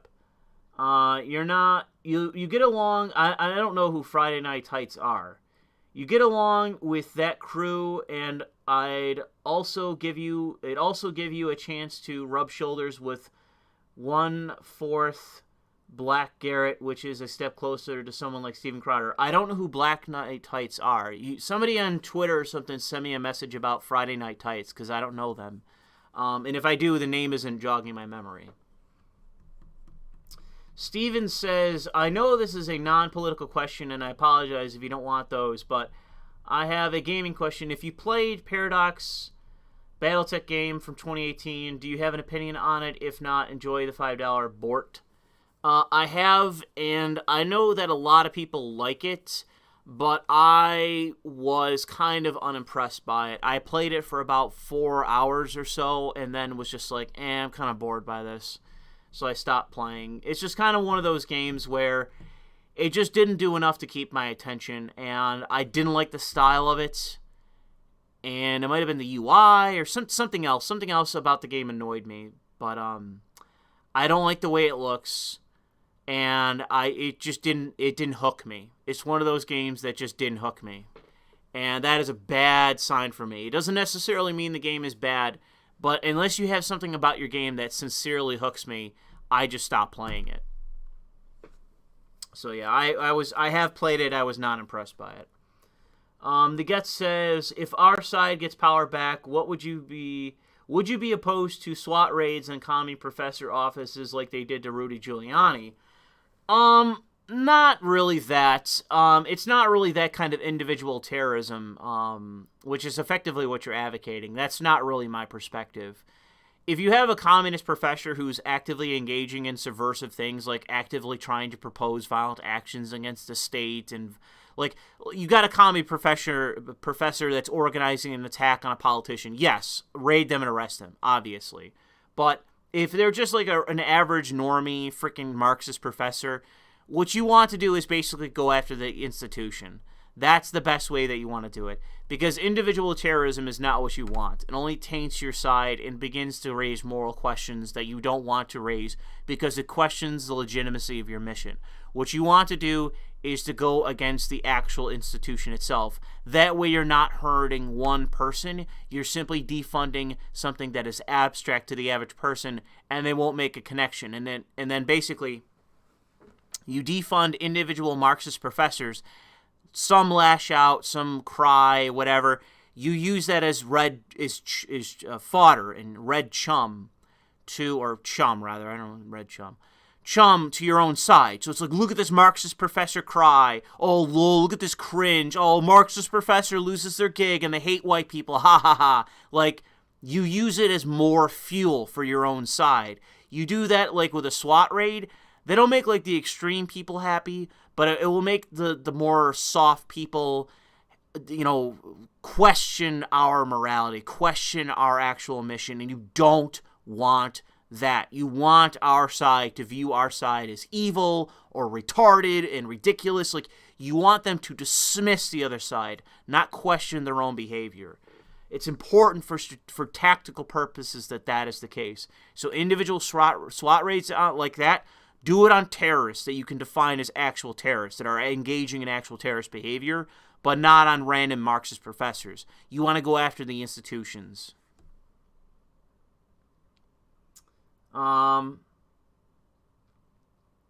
Anyways, where was I?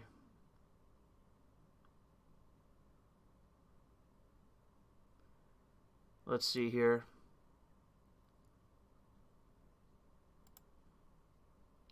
Where were we?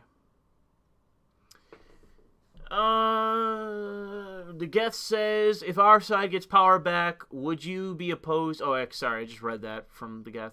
Cowboy Curtis says, for 653, which may be a reference, on rifles, if you want a good New York rifle to defend your home that isn't a cucked AR, I strongly recommend a Ruger Mini 14 Ranch rifle. It's featureless, so detachable mags are A-OK, 10-round mag cap, but you can pop over to Pennsylvania and buy 30s. I'm not even sure if you can do that. I'm not sure you can legally possess a magazine that's more than 10 rounds in this state. So you'd be setting yourself up to catch a charge if you do that. So I'm not sure if you can do that in New York. Because I remember with the SAFE Act, man, it was pretty fucking brutal. Like, not even cops can own a gun with a magazine over like 6 rounds or whatever it was. So they couldn't even load a fucking revolver. As far as, most of those stringent things in the SAFE Act are still there. So I don't know if I could go to Pennsylvania and buy a 30-round magazine. Anyways, and stash them. Yeah, I'm not sure I do that, dude. That sounds like an easy way to get fucked by the state. So if they change the law, then maybe. But if they don't, then nah, I'm not going to take that risk. But yeah, anyways, thanks for the super chat and thanks for the fucking suggestion about a Ruger. I'll look that up right now to see what it looks like. What is the... Oh, yeah, I know this rifle. I thought I knew the name of it. Yeah, okay. This is a pretty standard rifle that I've seen. Is this 5.56? Yes, it is. Okay. Man, $1,000. Holy shit. That's what to get a new one from Ruger. It's $1,000, but I'm sure you could buy some like off-brand shit that's like made in Taiwan or some crap. That's way less. Wow, man. $1,000 from. It's even more, dude. $1,200. Holy fuck. How is this? How is this gun that expensive for Ruger? That's insane. Fuck me, dude. That's like it's like buying an M16. How if you want to buy an M16, how much would that be?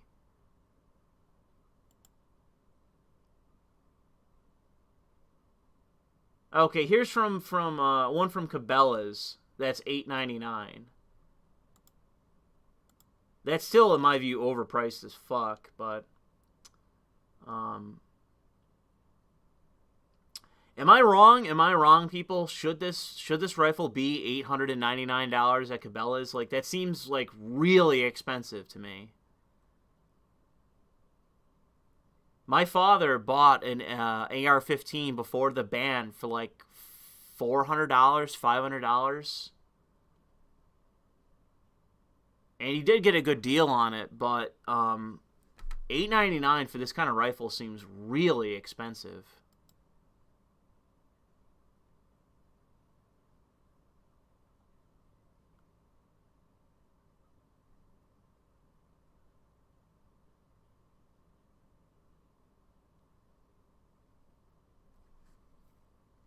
Well, if the difference is, I mean, if you can get an AR-15, probably not anymore in New York, especially for like $600, $700, and it's still 5.56. You get this gun for $8.99. Like, what the hell are you paying for other than like the freaking wood finish or some shit?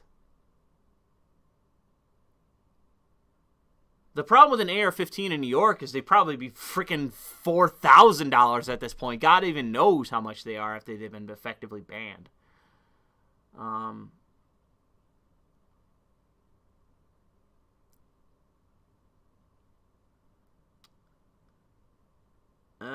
Anyways, yeah, I'm sure if I looked around, I could find a cheap fucking rifle. Let me just go under Cabela's and I'll look for, the problem is, I don't know if the Cabela's near me is still open or not. There was two, and I think both closed. What the fuck? Shooting. Guns. Rifles. Oh, see, here you go. Smith & Wesson MP. Oh, what's the caliber on this rifle? Oh, it's a 22. Okay, never mind. I was about to say, man, a 5.56, you know, AR-15 for $449. Man, that's cheap. And it's like, oh, it's a 22. Never mind. Yeah, no kidding. No kidding. Oh, man, fuck 22s. What, am I going to a range or something? Can I filter this out? Can I get rid of 22 rifles? Are they all 22 rifles?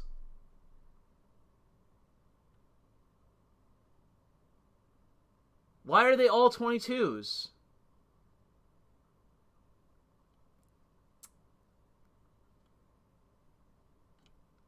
I don't want a 22 rifle. Why?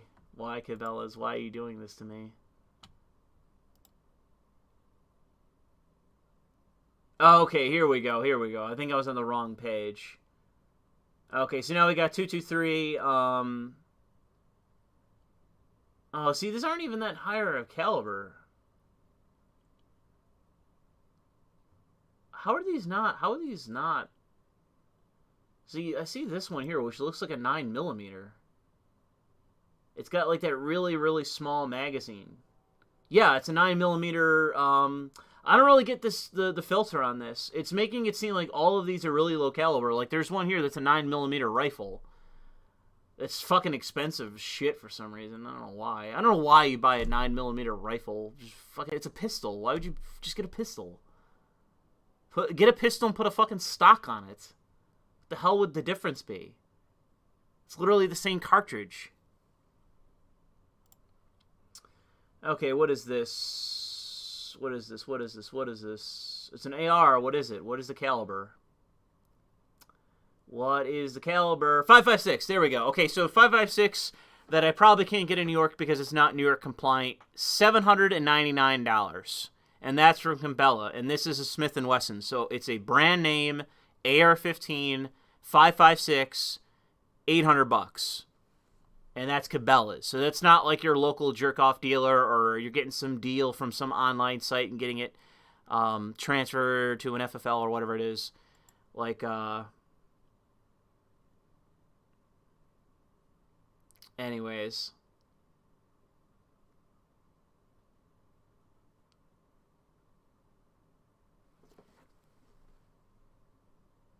People in the chat complaining about this. I think they are. It's too bad. I know that a stock on a pistol is against the law. I'm not saying that. I'm saying what the hell would the difference be?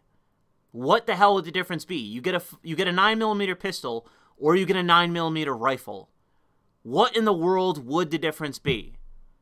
Outside of maybe for some distance. I mean, half the shit, these rifles come in iron sights. How much more effective are you really going to be with that kind of bullet?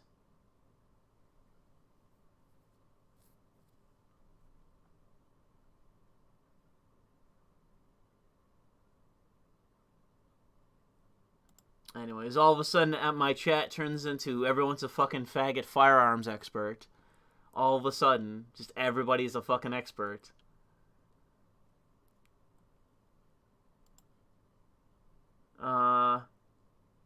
I don't want a bolt-action rifle. I wonder if there's a way to limit this. I don't really want a lever rifle either. Let's go semi-automatic. Okay, this is better. Oh, this is a very cool rifle that you probably can't get in New York. Yeah, $730. Ruger AR 5.56, model 8500. It's in 5.56. It's $730, and it is your stock AR-15. I can't imagine a more stock. Here, look at this. I'll put this on screen. Is this not a more stock AR-15? Can you imagine a more stock AR-15 than this one? $730. That's not that bad. I mean, like I said, my father got one for like about half this price, but I know that he got a deal on his. I don't even know where he fucking got it. I think it was the gun range near my house that closed down that he got it from for such a fucking deal. But I couldn't believe it. I didn't believe him until he showed me this receipt. And I was like, wow, it's fucking insane. So, let me see. New York, let's look up some New York compliant AR-15s. Let's look that up. I don't want a stock. I don't want to go doing the whole assembly thing. Let's look it up. What do we got for New York State compliant? Let's see here.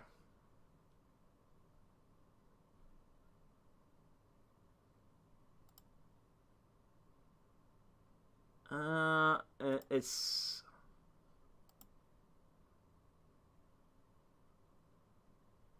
I don't know. This website claims to be Oh my god. Here's an example of what I'm talking about. This is right here, compliant in New York and California. Look at this fucking thing. Look at this thing. I know I've shown it before, but look at this.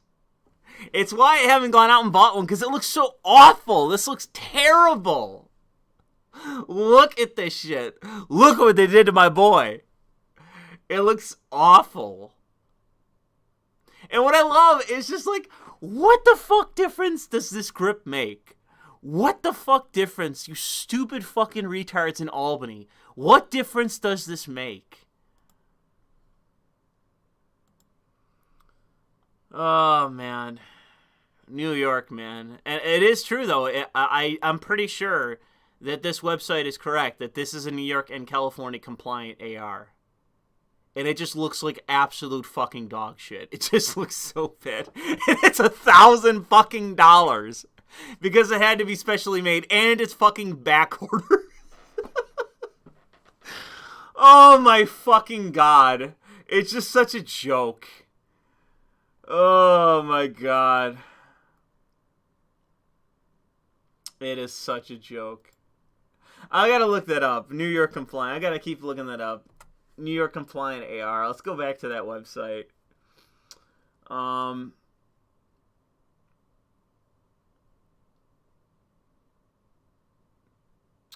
like these websites. How to be compliant with New York State law with your AR-15. It's like literally just chop your nuts off. That's how to be compliant in New York State with the gun laws. It's just chop your fucking balls off. Because that's literally all it is about.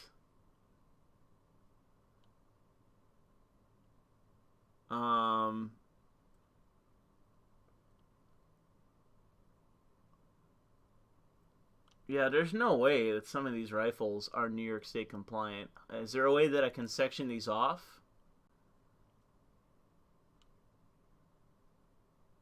I don't know how I found that one page that was like New York State compliant. Go back. Here we go. There we go. Okay. Okay, so here, I'll show you the search results. This is where I found that one. So these ones here, I don't think this here, for example, is New York State compliant. It has the 10-round magazine. Let me click it. Oh, see, it's compliant in all 50 states, including New York, Connecticut, is that Massachusetts? New Jersey and California. Let me see here. New York. Featured mag. 5 in New York City. Jesus Christ, it's 5 rounds in New York City. Except for if you're you know, connected, then you can do whatever you want. No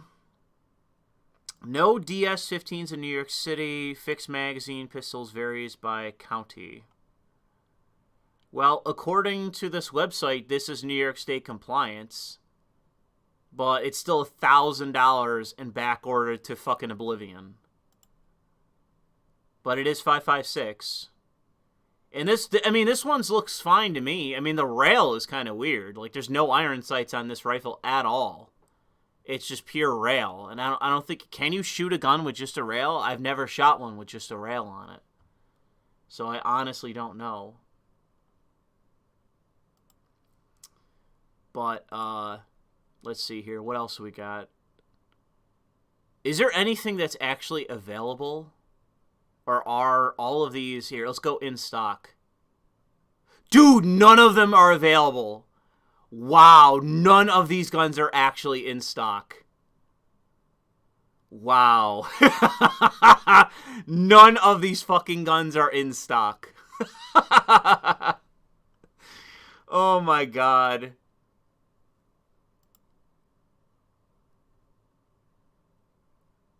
Fixed magazine, what does that mean? Fixed magazine. I don't get what that means. Is that different somehow? No, this is good. See, I don't get it then. What is it about this rifle that makes it different? Because it has the stock and it has the standard grip. I don't understand what actually makes this compliant compared to the other one. I'm not really a gun enthusiast, so I don't really get it. I don't know why these would be New York State compliant. I know why this ugly one, this one here, I know why this one is compliant because it neither has the grip nor the stock. Those are completely different.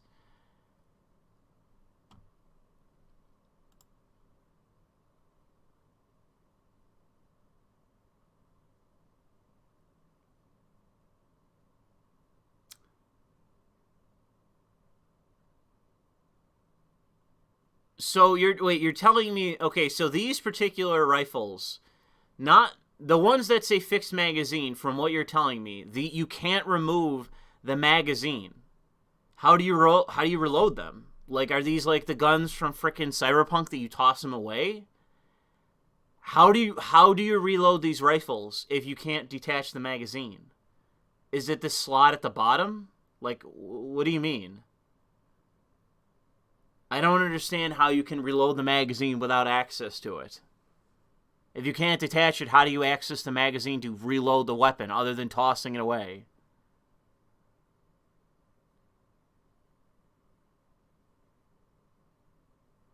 You reload it with a stripper clip like it's World War I. I don't even, like, you. How is that even possible? How is that possible?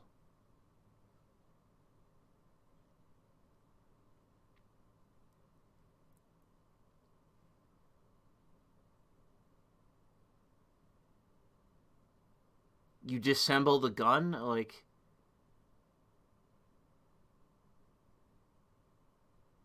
okay, I understand that you're saying you load in the rounds like an M1 Garand, but how? How is that possible? That's not the way the gun works. I mean, how would it work? I mean, that's what I'm saying. Like, obviously you have to have a spring in the magazine to push up the next round. But that they somehow change the port itself so that it's possible to do that?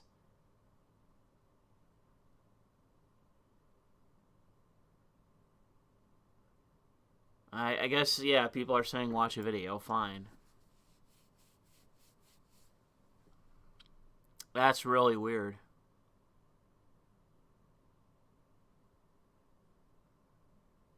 Alright. Stop fucking complaining. Send it in a super chat or shut up, chat. Shut up. Stop complaining.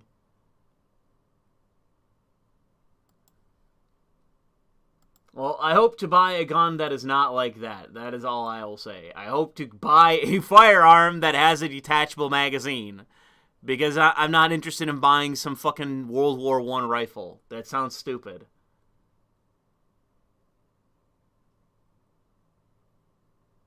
Yeah, I'm literally, like, I agree with the people in the chat that are like, I don't understand this at all. Like, and I'm in the same position. This makes no fucking sense.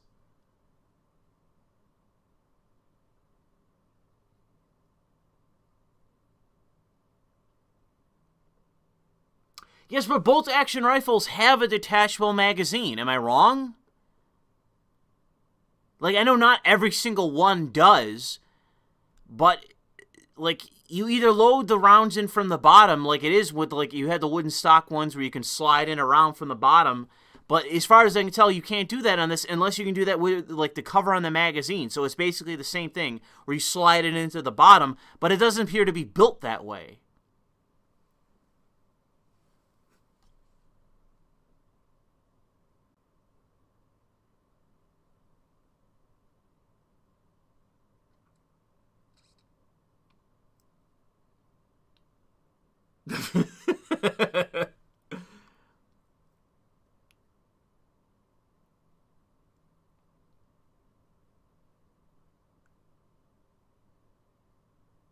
Anyways.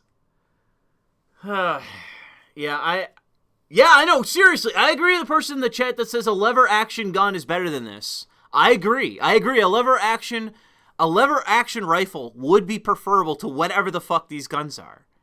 Because I don't even understand what the hell they are. And people in the chat are also seem to be confused about what they do and how to load them. People are contradicting each other on how to load them. So, it's just bizarre.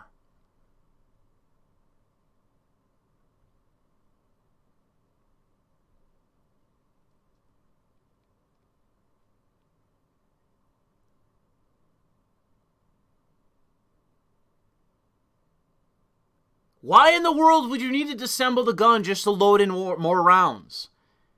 You make it sound like it's a fucking shotgun. You people in the chat that are trying to explain this, you have to understand you literally make no sense. You're making it sound like you have to break down the rifle into pieces to simply load in more rounds. You don't make any fucking sense.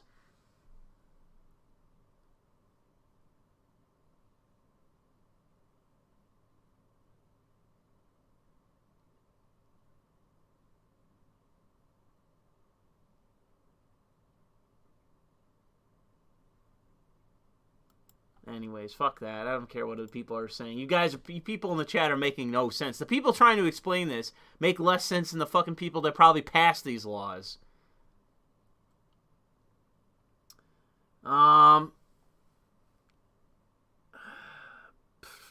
Where the fuck was I? Okay, well there's... Okay.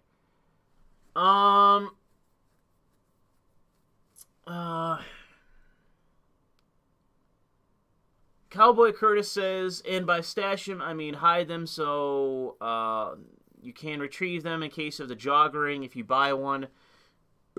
Make sure the seller will ship it with a 10-rounder or no mag. Unfortunately, you'll probably have to spend $1,000 to $1,300 on it, plus mags and ammo.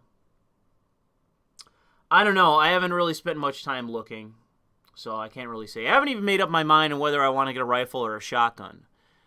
I figure a rifle just for the sake of recoil. Anyways.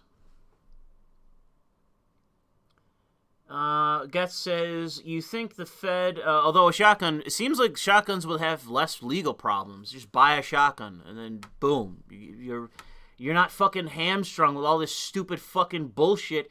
We got half the chat trying to explain how to fucking deassemble your fucking rifle to reload it, where I'm sitting here looking at this like, what the fuck are you even saying? It sounds like you're trying to solve the fucking Da Vinci Code or some shit. I don't understand what the hell you're even saying. The guest says, you think the Fed police would replace with Landwell retards what we can beat, but you still be afraid to get Waco'd? Come on, pick one, bro. By the time they start Wacoing people, the SWAT team will be too incompetent to do it. I'm not worried. Yeah, so Gettr said this at 8:58, and I agree completely. This is my position. They are replacing real police with total fucking incompetence. These people are going to get shot by criminals. They're going to get shot in general. They're going to shoot each other. They're going to shoot themselves. I'm not worried about retarded American police. Like, they are going to be more likely to shoot random innocents, but that's going to help us. Like, it's not going to hurt us. Like, yeah, we might get shot, but again, number on a spreadsheet. We're looking at it from the position of tacticians, and that's the thing that I think Sargon was getting too emotionally ramped up about. Like, he was claiming to think about it in a realistic fashion, but I don't think he was. I think he was getting too swept into, well, people are going to suffer. It's like, yeah, well, life is suffering. Who gives a shit? But thank you, Gettr. Gaius Natus Kaiser says, I don't want to get the vaccine, but I doubt they would let me into Japan if I didn't have it, so I bit the bullet so I could bang the Japanese ladies. Well, good luck there, I guess. The Gettr says, the anti-police stuff is the singularity of leftist conundrums. Now, whenever an anti-gun faggot gets in my face, I ask if they support police abolishment. If they say yes, no one can enforce their crap. If they say yes, they're a fascist. It's perfect. Yes, exactly. And that's the thing, is that the left are in terms of police. I know that people are worried about them, and they're saying don't back the blue if they don't back us, and there is truth to that, because the police need to figure their shit out. They need to decide whose fucking side they're on, and some police are on our side. It seems that there are some police that are very quietly and anonymously just saying, like, yes, we're on side, subscribe to PewDiePie, because I have people in the armed forces that communicate with me every once in a while. So if people within the armed forces, people that are police and people this or that, are basically effectively on our side from within, I'm not that worried, because these are the serious people that if they were on the other side, I'd be worried, but they're on our side, so I don't really care. Let the fucking left have all the fucking incompetent, fat-ass Landwell, suicide victim fucking retards that they want. I'm not really that worried. I mean, people on our side are going to die, but that was going to happen either way, so I'm not really worried. You have to detach yourselves from the fact that people are going to suffer. That's just something you're going to have to accept. if you get caught up in it, that's when you get blackpilled, and I don't think it's worth it. You should use it as motivation to push our side forward and to bring up the fact that what we should be doing is we should be trying to pardon people. We should be trying to get fundraisers together to get people legal defenses when they deserve it. We should be doing those kind of things. We need to set those kind of things up. We need to start organizing better. Don't get blackpilled and say it's all over, so say fucking and do nothing and move to Texas or move to the middle of the woods on your own compound because somehow we were not going to get Waco'd, even though that's the most obvious fucking thing in the fucking world. Do that instead of actually doing something where we could easily win. And my answer is no, let's do the thing where we could easily win. And the easy to win strategy is organize. It's to build these things, build these networks, and to defend our own against our enemies. And to continue pressuring organizations like police departments to either fucking pick a side or stand down so that the herd can be culled. Combine those two words. Because the fact is that our worst enemies, if you look at New York as any example, our enemies live in the cities. So guess what? The police stand down in the cities and everyone gets culled. Hey, I don't care, because that's not us. It's not me, it's not us. I don't give a shit. Let the people in the urban areas who hate us, who see us all as Nazis, get culled by the people they see as their own pets. Have fun. You know, hope the trip to hell is quick. That's all I'm going to say. That's my mercy. But it's giving those people what they deserve, because they want to inflict it on us. But no, let's make sure that the damage they want to inflict on us is instead inflicted on them, and let them pay the price in terms of casualties. Some of our side is going to die in that situation, but that is simply the price to pay. You have to look at it from the standpoint of the tactician. War of attrition, who loses more? Very clearly they do. Lose-lose for them. Win-win for us.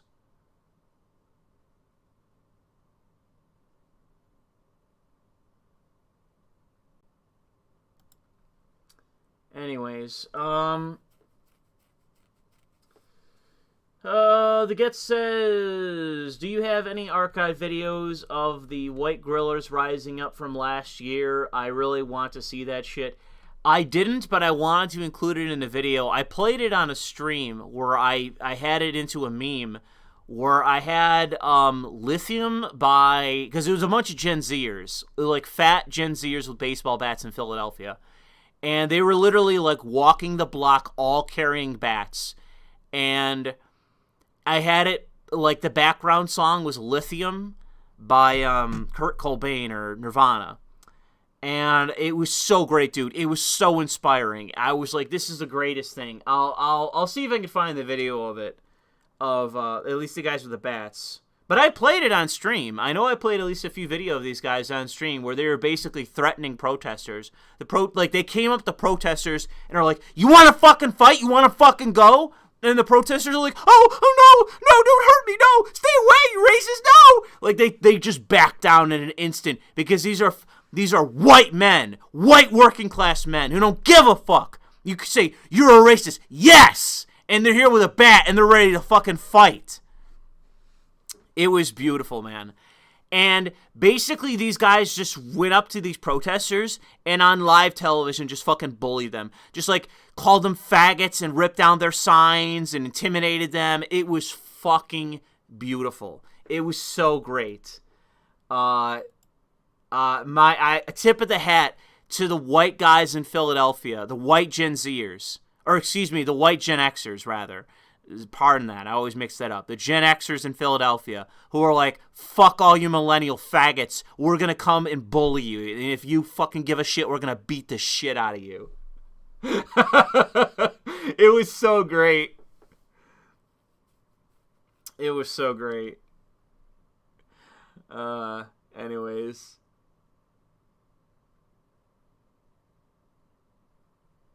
Let's see here. Phil Philadelphia Bats protest. I don't remember. Oh, I do. I think I found it. Oh, I think I found it. Oh, I gotta go back. I swear to God, that was the article. Yeah, here we go. Oh, no. Don't do this to me. Don't do this. Come on. Okay, I'm pretty sure this is it. Yeah, June 2nd, 2020. I'm pretty sure this is it. So it was just like a wave of white men in fucking Philadelphia with baseball bats that literally just rolled down the street. And they're like, and it was a combination. You see like some boomers in the background, older guys, but it was a lot of Gen Xers. And it was amazing. It was fucking amazing. And they came for a fucking... This guy's got a fucking shovel. This guy here is a fucking shovel. Oh, man. And there's a couple leftists that got the shit beat out of them. Which, good. Good. I stand by and I avow these Philadelphian men standing up for their city. Let's see here. There's a link.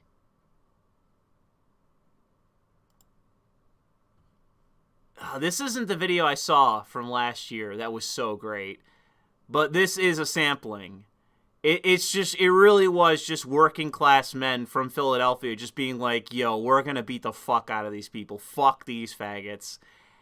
And this guy has a hatchet. Come on, it's not an axe. That's a hatchet.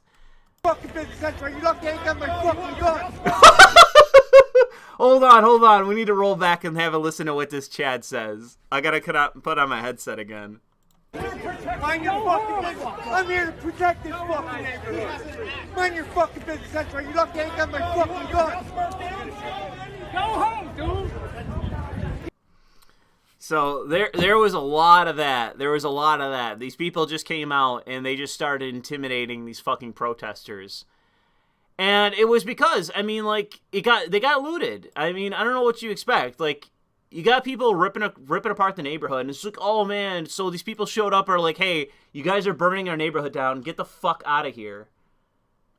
It's like, you know what? No, I am on the side of these people who live in this neighborhood intimidating these fucking anarchists. Fuck the anarchists. So, I don't care. Oh, they used violence. It's like, yeah, so did you. So, how about fuck you? How about that? How about fuck you, I'm on the side of the guys wielding the bats? How about that?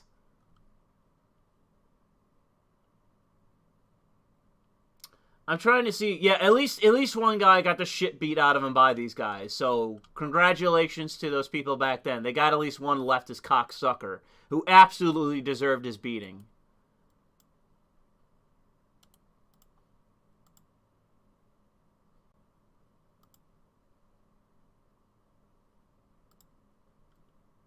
Oh, I think I might have found the video.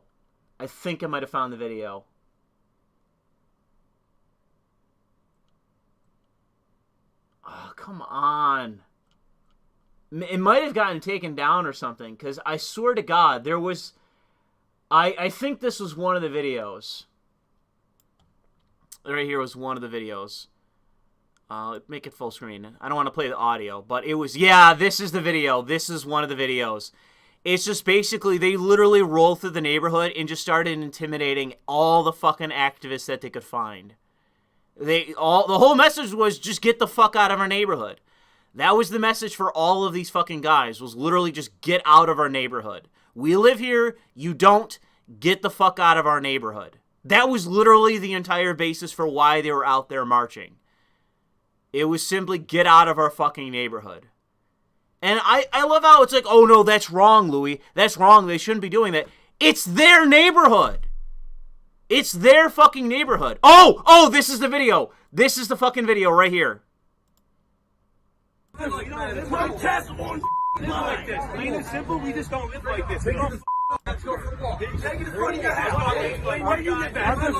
Protest on like this. Plain and simple, we just don't live like this. We don't with everything. No matter the race of photo me and him. Pick on someone that can't defend themselves. A cop can't defend himself, so we're here. Anyone who wants to roast a cop or pick on a cop, pick one of us to out and we'll go around the corner and fight you one-on-one. So unless that, take that faggot energy and go somewhere else. We just want peace. Oh my god, I will never get over that video and how much I love it. If I could, I would legit buy that guy a round of beers. I love that fucking man. It is the greatest video, dude, of take that fucking faggot energy elsewhere. I am 100%, I avow this man, I am 100% on his side. That's all I'm gonna say, is I am 100% on his side. Let me get to, I'm trying to speed it up when they get to that argument again, because that was so funny. Head wide open. Yo, let's go for a walk. Take it in front of your house. Where you live at? Protest on like this. Plain and simple, we just don't live like this. We don't with everything. No matter the race or photo me and him. Pick on someone that can't defend themselves. A cop can't defend himself, so we're here. And the irony is, and I pointed this out to a few people, including Sargon, that this guy right here is wearing a Dave Chappelle shirt. So this guy is a Gen Xer who likes Dave Chappelle. Like the fact that they're calling these people white supremacists and all this shit, it's like you are literally like these guys are like, I don't want to insult them, but this is like the coalescing of like the working class and like the college educated middle class on the right wing. Like these guys are not into all this esoteric horseshit. They're not into all this fucking theory. These are normal guys. These are average guys. These are guys that don't have a problem with black people. But what they do have a problem with is with your faggot energy and all this left-wing shit. Anyone who wants to roast cop or pick on a cop, pick one of us the out and we'll go around the corner and fight you one-on-one. So unless that, take that faggot energy, faggot energy and go somewhere else. We just want peace. So I can only say, I can only avow this man so hard and say that I am on his side entirely so hard. And I stand by them every day. Every day, every time. I love, there's an article by Vice. It's like, oh my god, they beat up some left-wing agitator after he probably threatened to fight them. It's sort of like, okay, sure, they kicked the shit out of him. Fuck you. Fuck you, left-wing cocksuckers. No sympathy. You get what you fucking deserve. You're lucky you survived that fight, you wafer-thin faggots. Oh, man. Totally on the side of these white men in fucking Philly. Are those hollow bats? Well, some of them are wood and some of them are metal. I'm pretty sure it hurts pretty bad to get hit with one. I don't think you'd want to fuck around with them. You get hit once with one of those in the head, your lights are going out, dude. Anyways,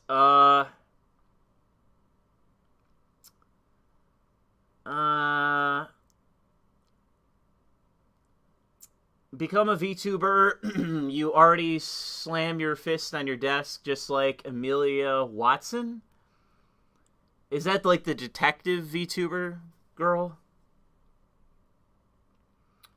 Whenever leftists push status BS, bring up the need for police to enforce it, then proceed to throw all their BS back in their face that they support a racist institution and let them know the police started as slave catchers.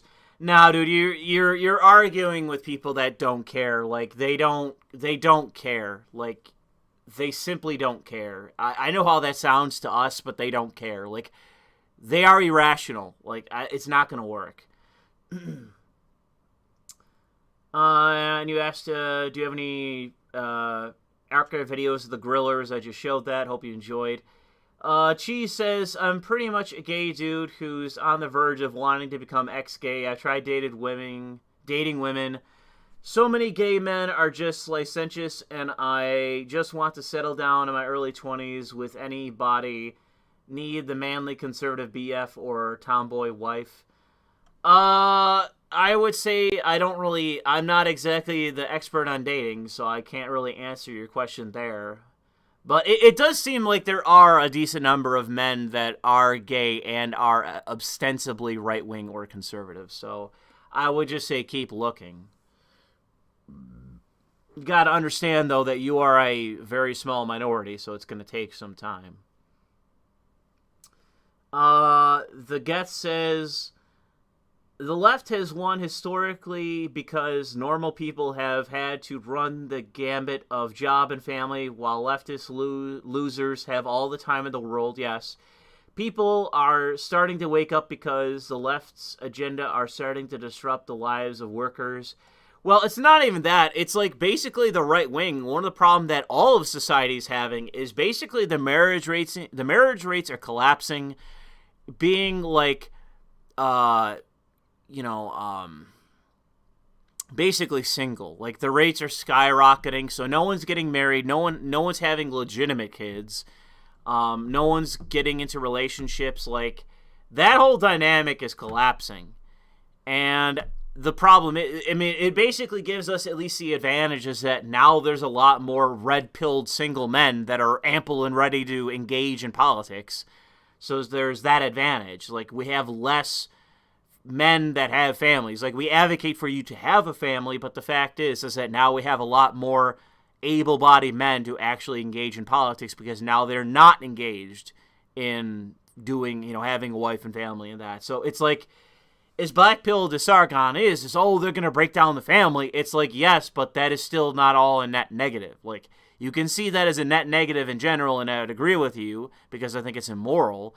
But the fact is that it's not going to harm our side really that much. It's going to actively help our side have more people, because we want to get back to having a normal, functional society with families and relationships and whatnot. Not every loss is simply just that. The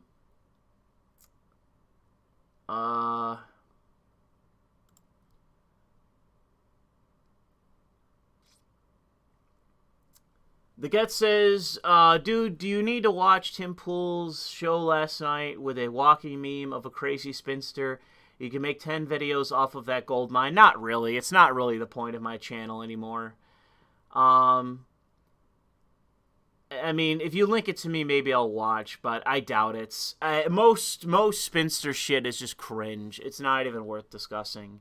And for whatever reason, that attracts a lot of negative attention to my channel. There's a lot of simps out there that are desperate for that spinster pussy. That attracts a lot of negative attention. So I really have a problem concerning myself with it anymore. It's just kind of pathetic.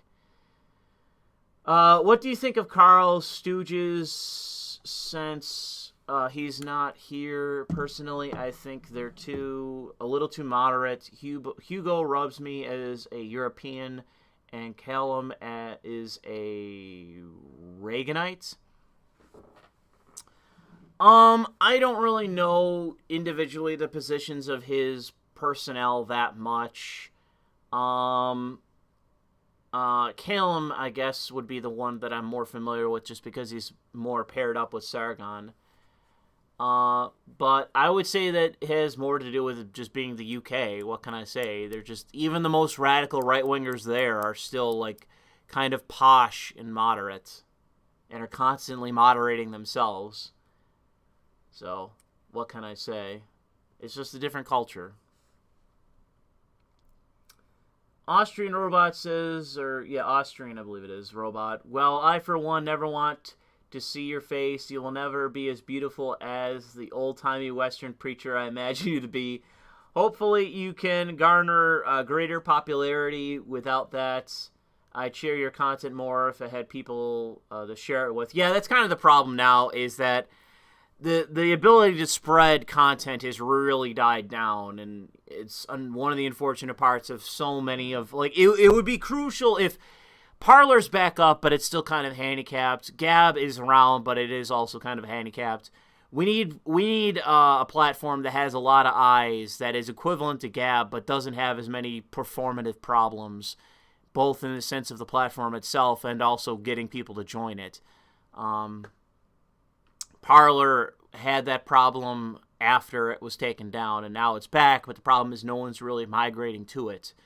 It had its chance in the beginning and exploded, but unfortunately after it got taken down, if it does recover, it's going to take a while for it to recover. It needs bigger voices to join it and get it going.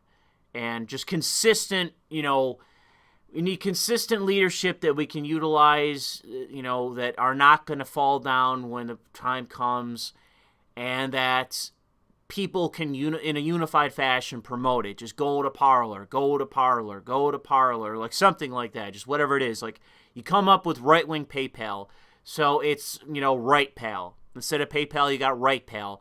Go to RightPal, use PayPal, get an account on RightPal, and then you can sort of, as they grow, go to RightPal and say, sponsor my shit. You're getting money and sponsor me. I'm going to promote you. Sponsor me. I'm going to promote more of RightPal. And it creates a feedback loop that snowballs. You get more people growing content. You got more people that are fully funded. You got companies that support us that are growing. It's that great snowball effect that it could have happened with Parler, but they got taken out because they didn't anticipate it. They got gabbed and they didn't anticipate it, and they were stupid for doing that. It totally killed them. They could have been a real competitor, but they left themselves open, and they fucked up twice with getting hacked and then getting taken down.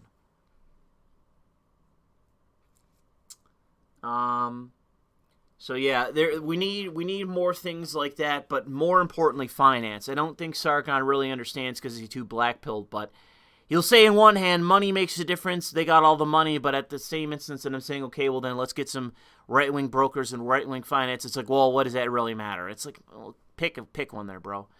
But it's important that we get these things going because it'll definitely help us.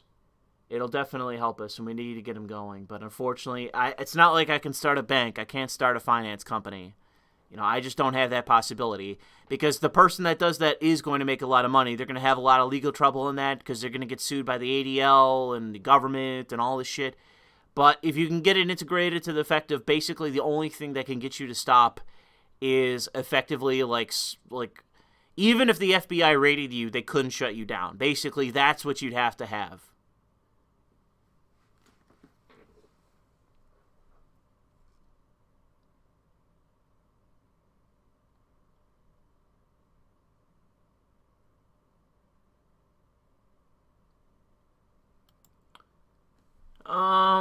Anyways, Fire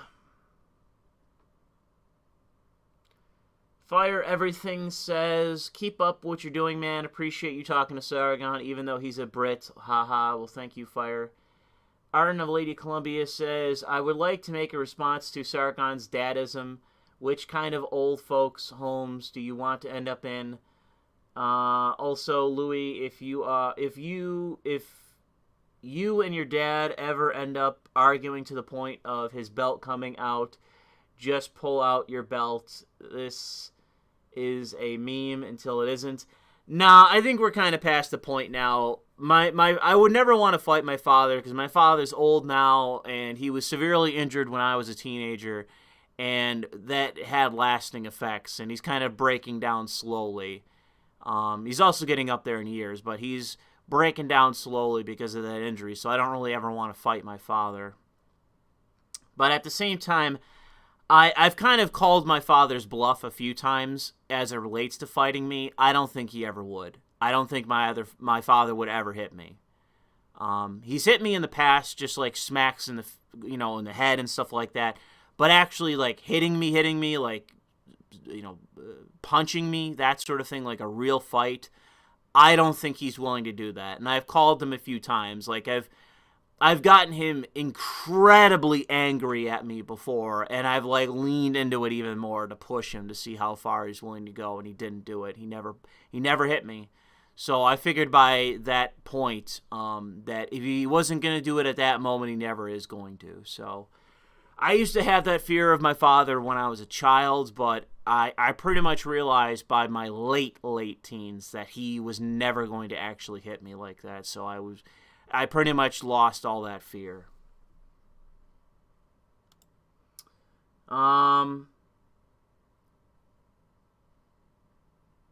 Let's see here. Cloud Killer says, don't listen to these Fed posters. Get a SKS 10-round internal mag that accepts stripper clips.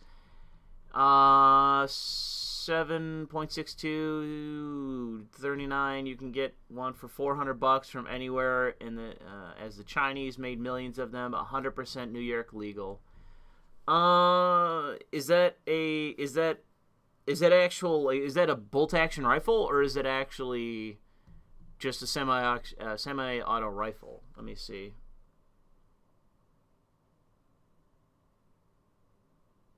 I don't know. You're not giving me an actual name or anything. It's just a generic rifle.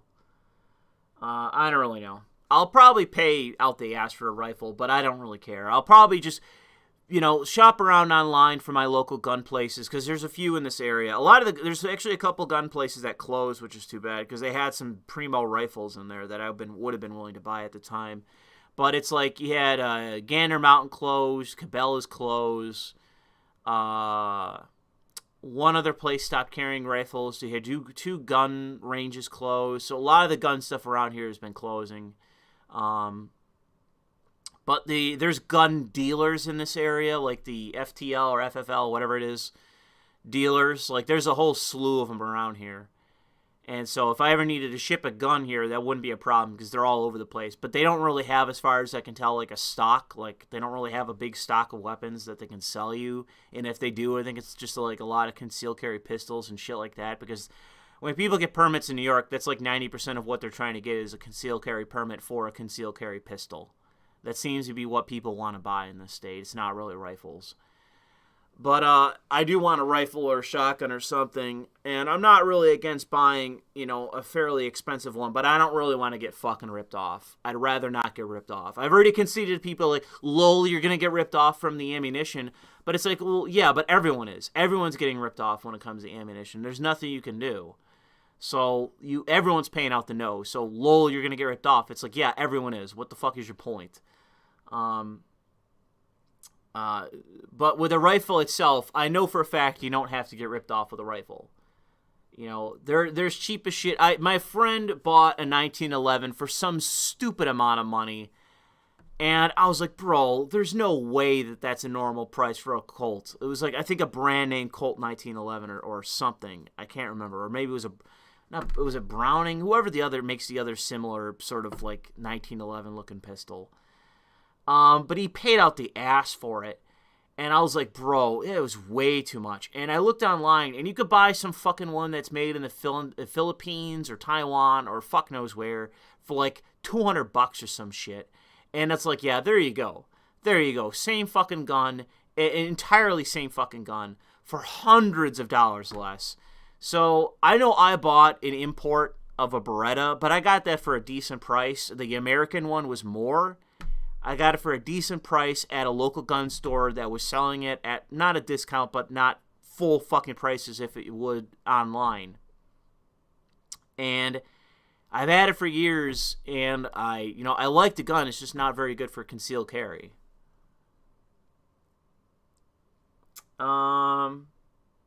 Okay, I guess we're gonna get a new image on the screen. The question is, as always, how spicy do we want to get? I don't really have too many that are that spicy that are Yuri, because that's the theme of today. I guess I'll put up this one. This one's a little bit spicier. This one's very wholesome. This one's a little bit spicier. Right here. But we're still dealing with two legal adults. That's all I'm gonna say. Clearly, two legal adults in this picture.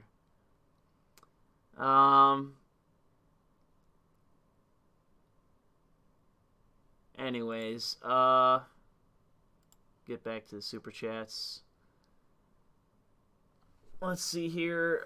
Cowboy Curtis says, the only reason ARs are so cheap is because of the volume of manufacturing. Sucks that the SAFE Act limits your options, but the Mini 14 is one of the better rifles that you can get in New York that complies. You probably won't find Mini 14s in stock. Used is the way. I really don't want to buy used guns. It seems like used guns are either nearly as expensive as buying new, or there's something wrong with it. Like, it's rusted the fuck. Like, I wanted to buy an older revolver a while back, and I was looking at them online, and those were your options. Near mint condition that was insanely expensive, or basically like somebody just found it in a fucking gutter after 50 years. Like, there was nothing in between. It was really bad. So I'm not really big on buying used, to be honest with you, if that's what the stock is. Let's see here. Oh,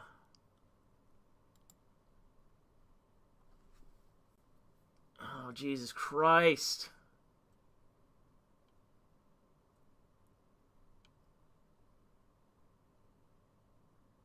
Bob says, Florida passed a content moderation bill recently. There was apparently an amendment that exempts a provider that owns a theme park. Senator Rodriguez? The interesting thing is that the Facebook CEO paid $8 million to double his land, enough for a park. Yeah, that's because of Disney in Florida and it's obvious why. And technically, Disney does own several platforms, so it's not surprising they'd want to do this. And the fact that they're buying up fucking everything.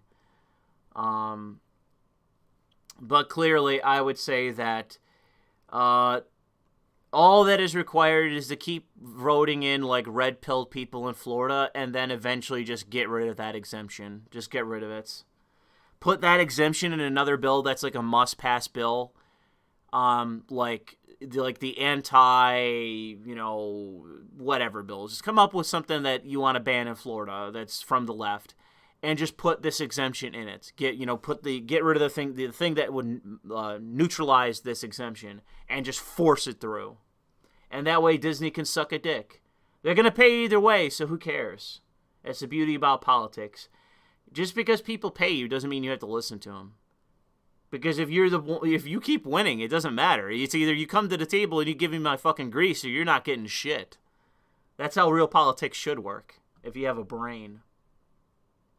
If the corpos don't pay you, do nothing for the corpos. Or, which is the 4D chess move, is harm the corpos. That's my position. Harm the corpos.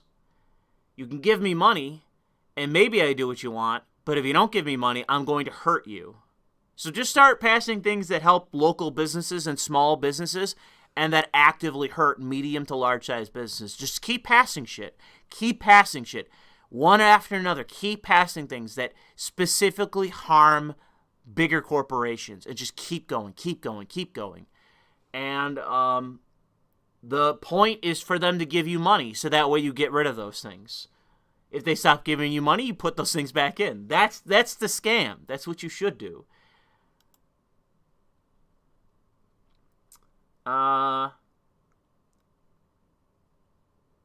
Let's see here. Yeah, I know there's a lot of super chat. What can I say?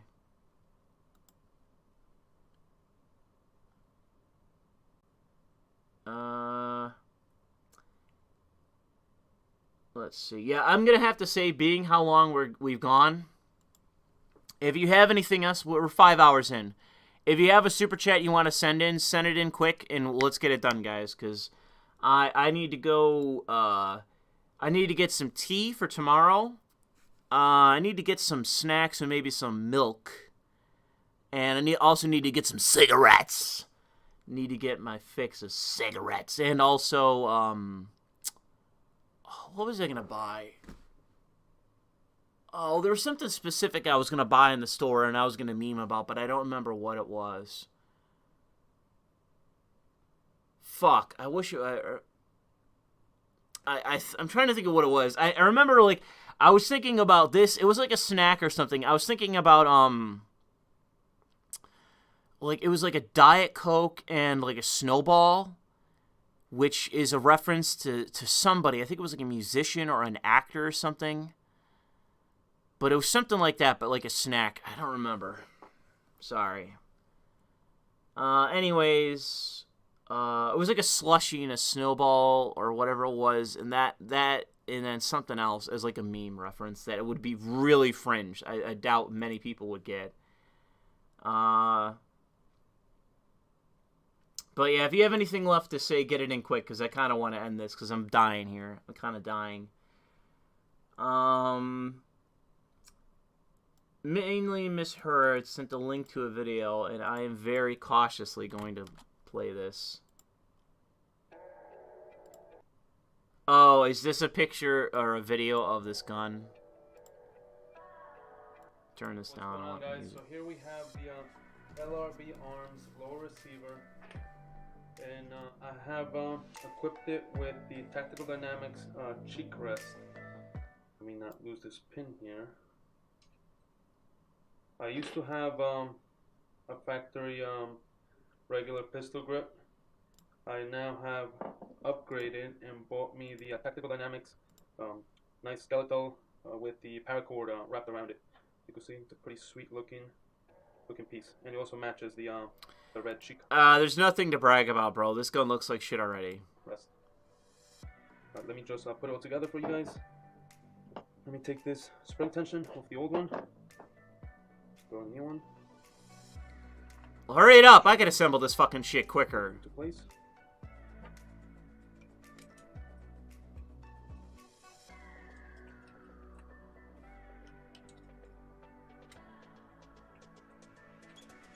I don't... What the hell is the difference with the grip, then? Because it's hollow? Like... There you have it. Someone's looking to purchase in the low tactical folding stock. It's going to look pretty dope. We're able to fold. It's going to extend it about an inch, maybe a little bit less, but you'll be able to fold it in. I'm pretty sure you guys have seen it. As you guys could tell, also, the detachable mag. However, it's not a fully functionable AR yet.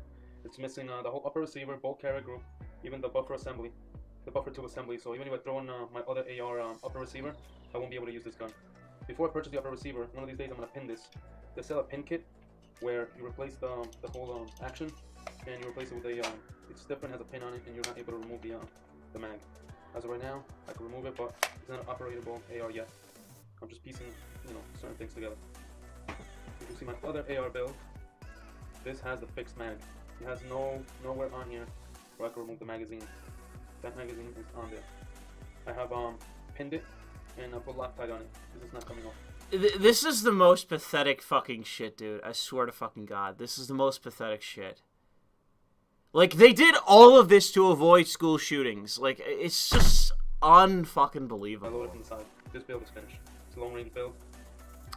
And it's like the overwhelming amount of crime in the state. Like, 100% of the murders in Buffalo this year and last year were all people of a certain ethnicity fucking murdering each other in the streets with illegal pistols. It was none of this, no rifles, no shotguns, no nothing. It was all joggers shooting each other with pistols in the streets. That was 100% of the fucking murders.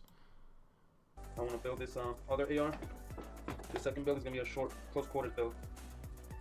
Stay tuned, guys. This is going to be a dope build that you're not going to want to miss. I have not decided yet which... Will you hurry the fuck up? 300 blackout is option of the... Is he not actually going to construct this thing? Like, asshole, fuck you. Fuck that video. He didn't even show actually how it works, how it functions.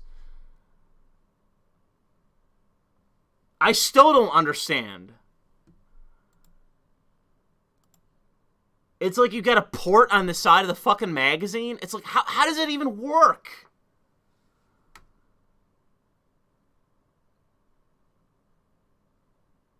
It's so stupid and Byzantine. I would never in a million... If you own one of those rifles, I assume you to be gay, okay? Anyways, I'm not clicking that link. Thank you for the link there, mainly misheard, but I'm not clicking that. Tomo Kun says, "Hey Louis, an expat from New York City wondering, will my hometown ever rebound if we get a Giuliani / a real right-winger governor along with purge leftists in the state local governments?" New York City is a different beast of its own right, because it seems like there are red parts of New York, but they're not within the main of the city. it seems like the main part of the city are just total leftists, like all leftists. So New York City is a harder nut to crack. But if you wanted a right-wing governor or a Republican governor, my plan of the NYPD going on strike, the chances of a Republican governor after that dramatically increase. So in New York, we're not as far gone as people think, but we are on the same road as all these left coast cities or states. We are on the same road as them, but I think that people grossly estimate how far gone we are. The only place in New York that is as bad as it is in the West Coast is New York City, and that is black people. Black people attacking Jews, black people attacking Asians, black people attacking whites, black people just in general attacking the fuck out of everybody. That's as bad as it is on the West Coast. But Antifa and all that shit, they are in New York, but they're nowhere near as strong as they are on the West Coast. So, and the sympathies of the politicians are nowhere near as strong. Cuomo and that sort, they're not Antifa types. They're the neoliberal establishment. Same with Schumer and fucking what's-her-face. The other bitch in Senate, you know, they're all like that. They're all neoliberals. They're not these crazy freaking SJWs. Even if you say, oh, what about AOC? You're talking about, like, the worst part of fucking Manhattan and shit. Like, it's very much a very cornered part of the state. It's not the bulk of the state.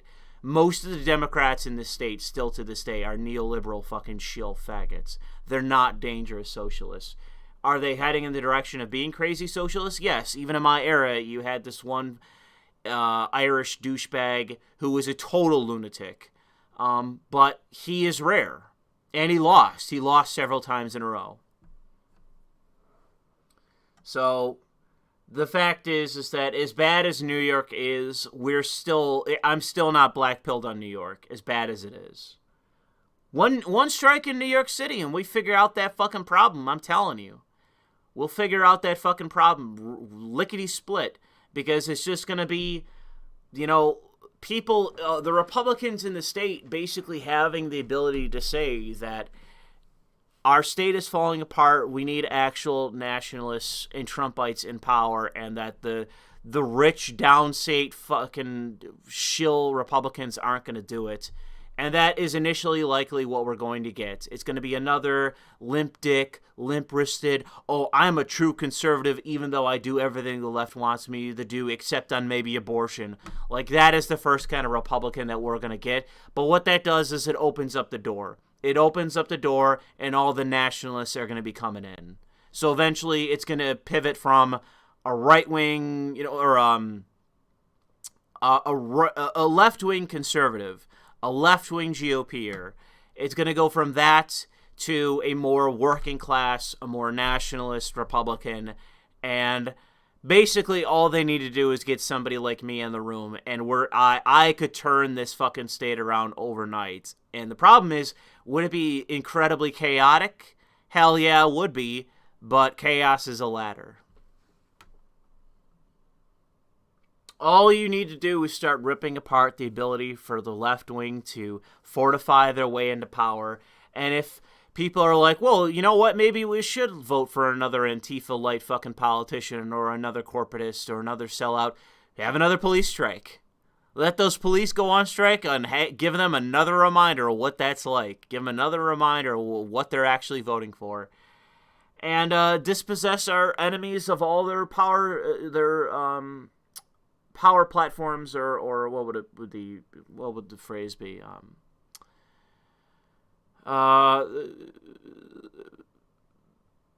Their power base. You know, you remove that, and that's it. That's all they got. And once you do that, they have to basically scramble to recoup, and it'll take them a long while to actually defeat you again. Anyways.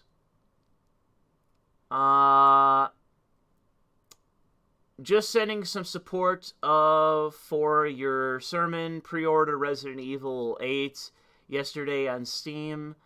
And going to check out the demo that dropped today. Lots of Coomers simping for mommy milkers. Lady, any interest in the series? Nah, I've been disappointed by Resident Evil far too many times. I am not interested. That is a series that I have wholly written off. I've played several of them, and every single one of them has disappointed me, so I am not interested. I'm glad that you like it and you have your 13-foot vampire, whatever the fuck she's supposed to be. I don't care.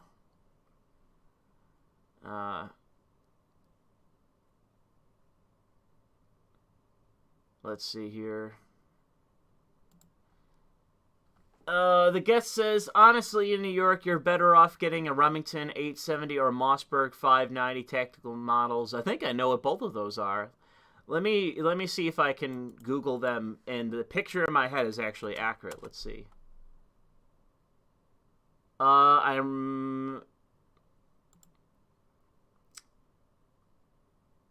Okay, yes.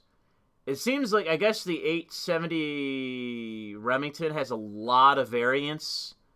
This is, by the way, when I think of the 870, this is what I'm thinking of.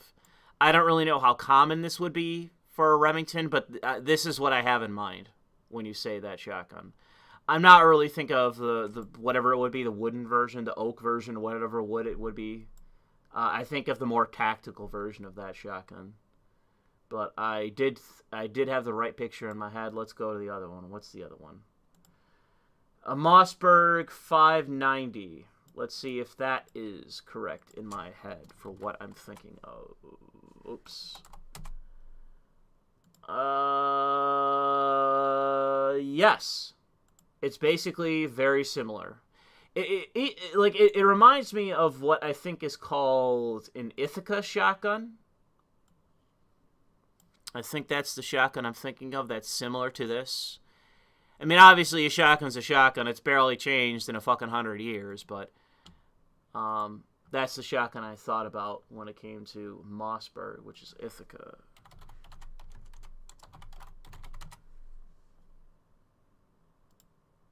Which I'll quickly show you. Can I get a full picture? It's not exactly what I'm talking about. A lot of older variants, apparently, of this shotgun.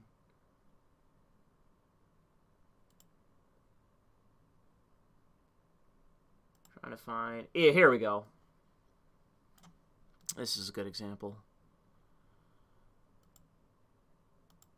Can I get a bigger picture? No? Apparently not. Okay, then. But this small picture here is actually what I was thinking about. Oh, this one has like a weird... Look at this. What is this? It's got like some sort of muzzle thing on it. Look at that. That's weird. What is that? Yeah, what is this?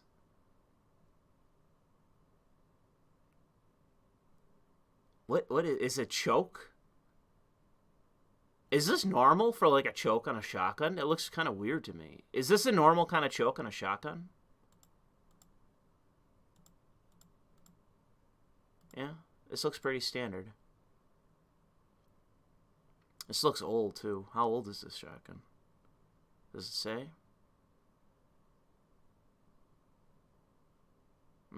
Anyways.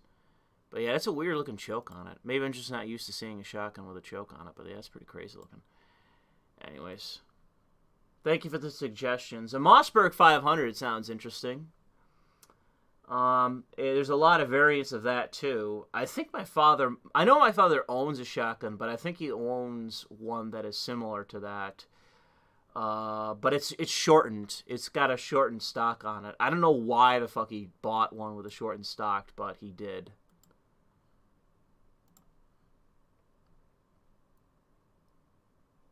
The long barrels are for duck hunting? Okay.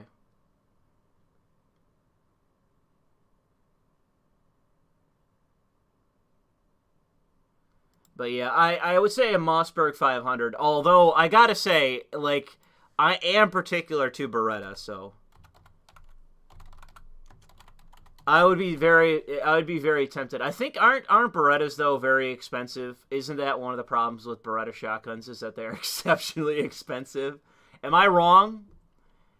Let's see here. Let's get it on screen. Here's Beretta shotguns right here. This is from Beretta.com. And I gotta say, like, you look at some of these, and I know some of these are more for hunting, so they have, like, skins on them. But, honestly, like, I honestly think that a lot of these Beretta shotguns look very, very slick and very cool, and I like them a lot. And I think the less that do with hunting and the more that are, like, modern or tactical, that sort of thing, like, they still really look good. Like, here, right here. A tactical shotgun right here. Like, I don't even know if this is even compliant in New York State with all of our stupid fucking laws. But, I would imagine that these are insanely expensive. Oh, I don't really want to look for a dealer. But, yeah, I very much like the aesthetic of Beretta shotguns. I know that they're not really that much different from what many shotguns are. Because, like I said, with shotguns, my understanding of shotguns is that in 100 years, they haven't, maybe even more than 100 years, they really haven't changed all that much.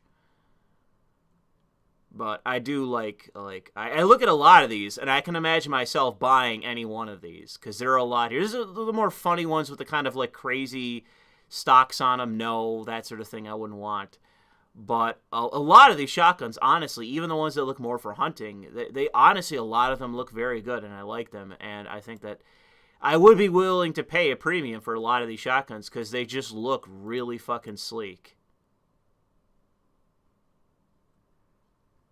Oh my god, look at some of these prices, bro. Look at some of these fucking prices, bro. Jesus Christ, $2,350. Fuck me. Oh man. And the thing is too is that, like, I'm gonna want one that's imported from Italy, just like I got with my pistol. I don't want to get one it's US made. I want to get one that's imported from Italy, bruh. Gotta get me an import, bruh. I don't want the USA one. I've been warned. I know somebody that is more of, like, a gun enthusiast who told me not to get any of the American-made ones. He told me to get them from Italy. So I can't really say if that actually makes a difference or he's wrong or whatever, but I was told by at least one gun enthusiast that I know that he said if you buy a Beretta, get them from Italy, don't get them from the United States. And he didn't really go into why that is, but, I'm not really in any position to disagree. The rifles though, look at these, I don't know. These rifles look kind of ass. 22 rifle. That's all I say about that. Fuck your 22.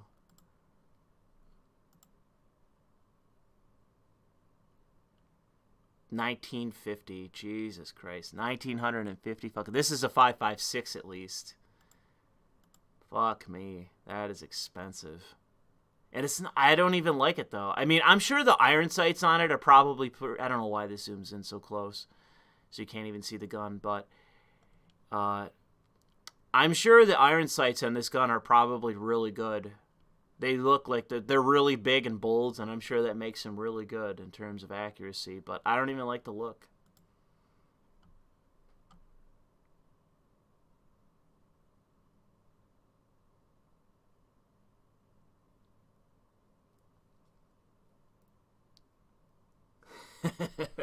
I have a handgun. I need another handgun. Mossberg is the best U.S. brand. Well, I'll take your word for it.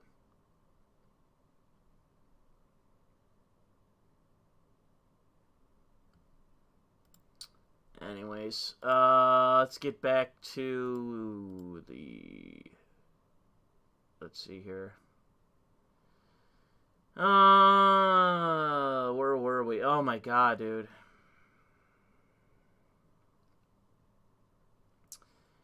Usually around $500, $600. Get some Estic shotgun holsters that can go in AR-15 mag pouch. Get a plate carrier.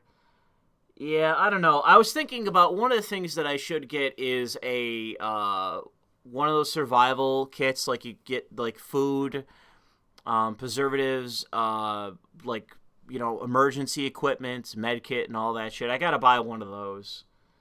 I know they're probably all sold out and all that, but I should have bought one a while ago, and I should get one just for my own safety.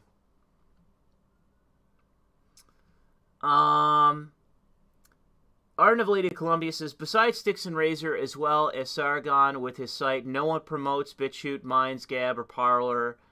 First thing in the videos, most do not even make exclusive videos. Well, Sargon does, and so does Styx. Razor, I'm not sure. We mentioned Subscribestar, hence why new tech had hindered and evolving faster. Well, that's something that I should say I mentioned Subscribestar, not necessarily a lot of my videos, but I mention it at every stream.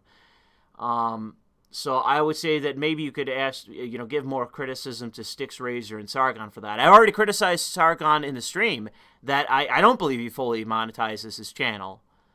And his content in his company. I believe that. I think that he could be bigger and he could better monetize his shit, but he chooses not to. So I criticize him for that. He should become a fucking billionaire.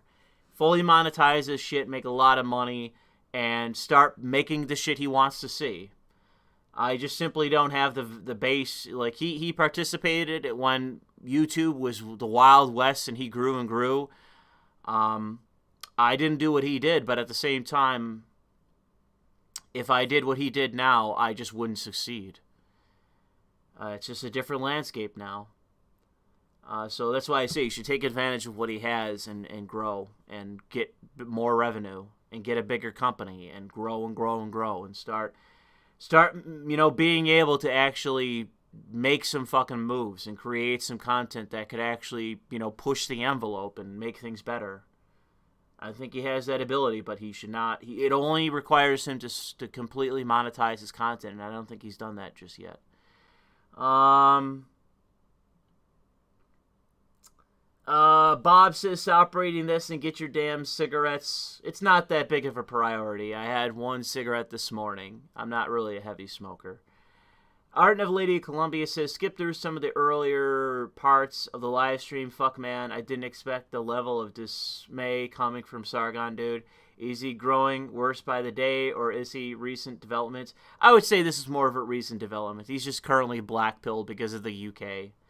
Also, right is less organized because it's individualistic. That's kind of true, but kind of not. Mainly misheard says, the second video super chat I've sent was better. The first video was a result of me fast searching. If you're not going to watch the video, I'll describe it. Basically, you can't take out the magazine because it can open up the rifle to reload. It's as it sounds. But you can open up the rifle to reload. I don't know what you mean, but I don't really care. I'm never going to buy one of those guns. There's your answer. Especially at a $1,200 or $1,200 a piece. Yeah, right. Cowboy says, don't be afraid to use guns. They often hold their value. Go on Gunbroker or read the descriptions. They'll tell you if it's in shit condition or not. Also, don't buy cheap third world knockoffs. They'll fail you when you need them. Well, it sounds like sound advice from Cowboy. Diddly Doodler says, Man, I went hit some balls at the range and then played non-holes, and you're still streaming. Here's my collections, Pastor. I'll listen to the VOD later. Well, thank you, Diddly Doodler. Baron of Phileas? I don't even know how to say this. You can never pronounce Phineas, right? Is it Phineas? I don't even know how to fucking say this. Right? How would you feel about a Franco-style government? He seems alright. God bless Florida. May it be free. Do you mean Franco in Spain? Is that what you mean? Or do you mean Franco as in the French? I'm not sure what you mean. Do you mean Franco in Spain or in France? I don't really want a French system, and the Spanish system seems to be basically a socialist system that keeps hitting reset, a former empire that just keeps hitting reset on being a socialist shithole.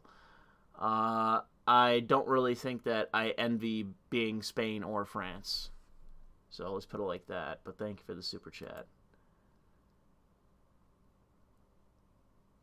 And that is it. That looks like it's it for the super chat. So before we go, I'm going to tell everyone in this chat to hit that motherfucking cock-sucking like button. Pound that like button. Pound it. Pound it. I have some green tea on my desk. Pound that fucking thing. Just like this, I'm pound this fucking can. Even though I shouldn't because I want to actually recycle it. Well, I guess it doesn't matter because I'm recycling. So pound that fucking like button just as I crush that fucking can. And then try to basically resurrect it. Pull it back into place. That'll have to do. I also spilled some tea on myself. Pound that fucking like button. And, it seems like we're about done. I'd like to once again thank Sargon for stopping by and unloading his black pills on all of us, coming on our stream and just spilling black pills left and right. Hopefully we can cheer him up. He needs himself a pep talk, and he needs to stop being a fucking cuck and become a millionaire. He needs to stop limiting himself because, well, I don't want to be that successful because I'm not that kind of guy, and fully embrace, buy a fucking gigantic 2021 Cadillac. Oh God, what is it? Escalade. Yeah, that's it. 2021 Cadillac Escalade. Let's look it up. Let's see. Oh, here it is. Here it is. Right here. Let's get this on screen. Get this fucking on screen. Let's pop this baby open. Let's take a look. Every day that passes, that Sargon of Akkad, a.k.a. Carl Benjamin, fails to own one of these vehicles and drive down the street smoking a cigar, listening to Rock the Casbah, he is a literal cuckold. I don't care about his family. I don't care about his kids. I don't care what he claims in his own defense until he becomes a multimillionaire and buys one of these fucking SUVs and drives down the street smoking a cigar, hopefully wearing a loose-fitting bowling shirt and smoking a cigar. He is a fucking cuckold. I stand by that. I disavow him in his entirety until he gets that fucking vehicle.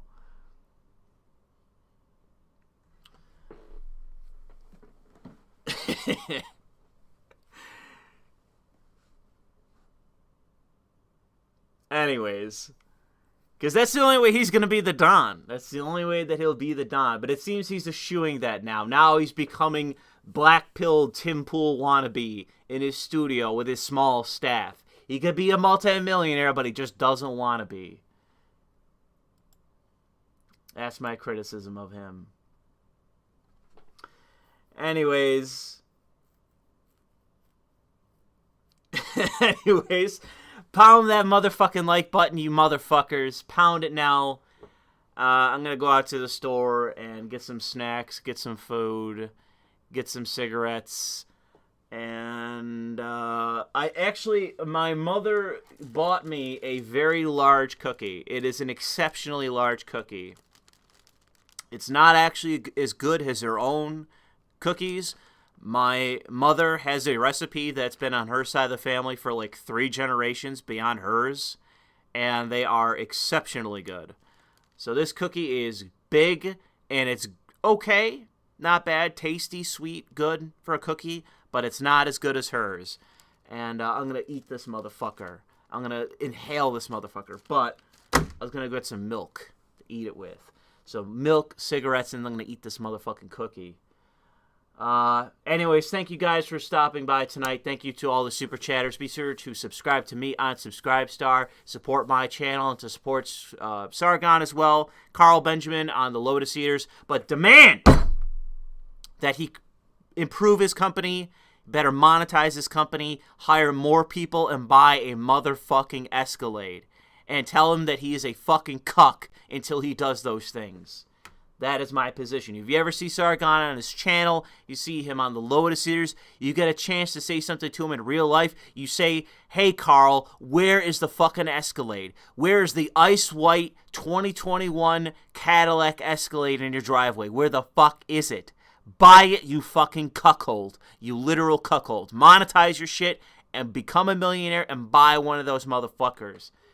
And until then, subscribe to me on Subscribestar, and I'll buy this thing. I'll buy one, and I will send it to him, just so he has it. And so, because I am a friend, okay? I love Carl Benjamin. I love him. I love him as a friend. And the problem is that I don't want to see him be a literal cuckold and not own an ice white 2021 Cadillac Escalade. Okay, he needs one in order to function, in order to live, in order to be an actual man. He needs it, but he refuses. He's afraid of it. He doesn't know what he needs, but I know what he needs. Anyways, like this video. Thank you for stopping by, and thank you everyone for being generous and sending your super chats, and thank you for Sargon for stopping by. And until next time, I guess we'll see what happens. Probably another breakdown, a police shooting breakdown video in the near future. That's likely. All right, thank you.